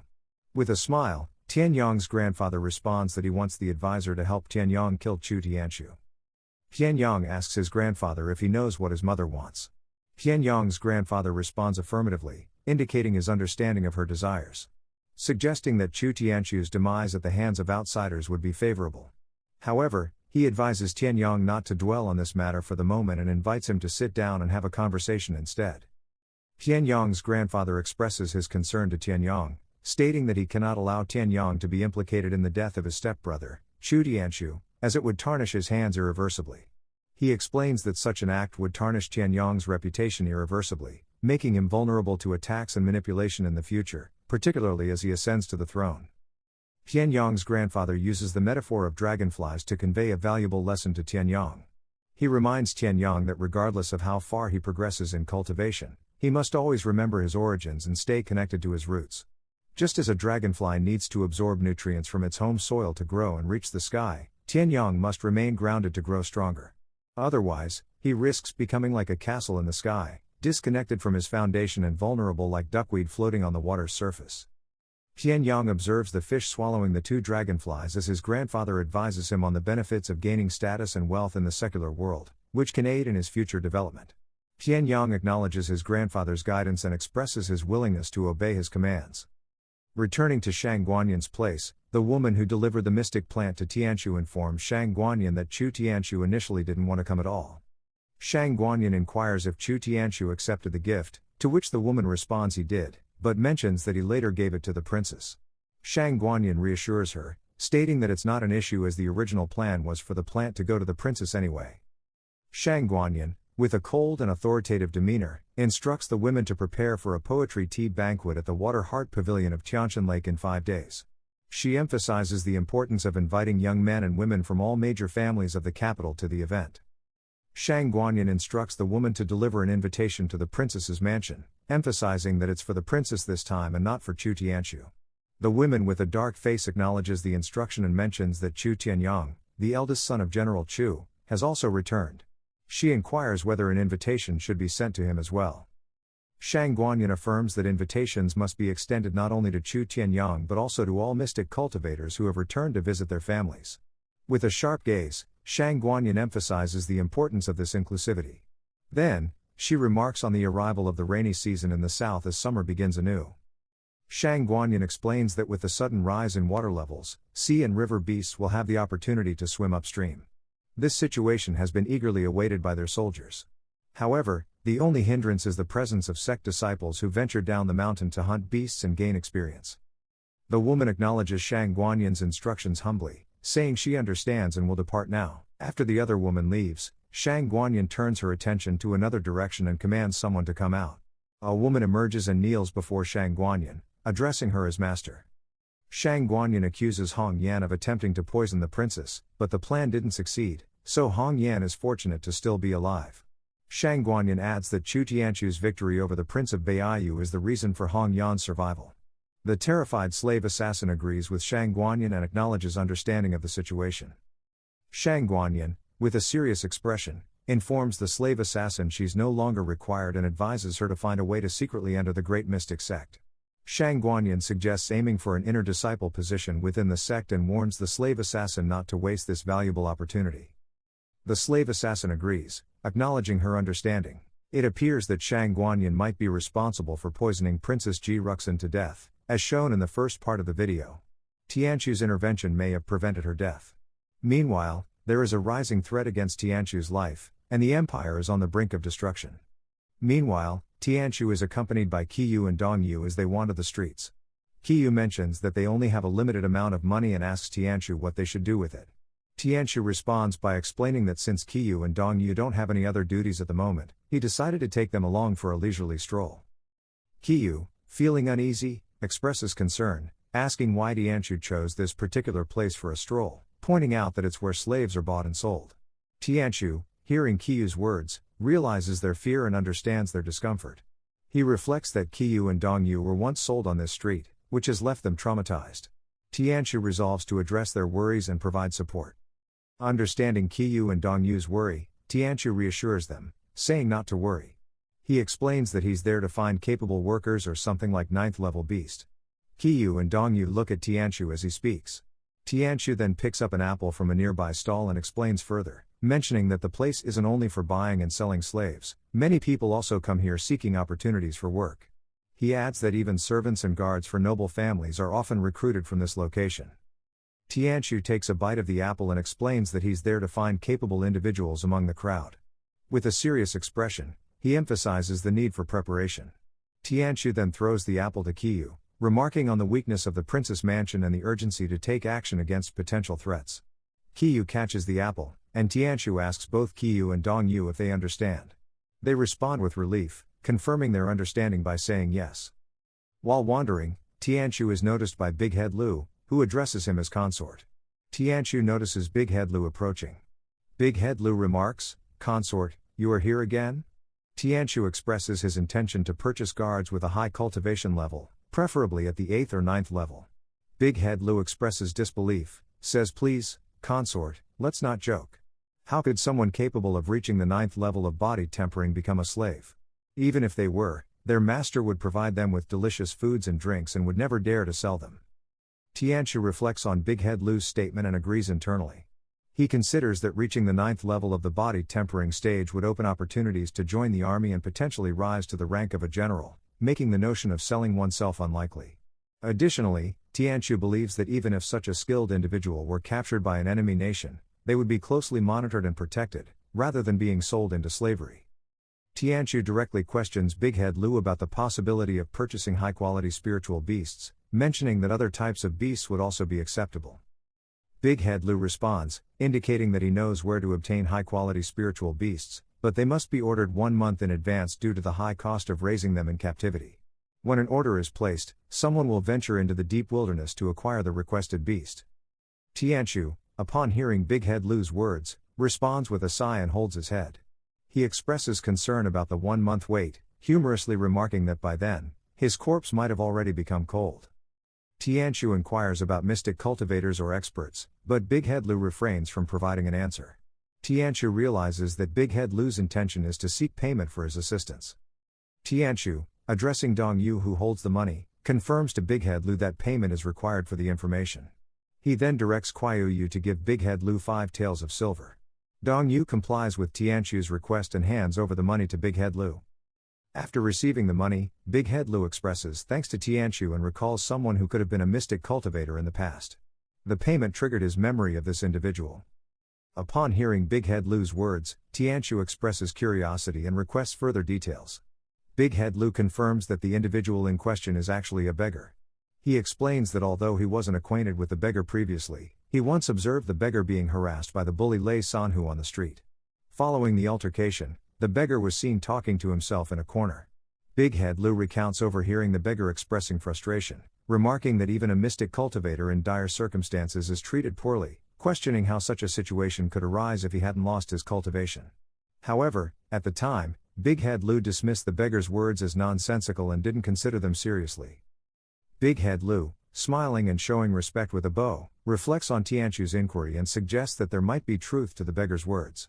He then offers to Tianqiu that they investigate the situation together, noting that as consort, Tianqiu might have the ability to handle the situation if it proves to be true. Tianqiu listens attentively to Big Head Lu's proposal. Tianqiu closes his eyes and instructs Big Head Lu to lead the way. Tianqiu and his twin maids follow behind Big Head Lu in silence as he guides them. Along the way, Big Head Lu points out the direction, indicating to Tianqiu that their destination is ahead. Despite this, Tianqiu continues to walk silently. As Tianqiu moves along, he suddenly hears a commanding voice urging violence, instructing the attackers to beat the man to death. Reacting to the voice, Tianqiu looks in the direction of the sound and observes a group of people assaulting a man.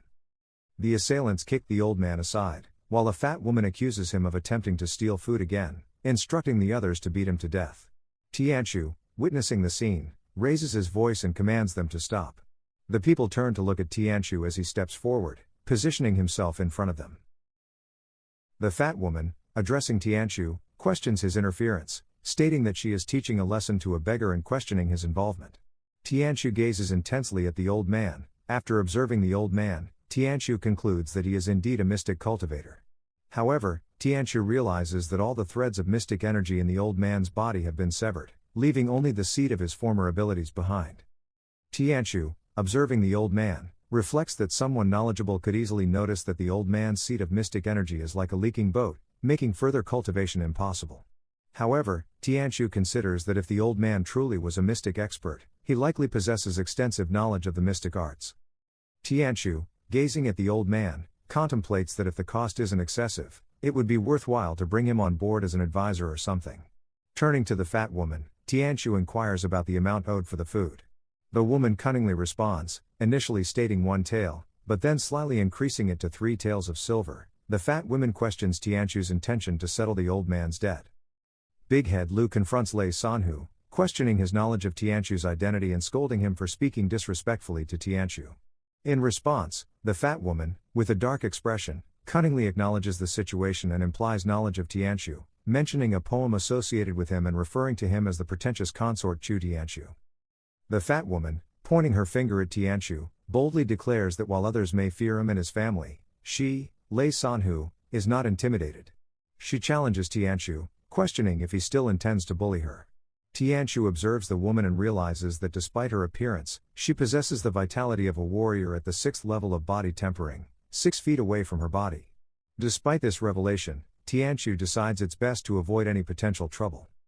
Tianqiu smiles politely and assures the fat woman that he wouldn't dare to bully her. He accepts her demand for 3 taels of silver without protest and instructs Dongyu to give her the money.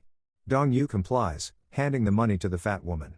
As she leaves, the fat woman looks back and sarcastically remarks to the old man that he's fortunate today, as the useless Chu has extended a helping hand. The fat woman issues a warning to the old man, threatening to break his legs if he repeats his actions in the future.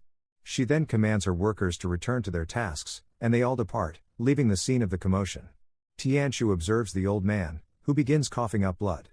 Concerned, Tianqiu asks if the old man is all right.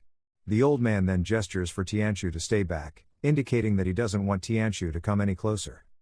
The old man, covering his mouth, expresses gratitude to Tianqiu for saving him. He explains that he is penniless and has no means to repay Tianqiu. He fears that he will disappoint Tianqiu due to his inability to reciprocate the kindness. Tianqiu smiles warmly and introduces himself as Chu Tianqiu, emphasizing his principles of kindness, respect for the elderly, and protection of the vulnerable. He expresses his discomfort at witnessing the old man being bullied. After hearing Tianqiu's words, the old man remains silent for a moment and expresses gratitude to Tianqiu. Tianqiu scratches his cheek and internally reflects, acknowledging the old man's respectful tone but noticing the indifference in his expression. He wonders if this reaction is a consequence of his reputation as a playboy. Tianqiu places his hand on the old man's shoulder and expresses his commitment to helping people wholeheartedly, not just momentarily. He suggests treating the old man to another generous meal that day as a gesture of his ongoing support and care. The old man looks at Tianqiu with confusion and questions the meaning behind his actions. Tianqiu smiles and asks if he can't simply treat the elderly to a meal. However, the old man rejects Tianqiu's touch on his shoulder, causing Tianqiu's expression to darken. The old man explains that he cannot afford to dine at the Chu family's meal and decides to leave if there is nothing. Tianqiu observes the old man's reaction and senses that there may be an underlying implication or story behind his refusal. Tianqiu grabs the old man's hand and stops him, expressing his determination. With a confident face, Tianqiu proposes that the meal be considered as a gesture of courtesy from the Chu family to the old man, and after the meal, they will be even. He asks if the old man agrees to this arrangement. They then proceed to wander around, and the old man selects a restaurant for their meal. The old man, after selecting a restaurant, remarks that the palace they're standing in front of seems the most suitable after their walk around. Tianqiu agrees and suggests they go inside.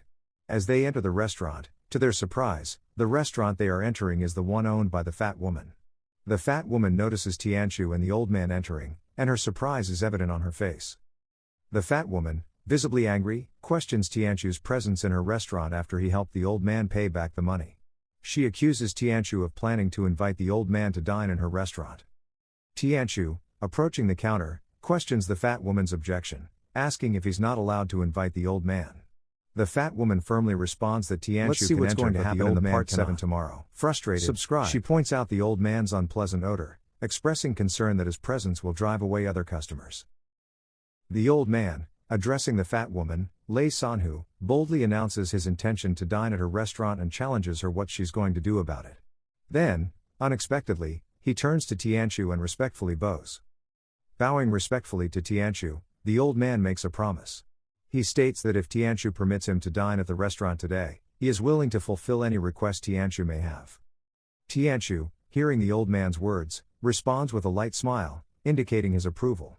He then takes out a gold coin and places it in front of the fat woman as payment for dining there in advance. Upon seeing the gold coin, the fat woman's eyes widen, unable to resist the temptation of the money. She quickly takes the money from Tianqiu. Accepting the money with a smile, the fat woman compliments Tianqiu's generosity and guarantees exclusive service for him at Li Xuancheng's restaurant. She then invites Tianqiu to make any requests, assuring him that she, Li Xuancheng, will fulfill them all. Hearing her words, Tianqiu, smiling, reflects on the swift change in attitude, noting how money can influence people's behavior. Tianqiu observes the old man and ponders whether he, too, might be narrow-minded, considering his frequent visits to the fat woman's restaurant. Then, addressing the fat woman, Tianqiu agrees to her proposal but makes a cheeky request, suggesting she remove her clothes if she is truly willing to fulfill his requests. Upon hearing Tianqiu's words, the fat woman is taken aback. Blushing and visibly surprised, she wonders if Tianqiu has developed feelings for her. In response, she suggests the possibility of going upstairs if Tianqiu truly desires her. Tianqiu, upon hearing the fat woman's suggestion, is taken aback, imagining himself vomiting at the thought. He questions how she could have such unreasonable delusions about herself and wonders if he appears desperate. With a pale face, Tianqiu firmly instructs her to stop and demands that she undress to clothe the old man. Upon hearing Tianqiu's words, the fat woman is dumbfounded. Fueled by anger, she yells loudly, accusing Tianqiu of playing tricks on her and instructs him to simply eat if that's why he's here. Tianqiu looks for the old man beside him, but is surprised to find him leave the counter and ascending the stairs to the upper floor. As the old man climbs, he glances back at the fat woman and compliments her business acumen. Later, Tianqiu and the old man share a meal together. During their dining, the old man brings up Tianqiu's repeated attempts to approach him, questioning the purpose behind Tianqiu's actions. Tianqiu expresses curiosity about whether the old man was once a mystic expert. Pouring tea, the old man asks if Tianqiu's father ever mentioned him. Surprised, Tianqiu asks if the old man knew his father. The old man confirms his familiarity with Tianqiu's father. Tianqiu then asks the old man to share what he knows about their connection and what happened between them. The old man, while sipping his tea, assumes that Tianqiu visited him with a specific intention related to his past. He questions whether Tianqiu knows about his history and what happened to him in the past. Tianqiu responds with a smile, clarifying that there has been a misunderstanding. He explains that he learned about the old man from Lu Daji, and his visit was merely out of curiosity to meet him in person. The old man, upon hearing Tianqiu's words, calmly places his teacup on the table and says, "Is that so?" Bowing respectfully, the old man introduces himself as Li Xuancheng, a former mystic expert specializing in weapon refining. He states that there's no need to inquire about his origin. Tianqiu then suggests that Li Xuancheng might have suffered severe injuries, leading to the loss of his cultivation abilities. The old man, picking the food with his chopsticks, confirms that his meridians were severed and cannot be repaired. Holding the food, he warns Tianqiu that if there's anything the consort wants from him, he also reminds Tianqiu to be cautious. The old man looks at Tianqiu with a sharp gaze and urges him to speak directly if there's anything on his mind. Tianqiu calmly closes his eyes and listens to the old man's words. Then, Tianqiu looks at the old man and addresses him as Elder Lu. He asks Elder Lu if he would follow him if Tianqiu claimed to have confidence in healing him. After finishing his meal, the old man places the chopsticks on the bowl and addresses Tianqiu. He expresses that Tianqiu shouldn't mock him, as he knows his body well. He explains that only a useless seed remains in his body, constantly losing mystic energy. Old man looking directly at Tianqiu, he reveals that all his mystic threads are broken, rendering him unable to use mystic arts. He concludes by stating that there's no point in keeping a mystic expert like him around. Tianqiu takes a sip of tea and lightly smirks as he poses a hypothetical question to the old man. He asks what the old man would think if Tianqiu's claim were indeed true. Tianqiu then gazes at the old man and asks if he would consider follow him if he could successfully heal him. In response, the old man bows and expresses that if Tianqiu's words hold true, he, Li Xuancheng, would serve Tianqiu for the rest of his life, at Tianqiu's command. Tianqiu stands up and expresses his satisfaction with the old man's words. He then instructs the old man to take a bath and change his clothes once he's finished eating. Tianqiu invites the old man to accompany him to the prince's mansion later on. The old man, following Tianqiu, expresses his gratitude for the help but also asserts his independence. He decides that if his mystic energy cannot be restored, he will leave on his own terms. Tianqiu acknowledges his decision with understanding. Tianqiu turns to the old man and tells him that he will wait outside for him to finish changing, before they head out together. Outside, Tianqiu waits with his twin maids, and surprisingly, the fat woman is also there. After changing his clothes and coming out of the changing room, the old man apologizes for making Tianqiu wait. Hearing the old man's voice, Tianqiu and the fat woman turn to look at him. The fat woman, noticing the old man's charisma, blushes and expresses her surprise. She comments that she didn't expect him to look so different from before and even compliments his appearance, noting that he looks better and younger than before. The fat woman circles around the old man, expressing confusion about why he resorted to begging when he could have presented himself like this. She muses that she might have offered him a position in the restaurant, if he had dressed like this earlier. The old man, bowing respectfully to the fat woman, thanks her for her concern and promises to repay her kindness if he prospers in the future. The fat woman reassures the old man, expressing that she doesn't mind his repay and only hopes he doesn't hold any resentment towards her. She jokingly adds that if he becomes wealthy in the future, he should remember to frequent her restaurant more often. The old man agrees wholeheartedly. Tianchu, observing the interaction from behind, finds the sudden change in attitude peculiar. Tianchu scratches his cheek, pondering why he senses flirtatious vibes between the old man and the fat woman. With a pale face, he decides to leave the old man's care to his twin maids, Kuai Uyu and Dong Yu, and heads off to find Lu Daji. He hopes to gather information about other mystic experts. Tianchu leaves the scene, and Big Head Lu engages in a conversation with someone on the street. He appears shocked upon learning that the person in question has been absent for 2 days. Big Head Lu then asks if the person's whereabouts are known, but the other person, despite bowing, seems to have no information. This leaves Big Head Lu puzzled as he expresses his surprise at the lack of knowledge. Tianchu approaches Big Head Lu and questions why he's shouting. In response, Big Head Lu informs Tianchu that Hu Yanju is no longer present. Tianchu reacts sharply upon hearing the name Hu Yanju, expressing surprise. Big Head Lu reveals that recently, a drunkard unexpectedly returned to Market Street, and coincidentally, this individual fits the consort's requirements. Big Head Lu informs Tianchu that the drunkard was reputedly an expert in the past, achieving the peak 9th level of body tempering and cultivation, and even had experience as a general. Big Head Lu explains that he doesn't know what happened to the drunkard afterward, but he lost his position, was demoted to a commoner, his family fell into ruin, and he became self-indulgent and useless. Big Head Lu reveals that he heard Hu Yanju was once a wandering worker in the area, indicating that he is the individual they are currently searching for. Hearing Big Head Lu's words, Tianchu reflects deeply on the name Hu Yanju. He recalls that it sounds familiar, perhaps mentioned by his mother during a conversation. He vaguely remembers her referring to Hu Yanju as a negative example from a military general family, meant to serve as a cautionary tale. 3 years ago, Hu Yanju held the position of a general overseeing the southern border. However, due to attacks by monsters and an invasion by Chen troops, he not only lost control of the city but also sustained severe injuries. Despite the successful evacuation of the city's residents, his failure led to his dismissal by the Imperial court and his demotion to the status of a commoner. Tianchu contemplates that individuals like Hu Yanju often harbor resentment towards the Imperial court, and as a consort, he might be on Hu Yanju's blacklist. Persuading him could be challenging. As Tianchu ponders these thoughts, a loud crash interrupts his contemplation. A man is thrown through a nearby wall, indicating he was likely under attack. The man falls from an upper floor, landing in front of Tianchu. Surprised by the sudden turn of events, Tianchu wonders if there is a fight occurring in the market. The man falls to the ground and experiences intense pain in his back. Meanwhile, a young man positioned on an upper floor finds the situation amusing and laughs at the fallen man. Addressing the fallen man, identified as Hu Yanju, the young man suggests that if Hu Yanju agrees to sell the house immediately, there may be a chance of leniency or mercy shown towards him. The young man displays arrogance by threatening to break the Hu Yanju legs if he doesn't agree to the deal.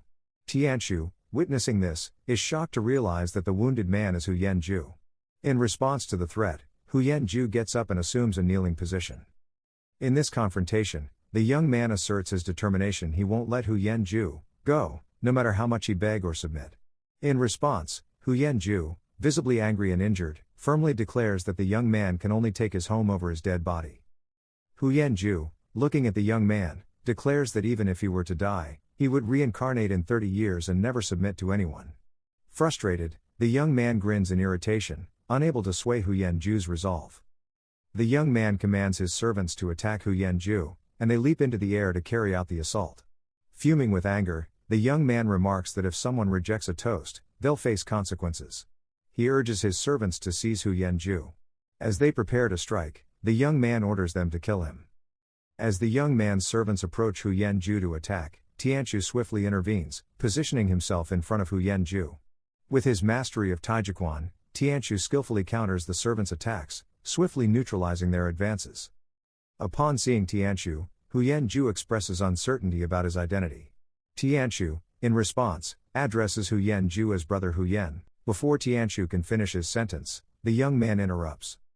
Identifying Tianchu as consort Chu Tianchu, prompting Tianchu to turn and face him. Angered, the young man rushes towards Tianchu, accusing him of living in a luxurious princess mansion and questioning why he's present. The young man suggests that Tianchu might be attempting to interfere with the situation, leading to his aggressive attack. As the young man launches his attack at Tianchu, Tianchu skillfully predicts his movements and swiftly dodges out of harm's way. However, due to the sudden movement, Hu Yanju, who is positioned behind Tianchu, gets accidentally scratched on the cheek by the young man's attack. This causes Hu Yanju to grimace in pain as he bears the injury, yet he maintains a defiant grin through his discomfort. Tianchu gazes seriously at the young man and questions his audacity to behave so boldly and arrogantly in broad daylight and in the presence of the emperor's domain. The young man, undeterred, laughs and gathers strength in his hand, preparing for another attack on Tianchu. The young man questions whether Tianchu sees himself as a legitimate consort in the emperor's domain. The young man launches a palm strike at Tianchu, accompanied by mocking words questioning Tianchu's reputation. Stating who in all of Qin doesn't know that Tianchu is worthless. Tianchu swiftly defends himself with his body. The young man continues taunting Tianchu, suggesting that Tianchu may believe himself to be a skilled fighter just because he defeated the Prince of Baiyu. The young man launches another attack at Tianchu, while questioning Tianchu's qualifications to confront him. Tianchu swiftly blocks the attack with his bare hands, showing his skill and resolve in the face of the young man's aggression. Tianchu fixed a serious gaze on the young man as he reiterated his command to stop. Expressing frustration at the young man's lack of compliance, Tianchu seized the young man's arm with one hand while preparing to strike with the other. Tianchu strikes the young man's stomach with a powerful palm blow, sending him flying through the air. The impact of the landing causes the ground to explode upon contact. As the young man hits the ground hard, he is covered in debris, making it difficult for him to move. The young man, covered in debris, confronts Tianchu defiantly. Tianchu meets his gaze and questions whether he is now willing to stop. In response, the young man, filled with anger, shouts Tianchu's name and accuses him of meddling in affairs that don't concern him. He challenges Tianchu's knowledge of who he is and dares him to inquire about the affairs of the great general of Zhen's family. Tianchu, folding his hands calmly, says Great General of Zhen. With a serious expression, Tianchu internally recalls information about the great general Wu Yulun. He acknowledges Wu's significant influence and power as the commander of 50,000 Imperial guards in the capital of Qin, Western Qin. Tianchu perceives Wu as a valuable ally, considering his stature compared to a mere mystic cultivator general, believing that aligning with Wu could earn him the trust of the emperor. Tianchu reflects on the significant advantage of General Wu Yulun's command of 50,000 guards. He sees them as a formidable force akin to a stabilizing presence, crucial for maintaining balance and safeguarding the capital of Qin. The young man, glaring at Tianchu, clenches his teeth and warns him to leave if he wants to avoid making enemies. He then points his finger at Hu Yanju and accuses him of offending his uncle, stating that he's merely assisting his uncle in seeking revenge today. The young man threatens Tianchu not to interfere, or else he'll have to deal with him as well. Tianchu, hearing the young man's words, meets his serious gaze with a mocking tone, asking what would happen if he refuses. In response, the young man, also with a serious expression and gritted teeth, warns Tianchu that refusing could lead to Tianchu death. Tianchu maintains an expressionless face as he issues a warning to the young man, stating that if he doesn't leave after counting to 3, he'll resort to break his legs first. Angered, the young man grits his teeth and challenges Tianchu, daring him to wait there if he truly has the courage. As he leaves, he points a finger at Tianchu, threatening to find someone else to deal with him. Hu Yanju, bowing respectfully, expresses gratitude to the young hero for rescuing him. Tianchu, turning to Hu Yanju with a chuckle, acknowledges the title young hero. Indeed good. Hu Yanju laughs as well, praising the young hero for Tianchu's actions. Despite expressing regret over his current situation and lack of resources, Hu Yanju offers to repay the young hero with a favor, asking if that would be acceptable. Tianchu, observing Hu Yanju, reflects on how Hu Yanju treated him not as a consort or a member of the general's mansion, but as an individual. Addressing Hu Yanju, Tianchu asks if seeking repayment would offend others, as he wants to understand why someone is causing trouble for Hu Yanju before intervening further. Hu Yanju's expression shifts after hearing Tianchu's words, and he responds seriously, acknowledging that he is in trouble because he offended Wu Yulun. Tianchu, upon hearing this, questions whether Hu Yanju's current circumstances are solely the result of actions by the emperor or if he was framed. Tianchu also inquires if Hu Yanju has ever considered seeking revenge for what has happened to him. Hu Yanju addresses Tianchu as little brother and expresses disbelief, acknowledging Tianchu's position as the consort and young master of a general's household. He underscores the importance of Wu Yulun's status by stating that even Tianchu's father must greet him with respect when he see him. Upon hearing Hu Yanju's statement, Tianchu gestures towards him and responds, indicating that he too has received recognition from the emperor in the form of a title and land. Hu Yanju, while dusting his cloth and smiling, comments to Tianchu that despite his well-known story, as a consort, he should understand the chaotic and intricate state of the imperial city. He predicts that once various factions begin to act, Tianchu will likely be expelled from the prince's mansion, suggesting that titles hold little significance. Hearing Hu Yanju's words, Tianchu internally questions why he seems to be cursing him. As Hu Yanju begins to leave, Tianchu, folding his hands, inquires if there are plans to demolish his house. Hu Yanju, while leaving, dismisses Tianchu's concern, stating that it doesn't involve him, and suggests that Tianchu can depart if there is nothing else to discuss. With that, Hu Yanju enters his house and slams the door shut behind him. Tianchu playfully opens the door and peeks inside, apologizing for the intrusion with a hint of mischief upon noticing the door wasn't closed. Despite feeling annoyed, Hu Yanju remains silent. Hu Yanju asks as he looks at Tianchu what he wants. Tianchu, pointing his finger confidently at Hu Yanju, expresses his desire. He wants Hu Yanju to become his personal guard and protect the prince's mansion. Tianchu acknowledges Hu Yanju's past achievements, mentioning that he was once at the peak of the 9th stage and commanded an army as a general. Tianchu expresses his desire for Hu Yanju to command soldiers in his land and protect it in the future. However, Hu Yanju, looking at his home, dismisses Tianchu's suggestion, stating that it's all in the past. Tianchu confidently proposes a trade-off, suggesting that in exchange for Hu Yanju accepting his offer to command soldiers and protect his land, Tianchu will heal Hu Yanju's injuries and assist him in swiftly regaining his peak strength. This would enable Hu Yanju to seek revenge on the individual who framed him. With a mixed expression, Hu Yanju reflects on his experiences, acknowledging the depths of despair after a significant fall. He questions why he should fear malicious individuals if he can continue cultivating and growing stronger. Additionally, he wonders why he would want to be separated from his wife and children. Hu Yanju, eyeing Tianchu skeptically, questions the possibility of restoring his strength. Tianchu, exuding confidence, boasts that he can indeed heal Hu Yanju immediately. He offers to demonstrate his prowess, assuring Hu Yanju that if the healing fails, he will leave instantly.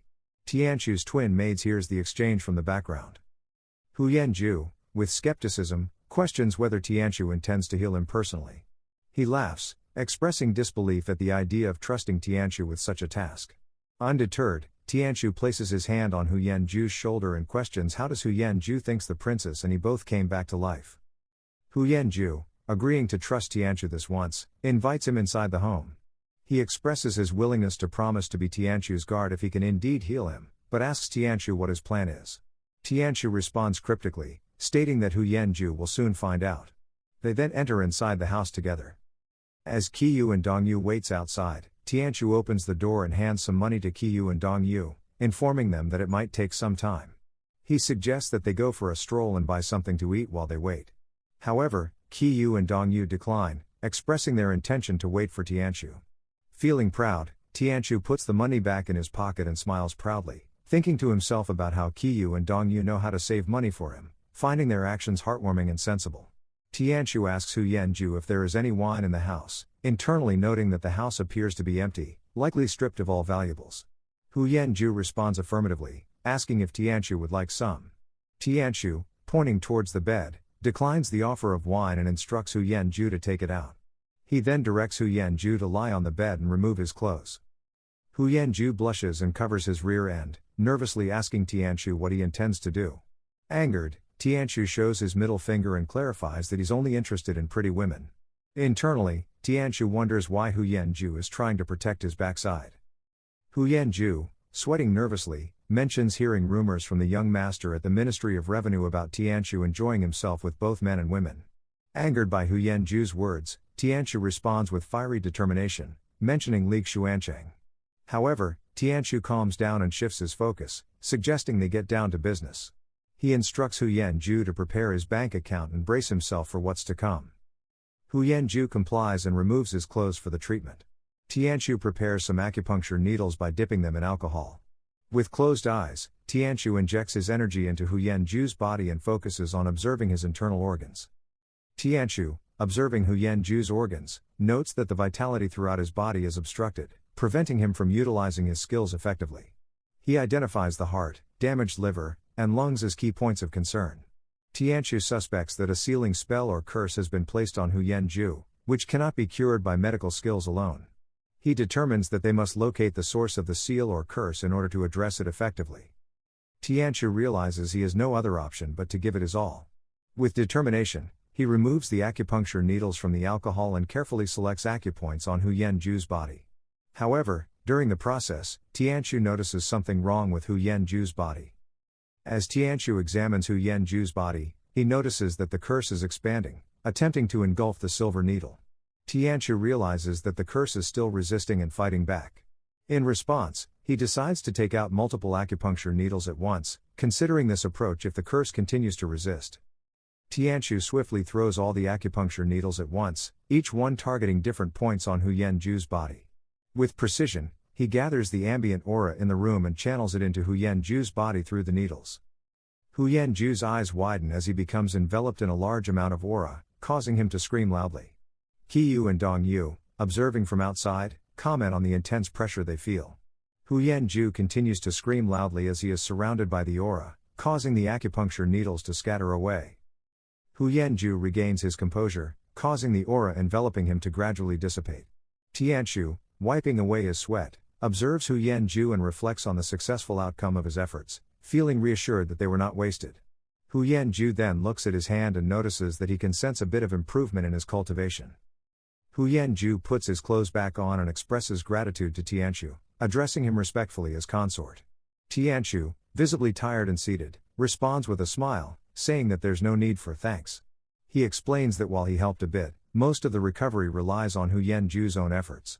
Tianqiu also mentions that with his techniques he can't cure his heart. Hu Yanju assures Tianqiu that there's no need for him to be modest. Even though only half of his strength has returned, Hu Yanju feels it's enough.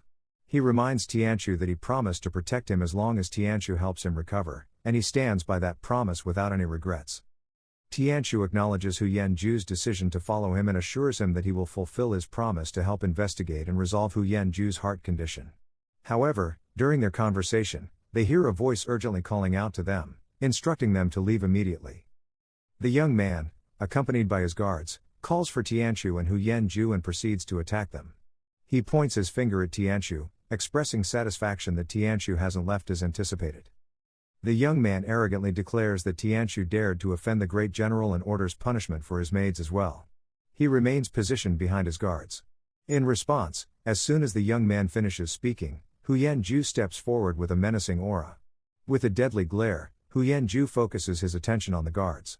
Swiftly, he delivers powerful punches to the two guards standing in front of the young man, sending them flying with just one blow each. Hu Yanju extends his hand, which emanates an aura, towards Tianqiu. Confused by the aura-contained hand, Tianqiu is unsure of Hu Yanju's intentions. Meanwhile, Hu Yanju's aura connects with a spear inside his house. Suddenly, the spear is completely enveloped in Hu Yanju's aura and swiftly shoots out of the house with incredible speed. As the spear whizzes past Tianqiu's head, he realizes that any slight movement on his part would result in the spear piercing his head. Shocked by the close encounter, Tianqiu's eyes widen with disbelief. Hu Yanju skillfully catches the spear in his hands just as the guards rush towards him to attack. Tianqiu observes Hu Yanju's swift action and is impressed by his skill, reflecting internally on Hu Yanju's abilities, noting, "Big brother, you have such skills, what a scare." With the spear in hand, Hu Yanju unleashes a rampage against the guards, swiftly dealing with them and sending them flying in various directions around his house. As the blood from the guard splashes onto the young man's face, he witnesses a sudden transformation in Hu Yanju's strength, leaving him shocked. In disbelief, the young man internally questions how someone he considered weak could become so powerful. Meanwhile, Hu Yanju, surrounded by an aura, addresses Yue Qingshan, offering him a chance to escape unharmed, stating that it's not too late for him to flee as Hu Yanju is willing to spare him. Enraged by Hu Yanju's words, Yue Qingshan responds with anger, calling him arrogant. He then commands his remaining guards to attack Hu Yanju, instructing them to confront him together and defeat him. The guards, filled with rage, glare at Hu Yanju and clench their teeth in anger as they prepare to carry out Yue Qingshan's orders. Hu Yanju sighs at Yue Qingshan's arrogance before taking action. He begins infusing his aura into the spear, gradually increasing its intensity until a large amount of aura envelops them both. As the aura reaches its peak, an imaginary golden aura statue materializes, mirroring Hu Yanju's appearance. With a swift slash from the statue, it strikes Yue Qingshan and his guards, swiftly incapacitating them. After Hu Yanju sells his house and receives payment for it, Hu Yanju, along with Tianchu and his twin maids, sets off for the princess's mansion. Along the way, Tianchu expresses surprise at the low selling price of the house, questioning Hu Yanju's decision. He remarks that even in the inner city, where houses hold great value, the dilapidated nature of the house should have fetched a higher price. Tianchu suggests that even if the price were 3,000 taels, someone would likely have purchased it. Hu Yanju, gazing at the money pocket with a tinge of sadness, reflects that his home was lost long ago when the city was destroyed. He acknowledges that as long as he follows Tianchu, he doesn't have to worry about basic necessities like food and drink, so the amount of money he has is meaningless. He declares his unwavering commitment to follow Tianchu wherever he goes. Tianchu, observing Hu Yanju's determination, asks he has no regrets about his decision. Hu Yanju smiles at Tianchu and expresses that he has no regrets. He acknowledges that without Tianchu's support and care, he would likely be working as a common laborer in the market. Tianchu, upon hearing Hu Yanju's words, laughs heartily and stretches his back, jokingly remarking that it would be humiliating to see a general working part-time jobs. He then adds that he also found a treasure in Hu Yanju. With smiles on their faces, they both leave the place, followed by Tianchu's twin maids, Qiyu and Dongyu, who walk behind them. In the evening at the princess mansion, Princess Ji Ruxin sits alone at the dining table, enjoying her meal. Tianchu joins her, remarking that he has been busy all day and is finally taking a break. As he glances at the dining table, he notices an invitation beside Princess Ji Ruxin, adorned with a red ribbon. Curious, Tianchu reaches for the invitation, wondering aloud who sent it. He opens the letter, saying, "Let's see what it is." As Tianchu reviews the invitation, he reads aloud the details. In 5 days, enjoy tea and scenery at the Water Heart Pavilion. Internally, Tianchu reflects on the signature, recognizing it as Shang Guanyin. Tianchu scratches his cheek, feeling puzzled by why Shang Guanyin is involved again. He wonders why he keeps encountering her lately. After throwing the invitation away, he asks Princess Ji Ruxin when it arrived. She says it came in the afternoon. Tianchu, looking serious, takes a seat and asks Princess Ji Ruxin if she will go to the event mentioned in the invitation. Princess Ji Ruxin responds confidently, expressing her intent to attend the event and her curiosity about Shang Guanyin's intentions. However, Tianchu expresses concern about the current safety risks of going out and suggests that they reconsider attending the event. Princess Ji Ruxin responds with a cold demeanor, dismissing Tianchu's concerns by stating that they are in the Imperial city and have nothing to fear. She suggests bringing more people along if necessary. Tianchu questions her assurance, to which Princess Ji Ruxin responds sharply, urging him to focus on eating instead of dwelling on unnecessary worries. Tianchu responds with a slight smirk, decides to accompany Princess Ji Ruxin, since she expressed a desire to attend. He then inquires about cultivation books, to which Princess Ji Ruxin replies that she doesn't have any. However, she offers to arrange for someone from the palace to assist him if needed. Tianchu smiles and expresses his intentions to explore cultivation books, particularly focusing on alchemy, weapon refining, and techniques like beast controlling. Upon hearing Tianchu's words, Princess Ji Ruxin stares intently at him. Tianchu notices Princess Ji Ruxin's gaze and asks her why she's looking at him like that. Taken aback by his question, Princess Ji Ruxin responds calmly, saying that it's nothing. Princess Ji Ruxin, observing Tianchu's expression while he eats, she then explains that she's surprised because she didn't expect him to be so seriously interested in books, especially with such a wide range of topics. After finishing his meal, Tianchu places his bowl on the table and inquires about the guards at the princess mansion. Princess Ji Ruxin, standing up, responds by explaining that the primary duty of the royal guards is to protect the palace, so it's not feasible for them to remain at the mansion indefinitely. She reveals that her father has already decided to call them back in a few days. With a confident expression, Tianchu reassures Princess Ji Ruxin, saying, "We already have a big bad wolf with us, what are we afraid of?" Perplexed, Princess Ji Ruxin asks about the reference to a big bad wolf. Tianchu clarifies, pointing out the wolf beast next to her, explaining that with it present, ordinary assassins wouldn't be able to enter the mansion. Tianchu's tone turns cold as he remarks that even with a large number of people, it would be futile if a highly skilled assassin managed to infiltrate the premises due to their advanced cultivation level. While continuing to chew his food, He suggests that if Princess Ji Ruxin is concerned about her safety, they could live together.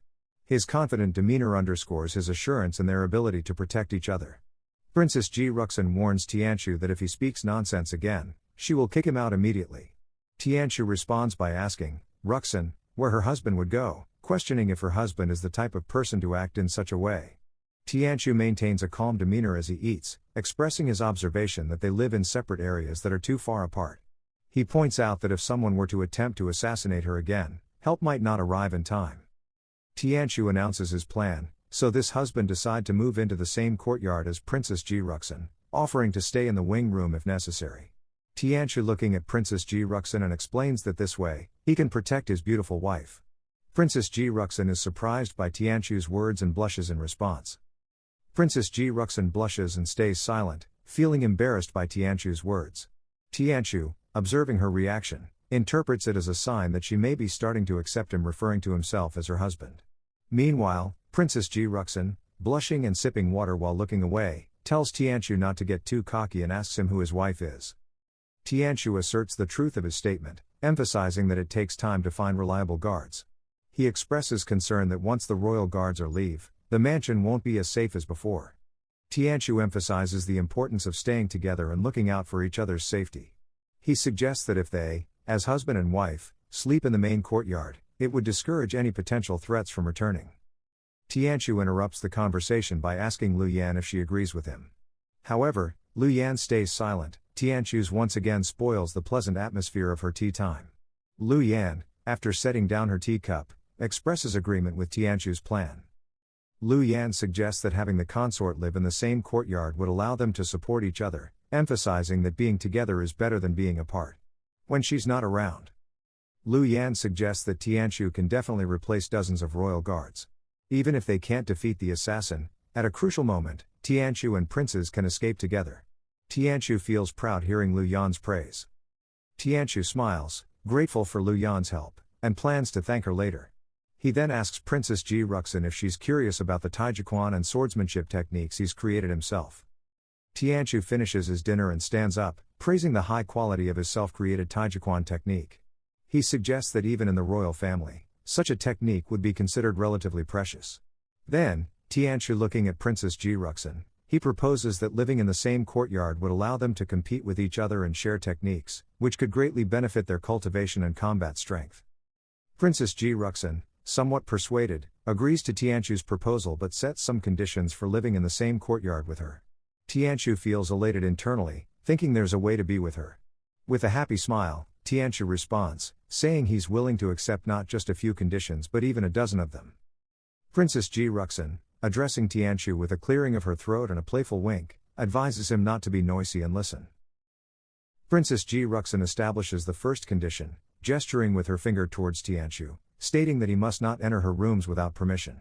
Tianchu obediently agrees with a smile, promising not to do so and reassuring the princess not to worry about it. Princess Ji Ruxin raises two fingers to indicate the second rule but admits she hasn't decided it yet. To that Tianchu falls. Princess Ji Ruxin, with a gesture of folding her hands, presents the third rule, questioning Tianchu's literary and refined demeanor. She references a poem he composed for the Prince of Baiyu: "The wildfire cannot be burned out, but the spring breeze blows again." Princess Ji Ruxin, referring to Shang Guanyan's message, mentions that Tianchu provided swordsmanship guidance to her. With a hint of jealousy, Princess Ji Ruxin demands that Tianchu write a poem for her as well. She warns him that if the poem fails to satisfy her, he shouldn't even consider entering her yard. Upon hearing Princess Ji Ruxin's demand for a poem, Tianchu feels happy and internally acknowledges her jealousy as a sign of progress in their relationship. Tianchu looking at Princess Ji Ruxin tells that he has no problem writing a poem for her. However, he reminds her that he already wrote one for her before, with a line that goes, "The beauty that could cause the ruin of a nation," shocked all eyes. Princess Ji Ruxin is surprised upon hearing Tianchu's words. Princess Ji Ruxin internally feels proud but maintains her composure outwardly. She asserts that the previous poem did not meet her standards. Tianchu remains silent, observing her. Blushing slightly, Princess Ji Ruxin adds with a wink, "Will you do it or not? If you won't, leave right now." Tianchu, adopting a thoughtful pose, assures Princess Ji Ruxin that he will write another poem and asks for some time to think. He advises her not to get angry during the process. While reflecting, Tianqiu considers a poem that would be fitting for their current relationship. Tianqiu instructs someone to fetch him a pen and ink. Tianqiu, with laughter and a clenched fist, declares his intention to write the princess's innermost monologue. As he requests, a maid promptly brings what he asked for. Tianqiu urges the maid to bring it quickly. She agrees to do so. The maid places the items on a table, and Tianqiu picks up the brush while the maid watches from the side. As Tianqiu begins writing the poem for Princess Ji Ruxin, Princess Ji Ruxin stands nearby observes Tianqiu. Tianqiu recites the poem aloud as he writes, and Princess Ji Ruxin listens intently, touched by the words. Tianqiu continues writing until he finishes the poem. The poem that Tianqiu has written goes, asking in this world, what is this affection? It showed us much about life and death. Upon hearing Tianqiu's poem, the maid's eyes light up with excitement. She praises the beauty of the words and the elegance of the sentence. Tianqiu remarks that although it may not be a traditional poem, it has the power to touch the heart even more deeply than poetry. He assumes that Princess Ji Ruxin must be pleased with it. However, Princess Ji Ruxin remains silent, looking at the poem with surprise and continuing to be astonished by it. Princess Ji Ruxin recalls the past events that brought them together, despite the near-death experiences they faced. She reflects on how they were married after death and nearly buried together in a coffin. However, she acknowledges that everything returned to normalcy after their resurrection, realizing that it was merely a temporary solution. Princess Ji Ruxin reflects on how, despite the challenges they faced, Tianqiu never complained.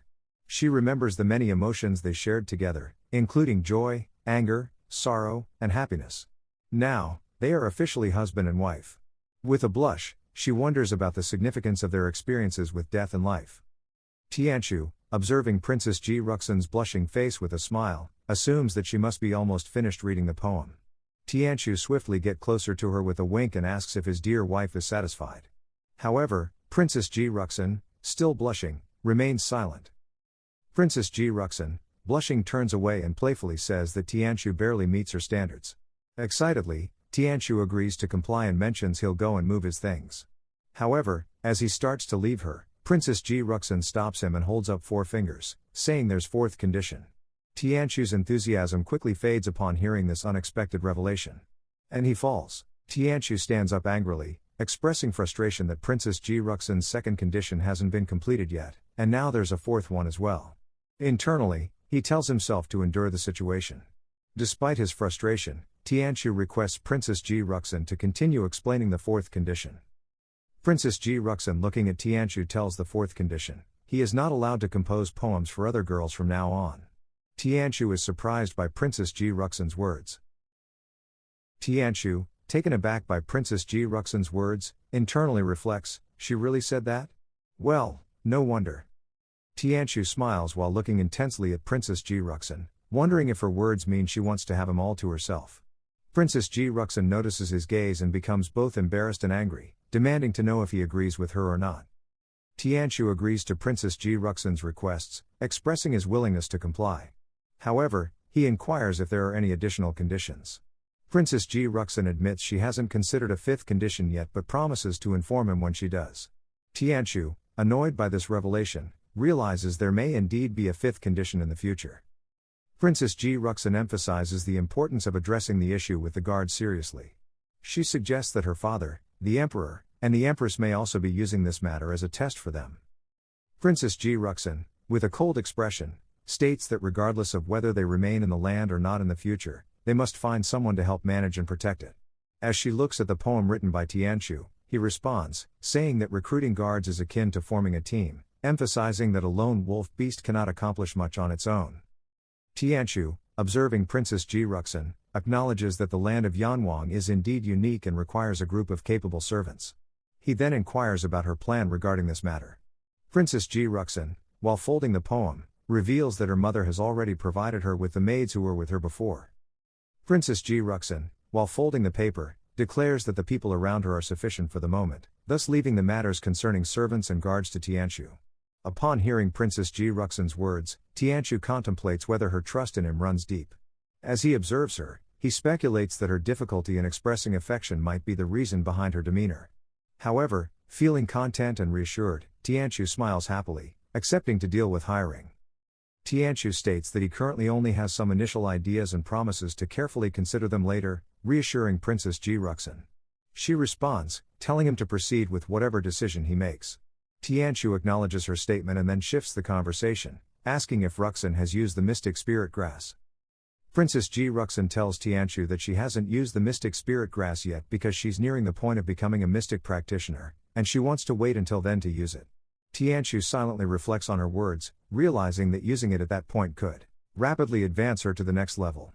He also understands that if it's used now, many of its medicinal properties would be wasted. Tianqiu, utilizing his inspection eye, examines Princess Ji Ruxin's mystic threads and internally concludes that she already possesses over 90 threads within her body. He estimates that once she accumulates 100 threads and subsequently binds her mystic seed, she will attain the mystic practitioner realm. Thus, he determines that the present moment is not optimal for using the mystic spirit grass. After wrapping up his discussion with Princess Ji Ruxin, Tianqiu leaves the mansion in a hurry. He expresses his satisfaction with the food and announces his intention to return after packing his belongings.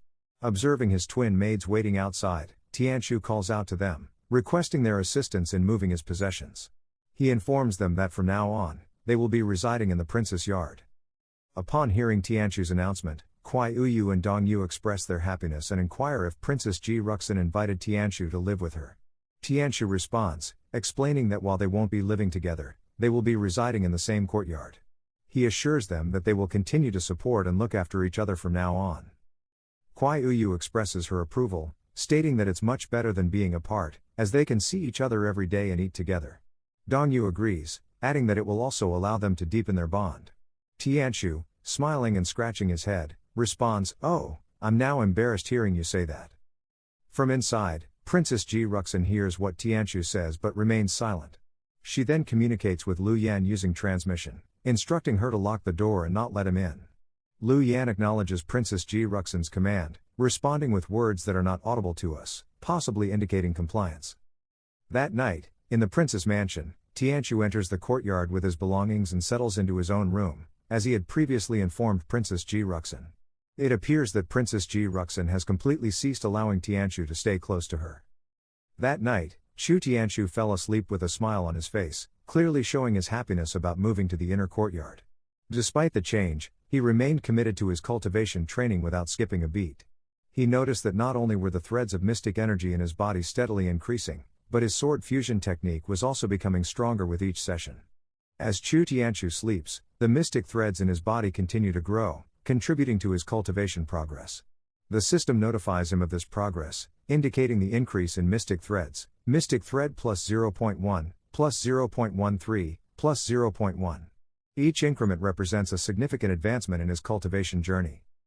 By the next morning, Tianqiu successfully condensed the sixth mystic energy serpent within his body, marking a significant milestone in his cultivation journey. In the practice of mystic cultivation, the foundation lies in the metaphorical tree of life. The mystic seeds represent the roots, the serpents serve as the pillars, and the threads act as the leaves. Consequently, the manifested mystic technique varies for each individual based on their unique cultivation progress. Lu Wentao, despite being a mystic expert, faces a challenge as a significant portion of his serpent's paths are obstructed. Consequently, the mystic energy leaks, preventing him from manifesting mystic expert techniques fully. But Tianqiu is different. 6 mystic energy serpents, it means that he has already become a 6th-level mystic practitioner. After a night of cultivation in the dream world, Tianqiu rises from his bed and steps out. Observing his hand, Tianqiu expresses satisfaction with the consistent progress in his cultivation, noting that each level is maintained for 2 to 3 days. Upon examining the mystic threads in his hand, he concludes that he is steadily advancing towards the mystic expert realm. Before beginning the conversation, Tianqiu summons Hu Yanju and Old Man Lu. Then, while pouring tea into a cup, he asks them how they were injured. Hu Yanju explains that he was hurt during a surprise attack by a beast when the city was destroyed. He barely survived, but found it harder to recover from his physical injuries than from the emotional shock. Hu Yanju explains that his body was cursed by the beast, which has hindered his cultivation progress for 3 years. He expresses gratitude towards Tianqiu for helping him just 2 days ago, stating that without the assistance, he might have remained in that state for his whole life.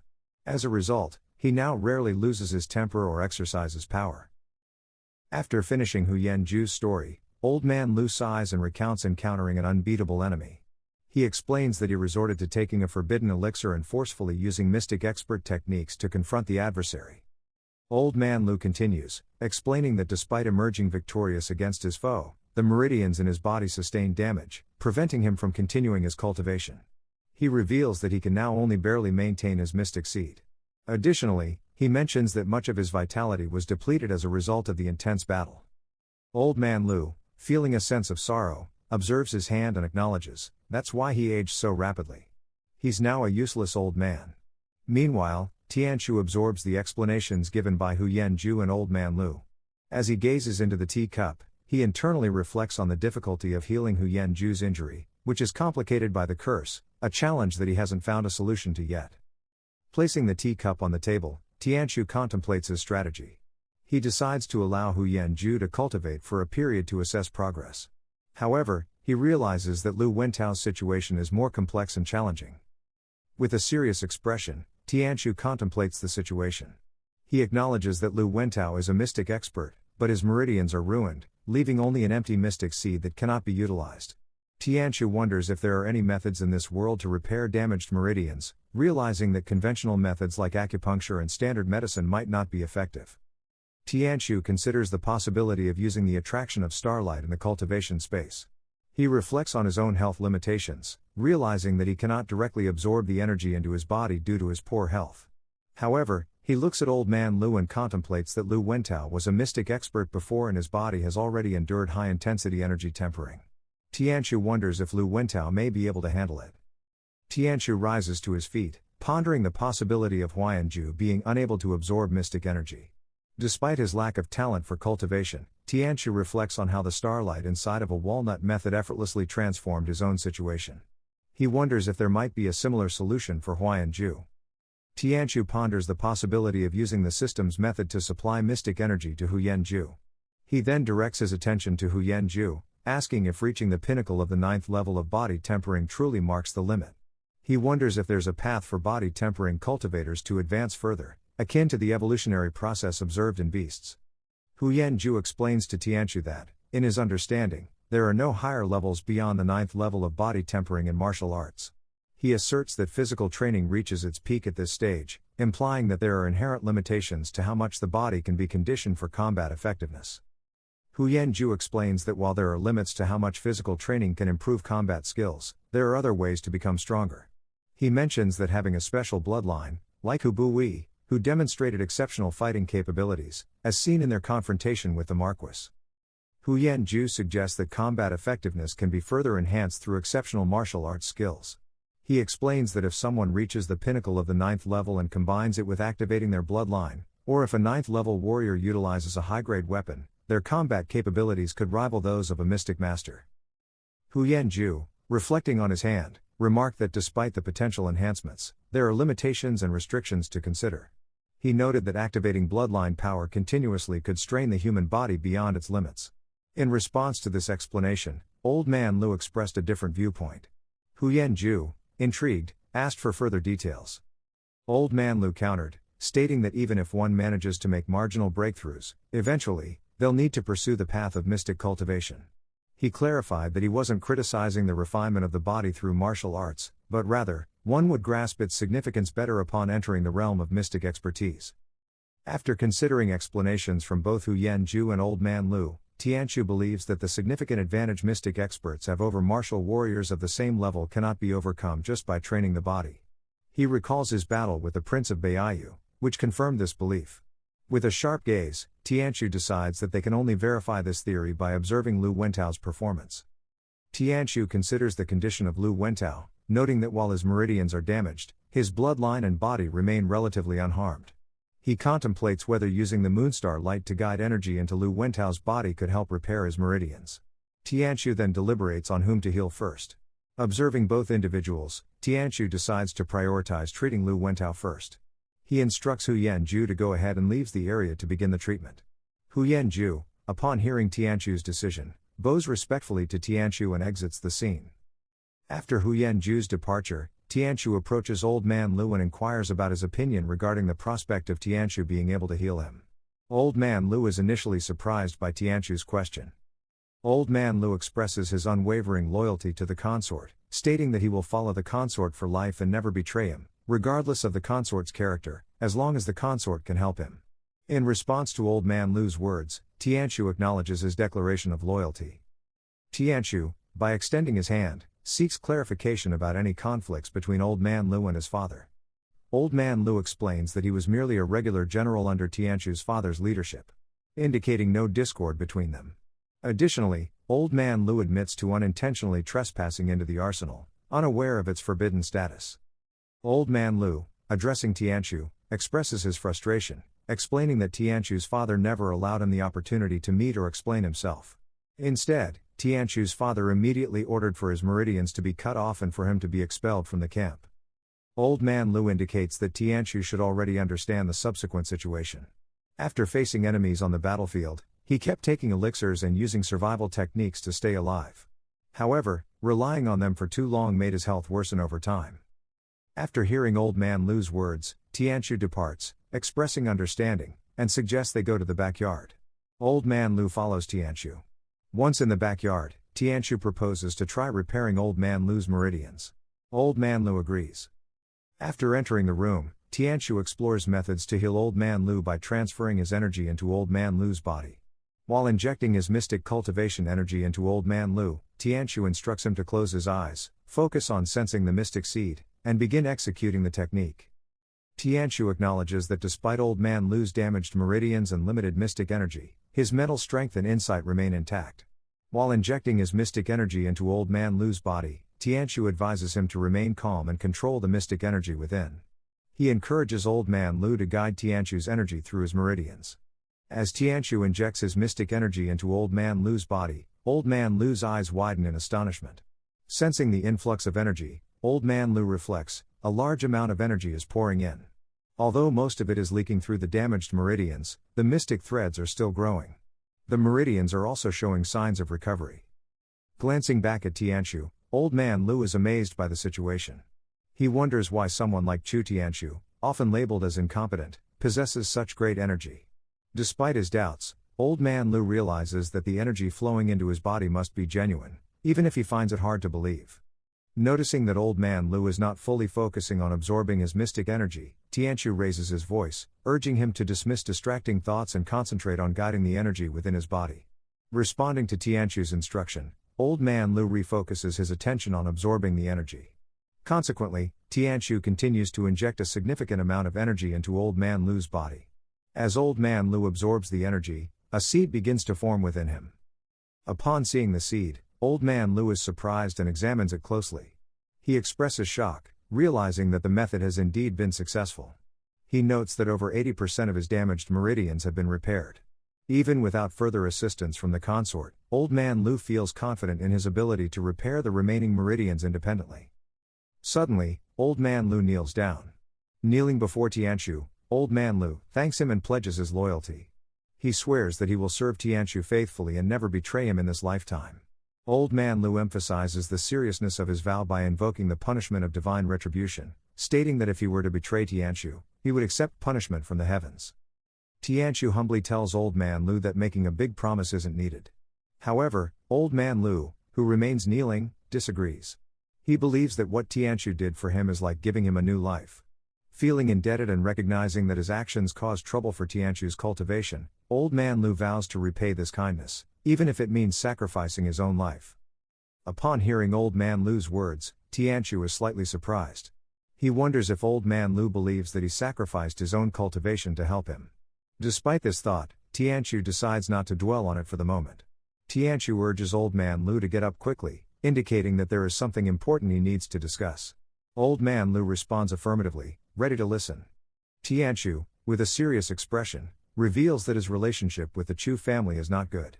He explains that his mother and elder brother harbor ill wishes toward him, even desiring his early death. Additionally, Tianqiu shares that his father shows no concern for him. Despite these challenges, Tianqiu emphasizes that he has managed to survive until now due to his patience and ability to endure difficult situations. Old Man Lu speculates whether the Marquis refrained from displaying his true strength to prevent arousing his mother's murderous intentions. He suggests that the Marquis might have intentionally allowed others to view him as worthless and despicable as a strategy to avoid inciting his mother's murderous intentions. Tianqiu, upon hearing Old Man Lu's speculation, awkwardly scratches his cheek and agrees with him. Tianchu thinks to himself that he has been transported from another world, but he understands that no one would believe him if he were to say so. Meanwhile, Old Man Lu, with a serious expression, bows respectfully and mentions that the Marquis had faced challenges as well. He acknowledges the significant sacrifices the Marquis made for the sake of his servants, including himself. Tianchu responds with a smile and reassures him, stating that Wentao shouldn't worry about feeling mentally burdened. Tianchu expresses confidence that his cultivation will soon recover. He emphasizes that what's crucial at the moment is having a strong cultivator like Old Man Lu by his side. Old Man Lu listens carefully to Tianchu's words. Tianchu then declares that he will manage a large territory in the future, emphasizing that it cannot be accomplished without Old Man Lu's assistance. Surprised by Tianchu's statement, Old Man Lu responds with understanding. Internally, Old Man Lu realizes that Tianchu's diligent efforts to recruit talents were in preparation for establishing a new territory. Outside the mansion, figures appear on the rooftop resembling assassins. The leader, in the mask, comments on the unusually light wind, declaring their actions are for Her Majesty the Empress. The assassins swiftly begin to move. Hearing their movements, Tianchu turns back in the courtyard and asks, "Who?" Tianchu's expression darkens as he internally considers the timing of the troop withdrawal and the sudden appearance of activity outside. Tianchu wonders, is it a coincidence? Meanwhile, Old Man Lu raises the concern that the movement outside could indicate the presence of assassins. Tianchu quickly searches for a suitable weapon and urges Old Man Lu to do the same, stating that he will go and investigate. As Tianchu emerges outside with a sword in hand, he reflects on the rapidity of the attacker's arrival and worries about the princess's safety at this late hour. Suddenly, the assassins throw shuriken at him. Tianchu, taken aback by the sudden attack, finds himself unable to react as the shuriken hurtled towards him, leaving him shocked and immobilized. Old Man Lu quickly retrieves a bow and returns to Tianchu's side, offering his assistance. He swiftly releases arrows aimed at the incoming shuriken. With remarkable speed and precision, the arrows narrowly pass by Tianchu's head, piercing through the shuriken and finding their mark on one of the assassins. The assassin's leader skillfully dodges the arrows launched by Old Man Lu. Undeterred, Old Man Lu leaps into the air to engage the assassins directly.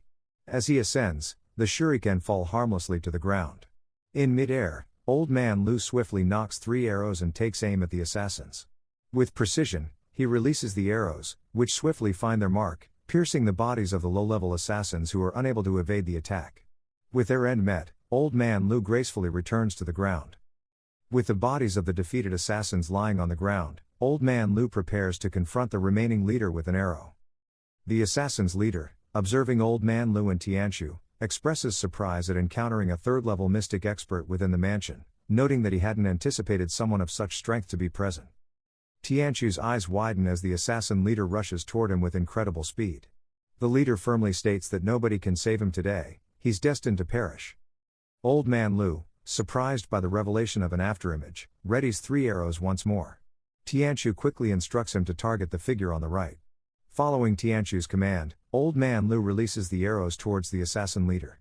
Despite the leader's attempt to evade, he notices one arrow aimed at his throat and swiftly deflects it with his sword. The assassin leader approaches Tianchu. The assassin chuckles as he acknowledges Old Man Lu's skill, noting that he has a lot of experience. The assassin quickly approaches Old Man Lu from behind, remarking that it's a shame Lu has become rusty and is no longer a match for him. As the assassin sneaks up, Old Man Lu notices and realizes the danger, responding with concern, acknowledging that the situation is not favorable. The assassin tries to kill Old Man Lu, yelling "Die!" as he attacks with his knife. Old Man Lu narrowly avoids the blade using his bow to block it from reaching his neck. While dodging, Old Man Lu warns Tianchu to flee from the danger. The assassin leader pushes Old Man Lu aside, prompting Lu to warn Tianchu about the assassin's strength, urges Tianchu to fleeing away. As Old Man Lu pushed away, the assassin swiftly approaches Tianchu with a knife. The assassin swings his sword at Tianchu, who manages to dodge the attack. In that moment, Tianchu then realizes that the assassin used a rebounding move to get closer. As Tianchu keeps his distance from the assassin leader, he observes the assassin's impressive skills and advanced techniques. Tianchu concludes that the assassin's cultivation and techniques are so strong that he may not weaker than Chu Tianyang. As the snow wolf enters the scene and positions itself on the rooftop, Tianchu takes notice of its presence. When Tianchu's gaze shifts towards the snow wolf, the assassin leader also turns to look at it. Suddenly, the snow wolf leaps into the air, capturing the attention of both Tianchu and the assassin leader.